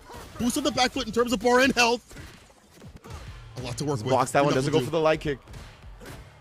Burnt out now. This means Boost is going to be tough to get even to a CEA route now. He's going to have to kind of confirm in a Jinrai if he wants it. He's got to do it. I mean, the run DP is an option. But yeah, that was so clean from Du right there. He waited till he knew Boost wasn't run DPing through that boom to activate level 2 and then true block streamed him into death. Beautiful, beautiful. At the proper distance too as well. Like enough to back off where it won't be an issue. Or well, at a point where those fireballs are not going to be able to be run through with the parade of them. NuckleDu on game point. Yeah. I like that switch up too as well. A lot better in the solid puncher department. Bro, right after boost the dash up Sam Fierce. It's a light. Finds the shimmy off the crouch Fierce. He is so clean with that shimmy tool. Leads to so much. The optimal mirrorless punish, but you see Du is starting to catch on to the crouch medium punch counter poke strat. With punished it perfectly right there. Able to switch up everything off of that. Parry, he doesn't try to throw, maybe thinking he was going to driver's cancel. Boost hasn't really shown that option, though. At least not today. That's true. Heavy kick, knocking on the door. Forward meter kick, no counter it, though. Yeah, Boost taking these trades every spot, just his drive gauge not looking so good. Hit confirm at a level 1. This is almost done. This is basically done.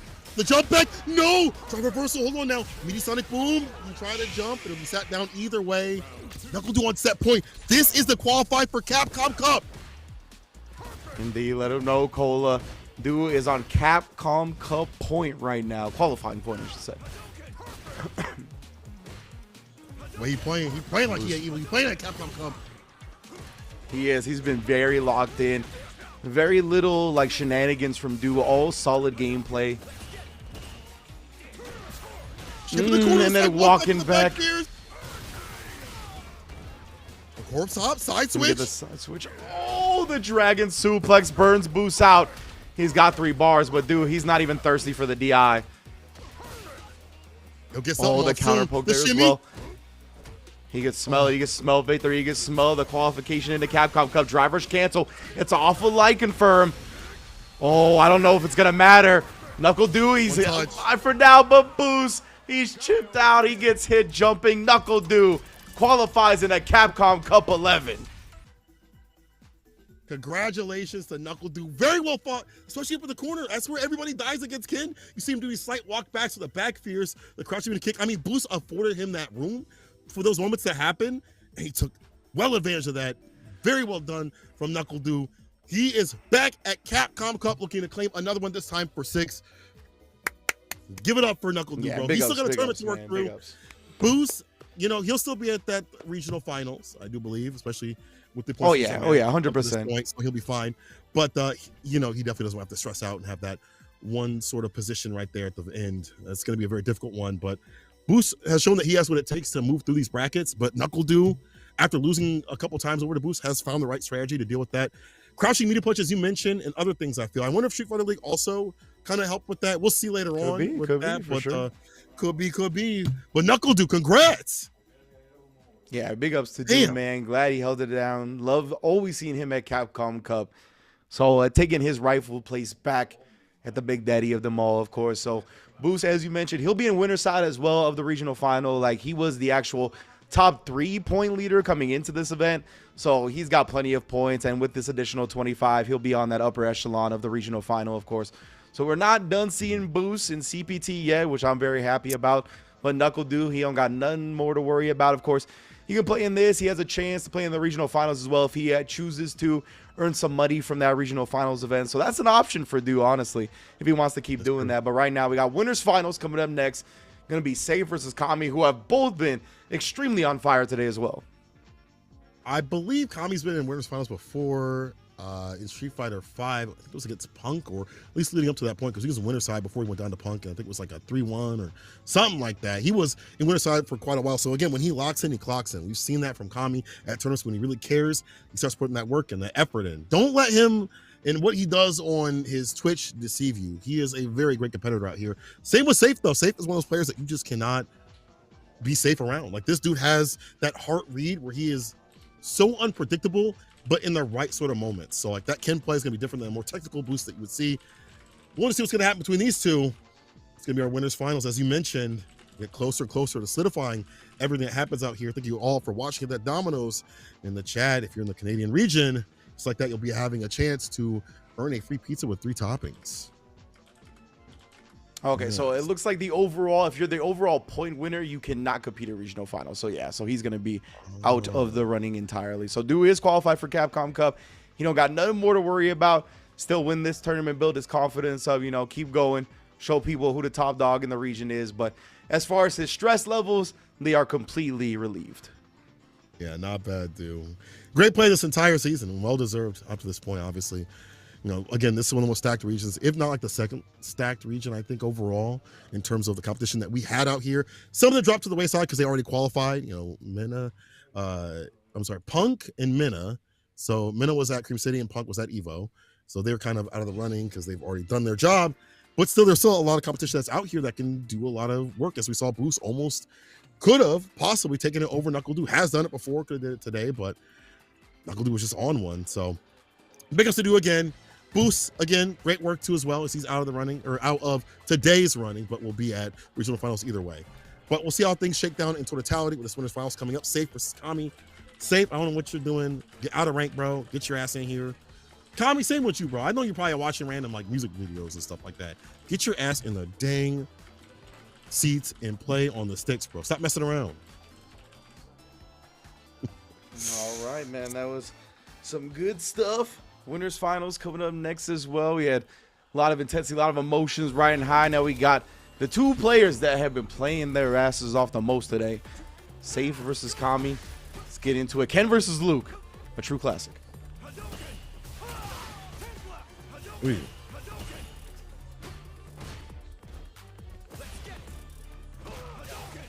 Are you getting into some troubles right now as well?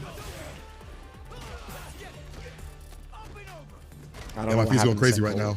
Oh, Yeah. Okay. Okay, I think, yeah, my having a little trouble calling the action here, so bear with us. Hopefully the action is clean for all y'all. But it's a little tough for us right now as Safe takes the first round. In pretty convincing fashion now, barely dropping any health. Safe, hard to predict, but Kami with the drive rush up.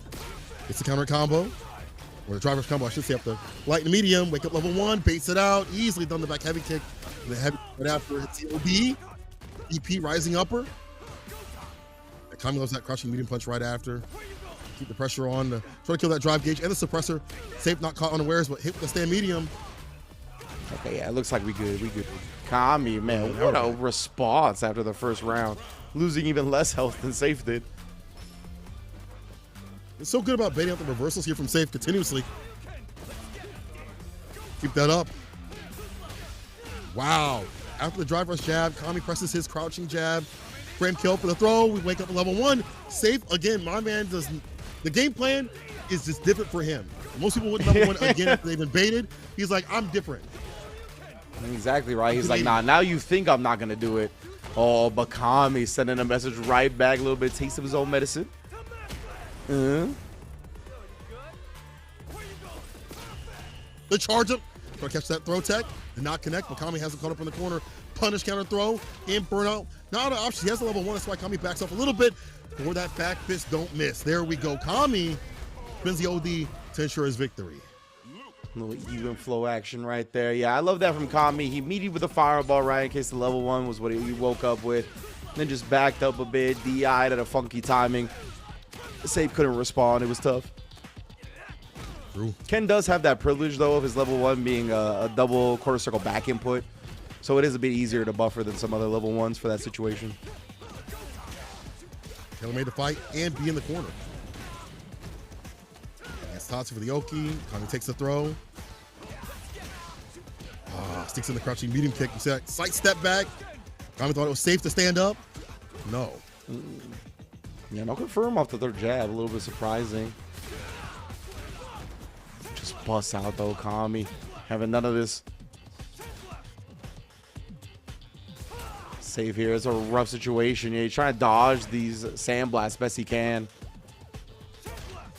Yeah, there it is again, though. Yeah. Can't take too much more. Jumps, Kami, and burnout, but won't touch Shinorio in the fireball. Was that a Tatsu? I don't know. I thought it was Roundhouse, but it might have been Tatsu. Oh, maybe. I'm not sure. Tatsu would have been interesting, though, trying to get through like that last projectile. That was honestly probably what he should have done if he didn't. But I guess if he did do it, it was too late. Oh, yeah. Snake with the sniper, the crouching unit kick, run DP level 3. Wants the lead. Let's get that drive gauge back and take as much as possible away from Kami. Ah! Yeah, that's a great look from Safe now. Cornered, yes, sir. Not committing to anything, allowing for the easy anti-air and then follow up with that fierce confirm. You know what it is. Now Safe with no bar at the bottom. Work without that. Quite a bit to work with on his side of things. Try to spend some of that OD. Switch up the fireball timings, but Safe. Properly prepared with the perfect parries. Walk up stand light kick. Knocking on the door of Kami. Try to go for the Dragon Lash. Very surprised to see that. Indeed, and Kami, though, coming roaring back. Just takes the throw here. Smart stuff. I mean, any type of punish counter hurts really bad right now because he's so low on drive meter. Oh, even there. That's why we're spinning this level 3 here. Swing that drive momentum. See, Kami gets back into the green. Save very low now. Only about a bar. Is he going to try some type of sequence to burn him out? No, instead he baits the throw. Enhance heavy. Ridiculous. The drive impact right after. One more touch, one more tap. The OD fireball. Not close up for the splat just yet. The raw sweep off the feet. Kami. Oh. That was smart, man. Trying to catch maybe the buffering. If Save is just buffering the quarter circle back. Sweep could catch when he's not down backing in that instance. There's a lot of down backs in that motion, but could snipe him when he's not. Against Tatsu starter, I like that. Target combo, Jinrai. Is it with the DP? That's about half your health.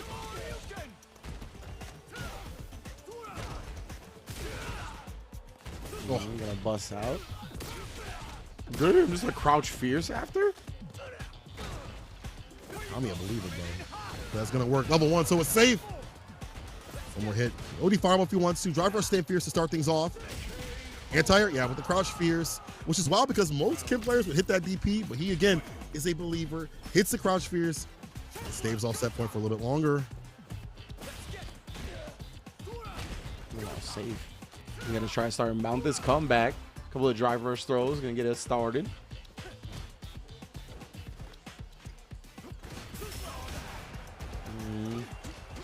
Drive reversal, aggressive drive reversal for Safe. Trying to apply this pressure. I mean, I gotta let the Jinrais happen for free. Yeah. But Safe might be okay with that because he's taking some drive gauge away from Kami. Yeah. A little bit of a win right there. But see how it operates, though. Tick throw. Plus. Oh, able to recover, get the back throw. Safe. It's not safe. He threw up the heavy kick. We've seen that before. We're seeing it from Kami with the drive impact. It's that meaty scenario. Yeah, that's how Dude took down Boost in that very first game. Oh, one of the meatiest fierces I've seen in quite some time. Easy link afterwards. Safe on the board. Drive rush, Drive jab rush starter. meet in the middle. He is definitely mashing his freak right now. He is going band for band with the way that Safe wants to initiate. Now Safe in burnout. Great throw tech from Kami again. Now trying to get back thrown into the corner. Now he's able to maintain the corner. Safe, literally helpless in that instance. No super meter to protect himself. Kami with an unthrowable string into the DI as well. That heavy to hit. Side switch from Safe. Backs up. He went for the area of the jump medium. Got blessed down to the ground. Drive rush jab. Oh, nothing from Kami. Delayed too as well for that throw. I'm surprised. No reversal jab. Perfect parry though. And the suppressor punish starter. That was a sick starter actually. Because of the parry scaling, Kami's still gonna have to use level 1, but that's all good in his book. Set point. Kami looking for that winner side. Grand finals out here. The final World Warrior East. Oh, actually going with the air to air that time. It wasn't forward jump, so you couldn't really convert off of it. From that, you can usually get air Tatsu. Yeah, or OD if you want. Checks a dash with the jab. This is great recognition right here. That's burnout all day. Look, man, actually, he breaks. He didn't. Yeah, he ended up doing something, but not no emergency break type option. Oh, that hit. Oh, you done? No OD. That's oh, Rush he could have true block streamed them in the DI.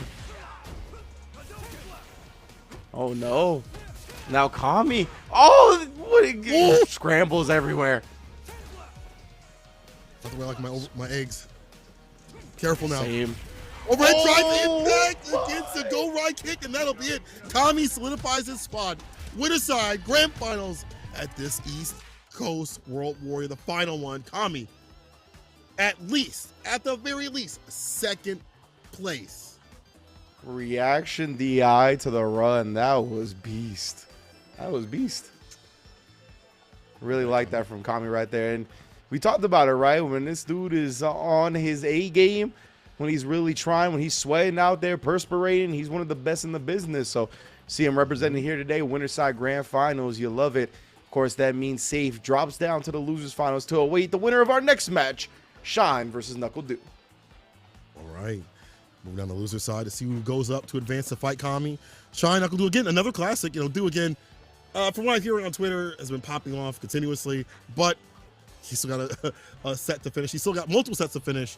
And of course, Dew as a competitor, he definitely wants to get as far as possible and enact that pressure on all these opponents. I mean, one of these cats will go off to fight him either way at the final, so why not showcase that you are the best one to get it done? We Shine versus Knuckle Dew, and the winner of that will be fighting Safe.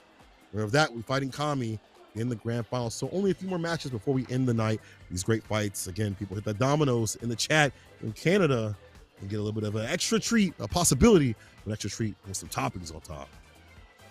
Indeed, indeed. So it looks like the winner's side, pretty much Boost and Idom are guaranteed. And I got to say Safe, considering he will the very least get third, I believe is also safe from loser side bracket. So Kami does have a big opportunity here, though, I think, because Flux Waves didn't do that great today. Psycho, I don't think, competed.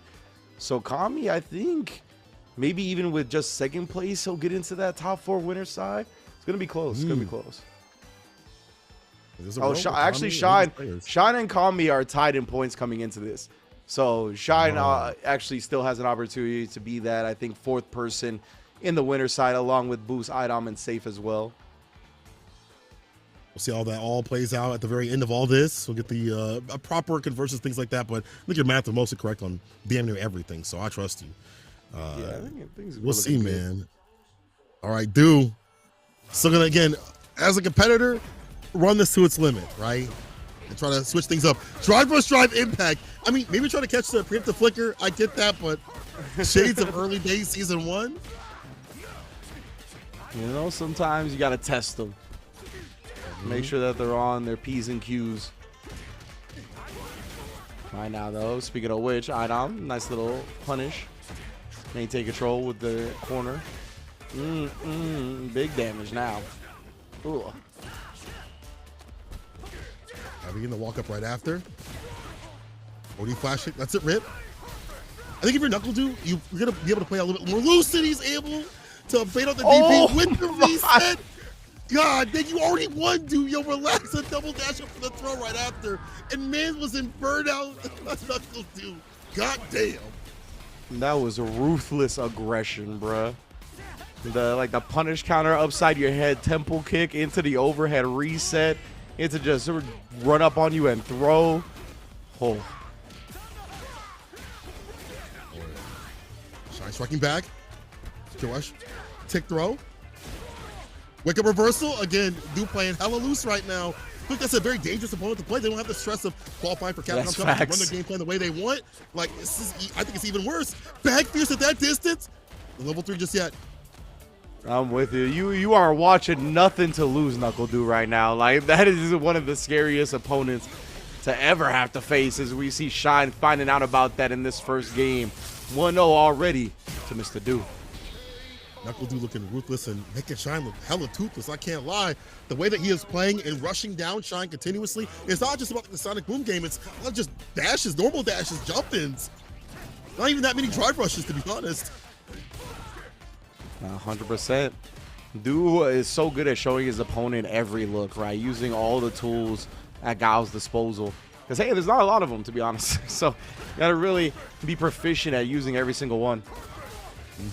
But they're all so good, and that's the problem. Now you see OD. Boy, has to spring some OD from inside. Shine. Very worth it, though. Cycle Blitz knocked down. Oh, and again, he's expecting Dew to drive rush out of the parries right there. Dew's not giving it to him. A lot of adjustments have been happening over the course of this top 8. Seeing a lot more parries just into recovery now, but Shine finds the jump in he's been looking for. On his second set of teeth right there. And I like that he's getting a little bit more with these jump ins, testing Dew's his reactions in terms of his anti-airs. Do the proper punish against the Psycho Blitz. Sonic Boom to lock him down. Not a faster one. Now the OD. adding more and more in terms of speed and less recovery. Zukani, he recovered after was still able to get a counter hit, somewhat combo, nothing big, but still, dude was a man possessed. Yeah, legitimately right now. Looks like they're moving like a horror movie villain. Right now, though, Shine, a perfect snipe into the side switch of the OD snatch. Caught Knuckle do reaching. Kill Rush tried to bait something out again. He wanted big damage. He got caught slacking on the anti-air. Looked like he got caught trying to choose what to do in the moment. Do able to slip in and sneak in a jump light kick. I guess a lot harder than people think to maneuver this character from in terms of like his anti-airs. He positioned himself to do with too many OD flash kicks. He's getting dusted for them. Level 3 expenditure right here. I agree. Close to burnout, and you can get nasty with it. You got the flickers continuously. I would assume Shine will use more OD to cut through the fireballs that maybe Knuckle will present, or go for a quicker burnout. Or the normal one, that's why you get drive impacted. That was good stuff. Dude knew he was going to get burnt out most likely anyway, right? So he chooses to spin on a DI. Oh, man, Shine recovered in time, though. I thought Dude was able to kind of navigate that situation perfectly, but not quite. All right, game with the side of Shine. Caught him underneath, try to go for the overhead instead. Bro, you see it's fast, like medium or light, and then like an OD. Yeah. Like, he is so good at the rhythms of fireballs, giving nobody chances or gaps to make something happen in between. But hey, Shine did bounce back in that last game. We're 1 up here. So stand medium kick is the entire choice. It makes sense. You mentioned not a lot of tools, but they're also good. Hooker does get the catch though. Wakes up with crouching light kick to catch the walk back. Anti-shimmy tool. Indeed. Now Dude just peppering on the booms. Making Shine come to him. He's got the life lead, and what a response. Shine sees the aggression. He lets it out and then gets the punish counter on the target combo. You've been calling for that tonight, Cola. Shine, ready for it. This is a character that's going to be able to do so. We're not have to worry too much about the distance. It's going to be Ed. -5. Because people let that just survive a little bit too much. Shine ready for it, though. Yeah, that crouch light kick's so good. Plenty of range on that button. Shine, oh man, desperate for drive meter right now. Dude, looking to assassinate it. But the pressure, the flash kick is there. He delayed just a little bit to get the cross cut to work out. He is swinging low. Sweep, yes. Yeah, at that perfect range to catch a recovery of the spark.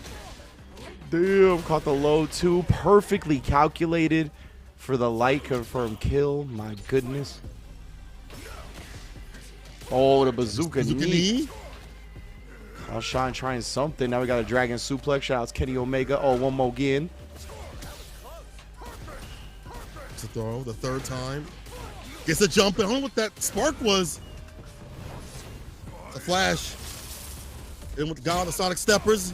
And it's a 1 more touch interaction. The OD Sonic Boom will kill. They're going for the blade. The dash up throw to lock him down and take the round. Jail, no bail. Knuckle Dude is looking to upset this bracket even further. He's already qualified for Capcom Cup. He is a man possessed by a W. 100% right here. Dude not satisfied with just qualifying into Capcom Cup 11. I'm looking to let everybody know who the top dog in the region is. He's barking. And back it up with that bite. Look at that. Knuckle Dude not going for the flash kick or stand medium kick unless he's assured that's going to work. And again, easy punishments we talked about. Bait, easy bait of it. All day, every day. How the kill rush too, able to jump out here, surviving. Man, look at it. To the waking up with the crouch medium kick. He's just so good at picking the right option at every range. Whoa. Just as I say that though, he looks for the perfect parry on the safe jump. Shine counters it. I was gonna get his lick back. Like the upside down kick in this matchup. Does catch him on the other side. The stand fierce on the recovery of the ODDP. Wakes up with a level 1. Shine with a different reversal as a rebuttal. Gets some distance. Level 1 right back at him. No, it kills the fireball and kills some drive gauge with the side of Shine. He still fell on the fireball. Man, that blade timing is so different. Hard to read. Definitely is, man. So tough to catch Giles when they're able to incorporate every single thing. Like you mentioned, the Sonic Blade here as well. But Shine, again, responding consistently to those drive rushes with DP. Gotta watch out for like a drive rush instant throw or something that dude could use to put the brakes on. Oh, but instead of clean whip punish, my goodness. Oh, the frame trap. You better kill. No, the drop! And that's going to be NuckleDu's victory in the set point. Damn. Would OD have worked and maybe that's what he thought he had? I'm not sure. It might have been. That's a rough draw for Shine, though. Because, again, Shine's spot in the top 8 regional final is solidified, but he's fighting for that upper bracket placement, right? He wants that winner side advantage. And with the way Kami's performing today, I don't know if he's going to be able to get it if he falls here.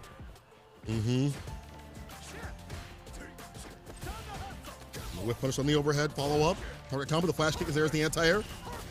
Don't let Duke get the lead. That's the problem. He gets the lead. He has that level 2 as well. Or should we harass the drive gauge before that happens? Problematic. Back fierce to the sonic boom. But the heavy kick got interrupted. Oh my. Again, wake up to level 3. Waking up with the crouch. Like, you saw how many times Duke jumped, and like, Guile gets away with so many jumps because he's the last character in the game you expect to jump at you. Like, it's wild how much he doesn't get anti-aired, but again, these drive rush has been checked either by the ODDP, this time by the critical art from Shine, not going quietly into the night. Try to get his lick back. Oh, no stamina kick with punish. Hold parry, stand light kick. This should be it. The heavy kick to seal the deal. NuckleDu takes down Shine, moves on in the bracket, said job's not done. Job's not done. Job's not done. I'm still in this tournament. I still want to win this one right here, right in front of everybody watching on Incendium Gaming. Not settling for the Capcom Cup qualification spot. NuckleDu in losers finals to get his run back up against Safe. Man, I don't remember who said it. I don't know if it was Vicious or somebody else, but they were talking about how some of these players, when they don't have that weight on their shoulders, they play way better just to joke. They don't have to worry about maybe their family. Now Dude doesn't have to worry about getting the Capcom Cup. It's a step further towards that 1 million. So that's less weight on his shoulders. So that's less weight weighing him down in his decision making and things like that. He can get hell of aggressive. We see the wake up light kicks and things like that. OD flash kicks. Some are weighted and baited, some weren't. But it put that hesitation into Shine's mind. And that's something I don't know if Dude would do normally, but it worked out. And maybe, hey, Dude, maybe you should do this at Capcom Cup. I can't lie, bro. It's kind of working out. And that's the thing, right, is that you could tell yourself to play like that. You could train yourself to play, excuse me, sorry, carefree in the moment, kind of without pressures, without weights weighing you down, right? But there's a difference between telling and training yourself to play like that and then actually being in that situation, right? Where because even if you train yourself, you try so hard to put yourself in that mindset, I think it's damn near impossible to really achieve that when you have things weighing on you, right? Whether it be a Capcom Cup qualification spot, whatever it may be. When you got stuff weighing on you, I think it's damn near impossible to truly achieve that state. But we're watching Do truly happen in that state right now because he's qualified. All those worries, all those stresses are gone. That is incredible. Yo, Do moving on. His reward is to fight another Kin, and that one is Safe, so it's going to be the run back here. Yeah, I believe, he's the one that put Safe down to losers. No, it was reverse, right?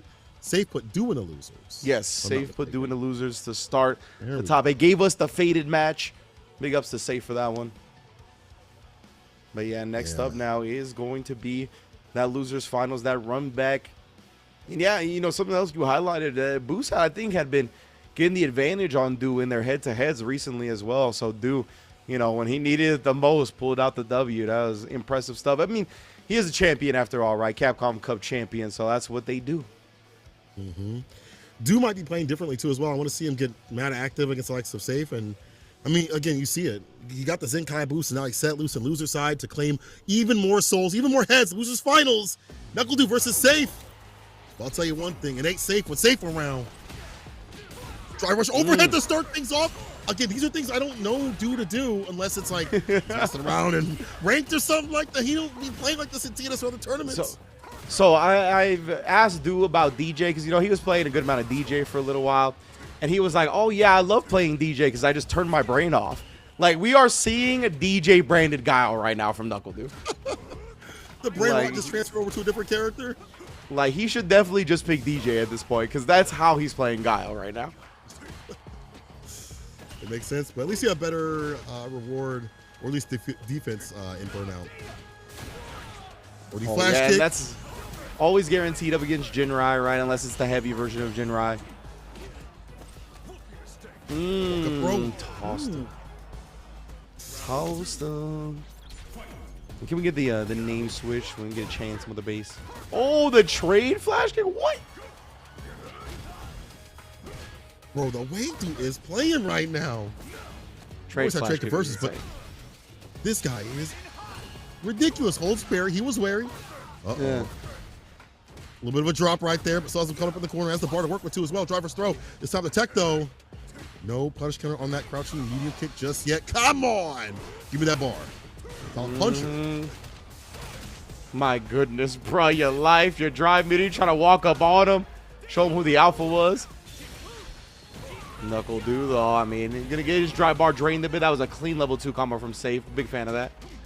Man, he willingly put himself in the corner right there, but he had the confidence in his gambit. Knuckle do, speaking of confidence, checks and then into an overhead. Beautiful calculation, knowing that overhead was enough life to take down Safe in that moment. Again, things I'm starting to see from Do, but now I'm seeing a lot more from him in terms of like confidence, the control, walk up throw up in the corner. Meaty boom, perfect parry. Let's get the side switch here. Has to do so. Dragon Last side switch. OD wants to be nice and close and personal. But the walk back, Safe on the back foot. Whoa. Raw Tatsu DP. You know what? You got it, bro. Y'all got it, bro. That's usually a storage input error, but when it comes to Safe, you know, who knows? Safe is like one of the only cans I believe that'll just bust that out in an instant. Lays the crouching light kick to open him up. And Do is, he been thinking about that one. He's like, it ain't safe when I'm around. That boy is going door to door right now with a scythe, taking down everybody in his way. Who's next? Oh my, he tried the hezzy right there on the walk forward crouch jab again. Thought Safe would be pressing something. Messed up the flash kick right there. Yeah, no mistake. Safe will take advantage. It's a quarter pressure like, hasn't been too good here for Safe. There we go. Run DP, level 3, what's the lead? And I agree. And again, that was the check that Perry held into drive rush, right? That's why you see these players putting out those buttons like that. Catching that drive rush. And speaking of which, oh my lord. And what a good button to do so. You mentioned the disjoint, the slight disjoint on the front of it, the crouching medium punch. Very good against drive rush. Oh, but what's good against drive rush is that heavy kick. Ready and steady, Goblin, the Sonic Steppers. Level 3 immediately. Yo, half your health is gone. Straight up. Bazooka knee, Safe, not even trying to challenge right there. Respected the distance that it hit at.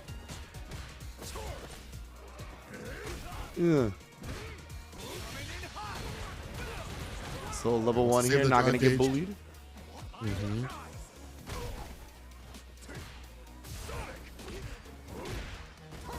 Oh.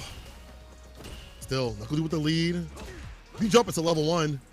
No drive rush conversion because he didn't have the bar to go with, and he's about to go out of this tournament. Knuckle on game point. Again, he's stripping away the drive gauge. It makes you have less options you can utilize, especially when you get that hit. No drive rush right after it. ODDP against the drive rush, though. Against Knuckle they are going band to band. All the hits land right now. I like this. What a 99-second moment. Oh, man, dude. Just the confidence that he moves with right there. Perfectly catching the landing frames on the other side. Nice, perfect parry on the Sonic Blade, though.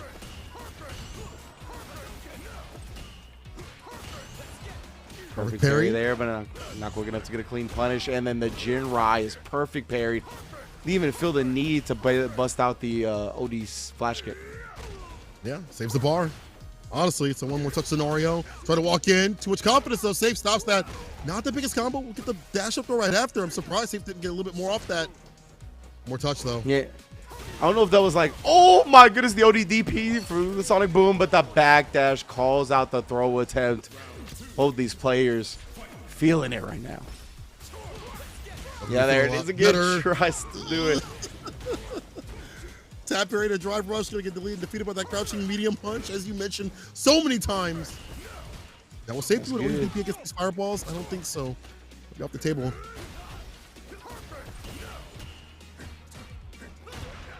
Nice job walking back a little bit, catching the sweep on the bazooka knee.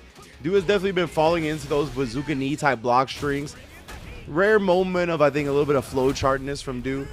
Safe able to take full advantage of it. Let's bar. Safe has him up in the corner. Recipe for success for Ken. OD fireball is the entire choice. Take that quarter position, upside down kick. Let's get some distance, and Du's got some bar to work with. It's just if he can land that critical art for punish counter, but it's denied. As you mentioned, you cannot tap parry. There are buttons for this purpose, that light punch, stand light kick, crouching medium punch. Cast quite a bit. Yeah, all these like parries into the drive rush OSs. Players are looking for it. Oh, too close on the sweep. That's going to allow a big punish for Du. Remember, he's on set point as well to get into grand finals. Sonic Blade pressure set up. He thought he would parry, even drive rush out of that parry. Great combo. No level 2 just yet. Balls with the fireball for the level 1 to get it done. Sonic Hurricane to seal the deal. NuckleDu gets his lick back and moves on to grand finals. He said, job is not done. I do it out here. Do a clean little alley-oop to himself right there to put him back into that grand final seat, going up against Kami. Du gets his revenge up against Safe that put him in the losers, takes down Boost, who has been getting the best of him in these World Warrior events, to solidify his spot in the Capcom Cup. This is a hell of a tournament for Du, man. This is insane. Like, even though Du is already qualified, the action is still sick, and it is amazing that Du has kind of switched up the style where he feels very loose, very much more ready to present some of these more wild options, almost playing from the heart. Even more so, it feels, that leads him to fight Kami. Again, this is grand finals. Kami in the winner's side, Du in the loser's side. Du has to win twice to make it nice in terms of sets. Kami only needs one to get it done. We'll see what happens, though. Kami's also been playing pretty hot with both the Akuma and the Luke, which is very surprising to see another Luke rise to the occasion. Kami's always been like that, but when he is caring about a tournament, he is moving through a tournament. Yes, sir. Best believe that's a great way to put it. And I'm gonna link the point totals in chat one more time, y'all. They will be, I don't know when exactly they'll be officially updated after the tournament, but I'm sure it'll be sometime pretty quick after the tournament. So keep an eye out for that. I'm not sure if we're gonna have on deck who exactly that top 8 will be at the end, but we do know NuckleDu's qualified via the overall total points getter. We have a good idea of the winner side of things. Let's get into this grand finals. Kami already started off the spine busters. The dash up is check the challenge with that perfect parry. You gotta be kidding me. With the throw, though, and Kami will take advantage of that. Light knuckle, chaser, and Sioki, and keep the pressure on. And those lights being a little bit more sticky on block will definitely help keep you in against that character, but NuckleDu, not the third. Dragon suplex. Let him know. What a cool name, bro. It do be.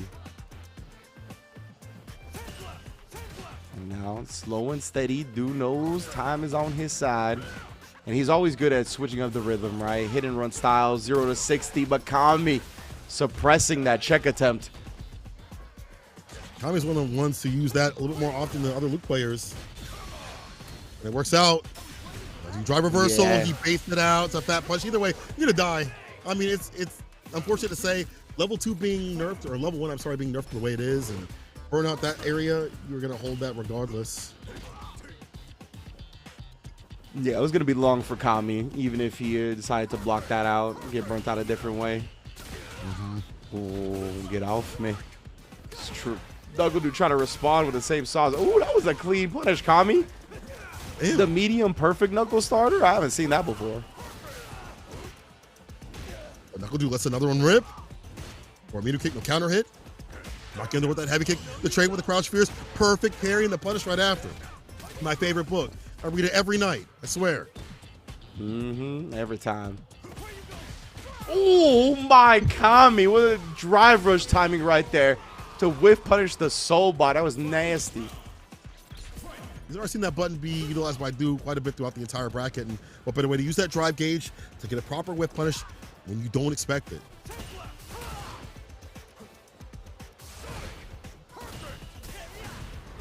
Trying to DI a Sonic Boom here. Oh my goodness, the step kick actually chased down the Flash Knuckle. Here we go again. Yeah, actually did let go of the parry, so he didn't get punish countered for it. Maybe he drive rushed out.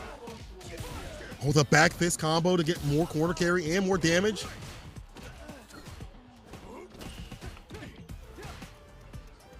Tried a little hezzy right there. Dude's being so disciplined defensively, though. Staying true with the frame traps as well. Catch a Kami off guard. Wanted to bait out something right there. You saw the jab. Thought Kami would let something fly. Speaking of which, he does there with the drive rush overhead. I don't know how he found that window of opportunity, but this is a way to get back into the match. Yeah, open up, daddy's home. Kami has him caught up in the corner. More drive gauge to utilize. We'll see what the crouching kick was hoping for a punish counter. Only a counter coming through from Kami. Oh, that was a drop, right? And gets dropped down with the OD Sonic Boom. Could have been more in that combo. Wasn't that a non-perfect knuckle? I don't know if it was a non-perfect knuckle or he got the perfect knuckle and then the follow-up didn't come out. It definitely looked very funky. And yeah, I'm pretty sure there was supposed to be more to that combo, but unless it was like some weird combi setup. That's just, you know, that he's come up with himself. Because I haven't seen any other Lukes do it. Not to call him weird. Really. I just mean like, I had never seen something like that before. No, I feel you. Cute little resets. Upside down kick does get the hit. Knuckle do. Approaching with that heavy kick. So you see Kami kind of walking back, looking for it to whiff and whip punish. But that's why we see the crouching with a kick target combo. And now the drive rush throw and the tap parry. Another overhead and the cross cut flash kick. A little bit late, but right on time. You wait for it. You let it cross cut automatically. Both drive rushing, but Kami shoots first. Yeah, it's just all about the timing with the flash kicks and it's the down up input. Just gotta make sure you wait a second for the opponent to actually cross you. Oh man, he tried that whiff punish with the stand medium on the step kick. He's just a little bit out of range. It works Kami out. Caught.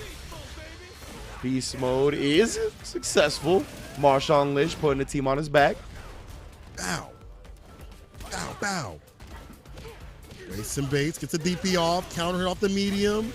Hefty amount of damage, and Kami running back the momentum just a little bit. Oh, heavy kick. I feel like it's going to get whip punish. The suppressor comes through. Press on is neutral. Drive rush stand fierce. Heavy knuckle. The throw instead. Oh, just a drive rushing on in for the crouch medium punch. Oh, the meaty setup with the crouching light kick. A heavy kick right after, and Kami's going to be able to kill. No, I thought the writing could have been level 1, but maybe I'm wrong. No, maybe you just thought it was going to kill.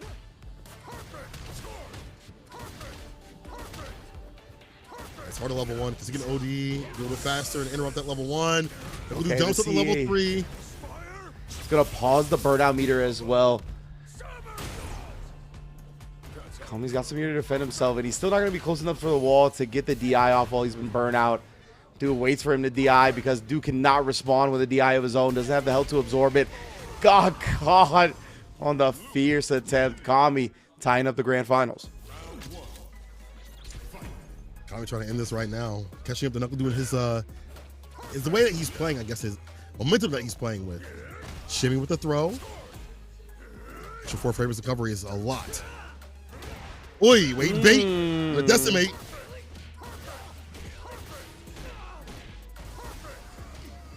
It's the meaty boom. No big deal though. He still has a corner position. Oh, nice. Just straight up the crouch fierce. Walk forward a little bit too to get in a proper spacing.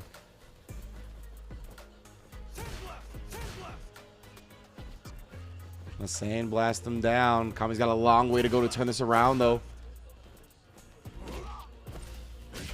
Oh! Overhead on the recovery, the tap parry. Yeah, during recovery of parry, when you're locked into blocking, you still got to block the right way. I mean, not looking for the overhead right there. What a reaction to the DI. Dude seems so locked in, man. I don't know if anybody's beating this dude right now. This is why I like to see that back fist conversion for more corner carry. And you get more damage off this. Open the drop. Got hit with the level 2. Yeah, Kami routes it back. Very expensive, though. No more knuckle sandwiches. Or a diet. Yeah, you can't afford those calories, bro. None of us can. The USB feed us? Yeah, really? I'm trying to lose weight, too.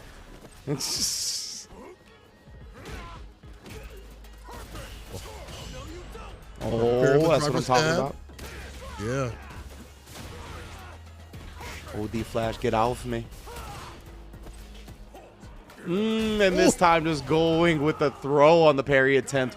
Huge punish counter damage, as we know. 2,000 flat, 20% of regular characters' health. Like Luke. Bye-bye. Oh, proper punish right there. Stand like Kickstarter. Meaty fireball right after. Lock him down. Walks up for the easy DP. Reversal jab on Wake Up. Again, Knuckle Do playing very loose on Wake Up, where you don't typically see him do that. He'll wait a little bit and delay his lights, or go for like a flash kick OD when he's really pressed. But out here, it's a rotation, a lot of options. I like this. Yeah, he's active, man. He's cycling through everything. Very free flow, very willing to gamble in these situations, right? He's basically playing with house money right now. He's got nothing to lose, qualified for Capcom Cup. He's confident in his decisions. And even if they don't work out, like we said, nothing to lose. Double drive rush cancel. You already know. Level 1 to finish the job. 1 round away from the reset.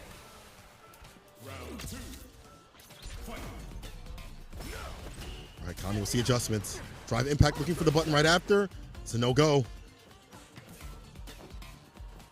Yeah, Kami trying to outspace and look for the proper punish against like heavy kick. Still isn't able to get it. Like he's in the proper distance. Drive rush, flash kick. He flash kicked him away. Now it's all back to this game of trying to get in. That's a little perfect parry. You can see Deuce switching up the rhythm, but just missed on the bazooka knee. Yeah, he's trying to play around the idea of the negative frames to try to perfect parry. Nothing doing from Do. Dude tried the shimmy right there. Great patience from Kami, though.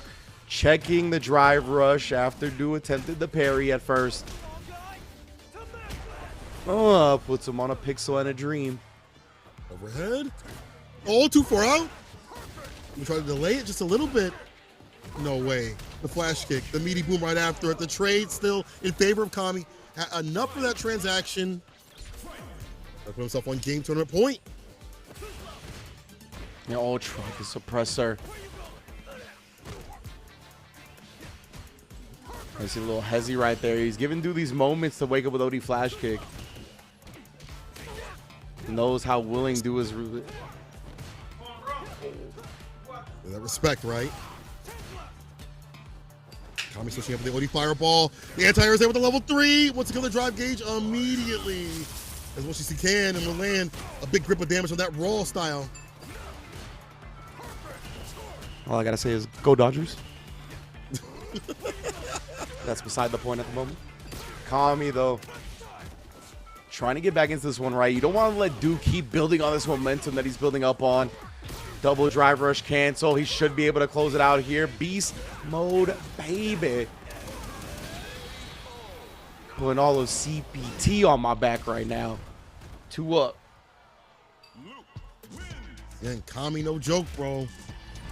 As he messes around on stream, don't mean that he ain't locked in and clocked in when it comes to that serious business. Grand finals right now. The switch to Kami.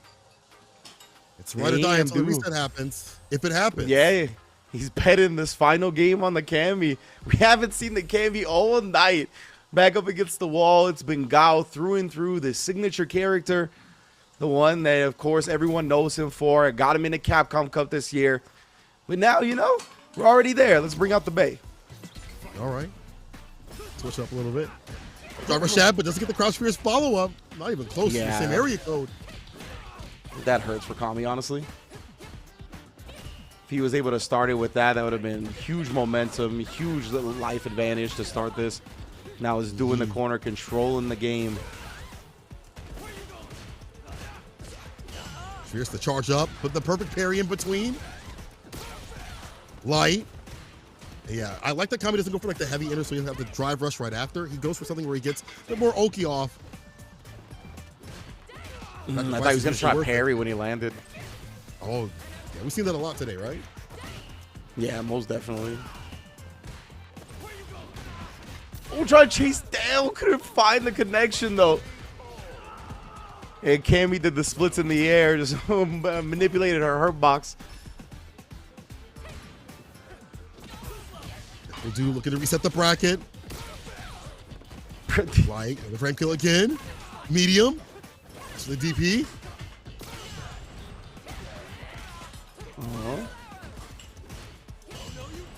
Yeah, I love that. Challenging the plus frames right there with the parry. You risk getting tick thrown, but you got to represent it sometimes. In the hezzy right there catches dude off guard. But the back throw is here. Dude's going to be able to take control of this, and he drive rushes directly into a dive kick. Oh, perfectly spaced. Calls out the throw.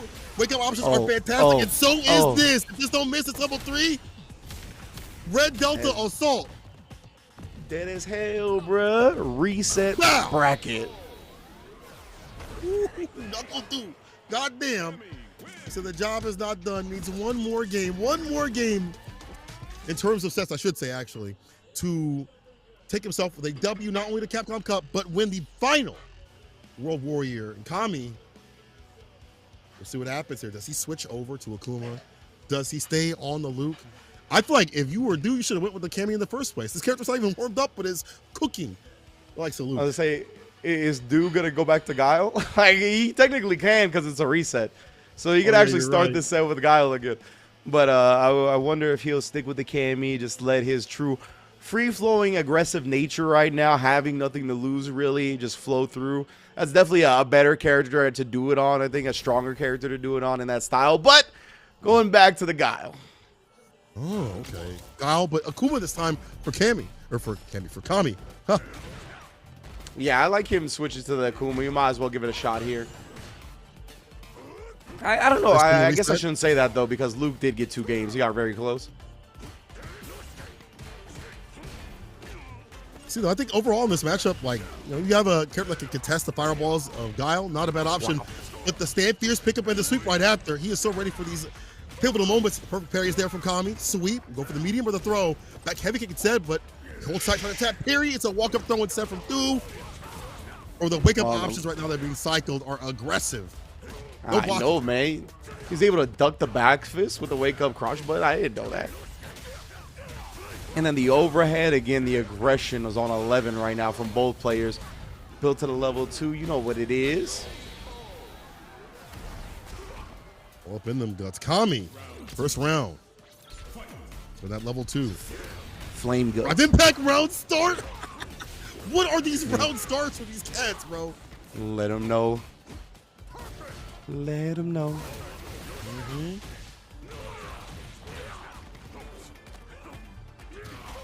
Go for the throw. The throw.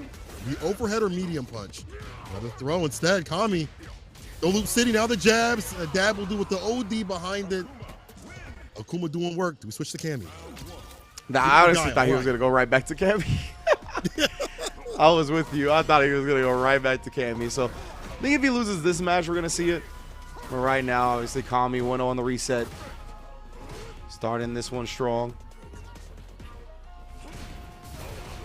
Like you said, it's a lot to do with that Akuma Fireball game. Allows you to free flow a bit better. Contest with Guile in the neutral. Don't get bullied as freely as Luke might. Give me that punish counter. Yeah, we can ask you, Kami. The Oliveira drive impact immediately. As much drive gauge as possible. An extra pip. Using the sequence actually in full. Driver's heavy kick. All up in them guys, bro. Oh my god. Built knuckle do sweep. God. Ready for the jump as well. A little sweep action from Kami. Yeah, Knuckle Dude, knowing that he doesn't want to give him a big opportunity. He held the first throw, but he does get caught waking up with a button there. Now discipline. But not disciplined enough. Doesn't respect the punish opportunity that Kami has on that target combo. Takes full advantage. You see everybody and their mother use that stand light kick. You got to be wary of it. Knowing that it's going to be an easy punch for this character. Tap parry too often, Kami. Yeah, he hasn't been drive rushing out of them, right? So a lot of these have been punish counter throws as well. Hurts bad. Adds up. Akuma. Dive kick will hit. That's a good anti-fireball tool. I mean, that thing is protected on invuln, so we'll be seeing that quite a bit if he reads it. I mean, do. For the people that have won pizzas today is wild. That's all I gotta say. The A&T Air level 1 safe just won Domino's. Shout out to safe.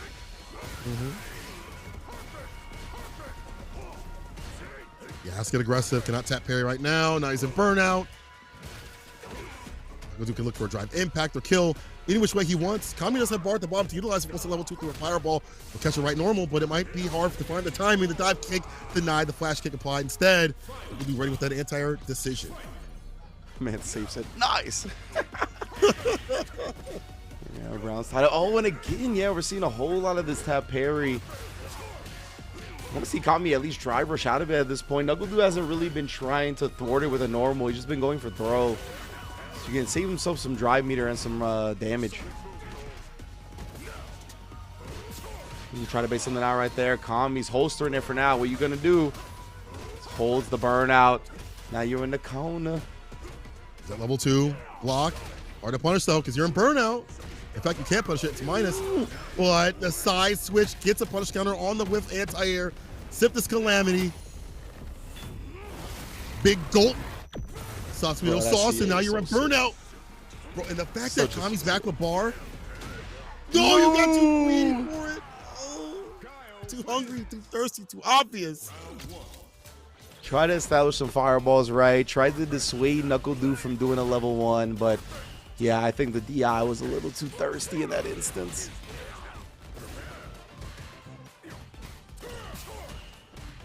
Now, dude, nice job. I like that. This dude didn't try to like back throw after the drive rush or anything, but Kami was disciplined about it. Type agree they talk about the Bible. That was crazy. That one was crazy. That man said you were one of the 7 deadly sins worth of greed on that one. Right? Psalm 36 right there, bro.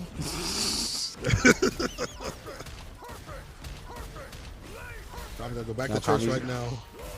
Oh, just as Kami gets back to his drive meter, praise be. Will do though. Flash kick. Dude, I was gonna say, what kind of hard reads you got that you're willing to burn yourself out in this instance right here? And he tried a couple of them, but Kami was nice, calm, cool, collected. Do with the better round star. It's with the flash kick, drive rush, the fake out, looking for the reversal or tap parry, get something at all. Well, oh, crouch for still flash kick. You'll take that trade though. You have the lead. No GNT chop. Oh, and the fireball as well. Man, Akuma stays doing the parry motions with his arms. Well, you do that. Wax on, wax off. Most definitely. And dude, he's back to business mode, it's looking like right now. Just completely standing his ground at a specific spacing. Kami does sneak in a light Kickstarter. You do back to it, though. The OD. Gets the driver. He saw the green. He said, I'll become the stop sign. It comes out the green. Yellow, you got to slow down, fam. Well, that's true. Going 60 to 25. School zone. And now NuckleDu, huge life lead in this round. Big game in this set as well. This is going to decide who goes up 2-1 in the reset. NuckleDu looking in cruise control in this one, though. A huge life lead. We know those life leads can get dissipated quickly up against Akuma. Got to get the right starter, though. He tried to sneak in another demon flip escape like last time. Dude was ready. There's a crushing kick to catch the walk back. NuckleDu on game tournament point now. Kami looking a little lost. What character do we go to? I think he switched to Luke. And I think he will do that because he's backing out. Back in with Luke. Luke got the 2 dubs. That's true. But yeah, this is something very honestly admirable that dude's doing right now. You know what I mean? He qualified for Capcom Cup. He didn't have to really try hard or anything like that for the rest of this tournament if he didn't want to. Hell, he could have DQ'd. But the fact that he's staying in it, fighting tooth and nail, getting gritty, not only just playing in that carefree, aggressive style, but we saw when it got close, when it got into the clutch moment, he started playing more business-like dude. So I just love people that are really holding themselves at a standard despite business being taken care of. Right, they're professionals. They understand what this looks like. If you just leave, you know, it just look grody. You know, this man's a Capcom Cup champion. He out here for the real business. He's a competitor, and he wants to put his mark further in the tournament. He's on game tournament point, gets a fat jump in, the flash kick right after. Yes, sir. That's the type of Saiyan DNA, you know, those type of guys. Sonic Foxes of the world. All these players just looking Get the strongest battle, the strongest competition. Well, Hezzy right there. He didn't even believe in it, though. But, dude, nonetheless, still has this corner control. Oh, my goodness. Prime Avon Barksdale real estate. And then waking up with the aggression again. Getting close crouch medium kick into the target combo. That is tournament point. They seal the deal. It's coming going to try to run this back. Or OD Fireball. I like him doing like that light punch Fireball to delete the crouch fierce off the table from Knuckle Dude. If he tries to go for that anti-air option. So on the ground, that's the difficulty. Jump, light kick, gets a side switch right here. Nice little cross cut. Oh, beautiful two-piece as well. Recognizing the juggle point that he got from interrupting the demon flip. Oh, that's how he's able to recover from the boom. He wasn't blocking after the parry. Oh, he might have thought the parry still needed to be there, but the screen freeze. And Kami, the speed of lightning. Out of here. Knuckle Dude takes it over, Kami. He ain't trying to watch the flash kick cutscene. I ain't trying to watch any of that. Yeah. Yeah, that's what I was trying to call out, campaign, the screen freeze, and then, you know, the whole screen froze with the quick disconnect of Kami. Amazing, amazing performance from Kami today, though. Getting second place. I think that should be enough points to get him into the winner's side of the top 8 regional finals. If it's not my bad, but I'm pretty sure it is. So big ups to Kami. Amazing performance this week, getting into grand finals.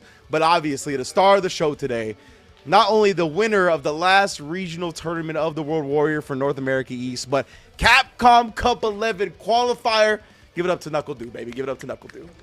Let's go. Dude back at Capcom Cup just feels right. It's one of those stacked regions that we've had. We've already had Punk, we've already had Minna, and now Knuckle Dude solidify their seat for the finale. That means 4 East Coast players are actually going to be going through. That's a good point. And I think at the start of this World Warrior CPT, seeing Minna move into this region as well, we were like, damn, son. That means it might be one of Do, Minna, or Punk not making it to Capcom Cup. And look at that. Minna and Punk took care of business offline, won premieres, allowed this spot to get opened up. Do gets the whole regional finals top points getter. So not only are we getting all 3 of them from this region, but 1 more in addition as well. That's a beautiful thing. Absolutely, but we still have the regional finals to go through in a few weeks. We'll have that all solidified. We'll have the points. I'm sure Digital Havoc will tally those up, and we'll see who fits where and where they stand and who doesn't land that top 8 spot. But this again is the bracket that we had thus far. That top 8. Knuckle Dude with a very dominant performance up until the top 8 spot, and then safe. Made sure it wasn't safe for him, but Dude was able to get that lick back in the very end in the losers finals. But leading up to that, you saw a lot of great play from like Boost. We saw Paladin have his first top 8 in the World Warrior, showcasing out here. Shining Item had a great match, the 3-2 right there, as well as, of course, the Knuckle Dude and Boost match. And Boost, watch out for him in that regional final, man. I'm telling you, Kami, when he locks in, he clocks, and we talk about it a lot. If he cares about a tournament, he will move forward very strong. We've seen it at so many CPTs. We saw it this one. Only got second to Knuckle Dude. Yeah, everybody kicked major ass today. Like, it was an awesome tournament. Everybody brought their A+ game, their S-tier game. They treated it like it was an important event, which it obviously was. So you love just seeing everybody step up to the plate and go above and beyond their usual phenomenal performances. This was another level. Yeah, this was absolutely fantastic. Appreciate everybody who's been participating in the World Warriors for the East Coast, whether it be the 1st all the way to the 5th, or at any point that you just joined or watched. Thank you so much.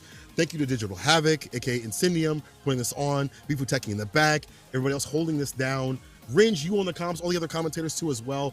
Up to this point, providing some great insight and action and just amazing moments, making everything even better, and the players, of course, too as well. People are restreaming this too. I see you, Brian F, and all them in the back. But that ends the night for some great fights. Ringe, any final words before we leave out of here? Nah, man, thanks y'all for tuning in. Keep tuning in to the various World Warriors. Obviously, even this region's not done because the finals of all the World Warrior events are around the corner. There's still plenty that have to do their 5th World Warrior as well, right? So just keep enjoying Street Fighter, man. That's all I got to say. All right, stay safe. We'll see you in the streets. Peace.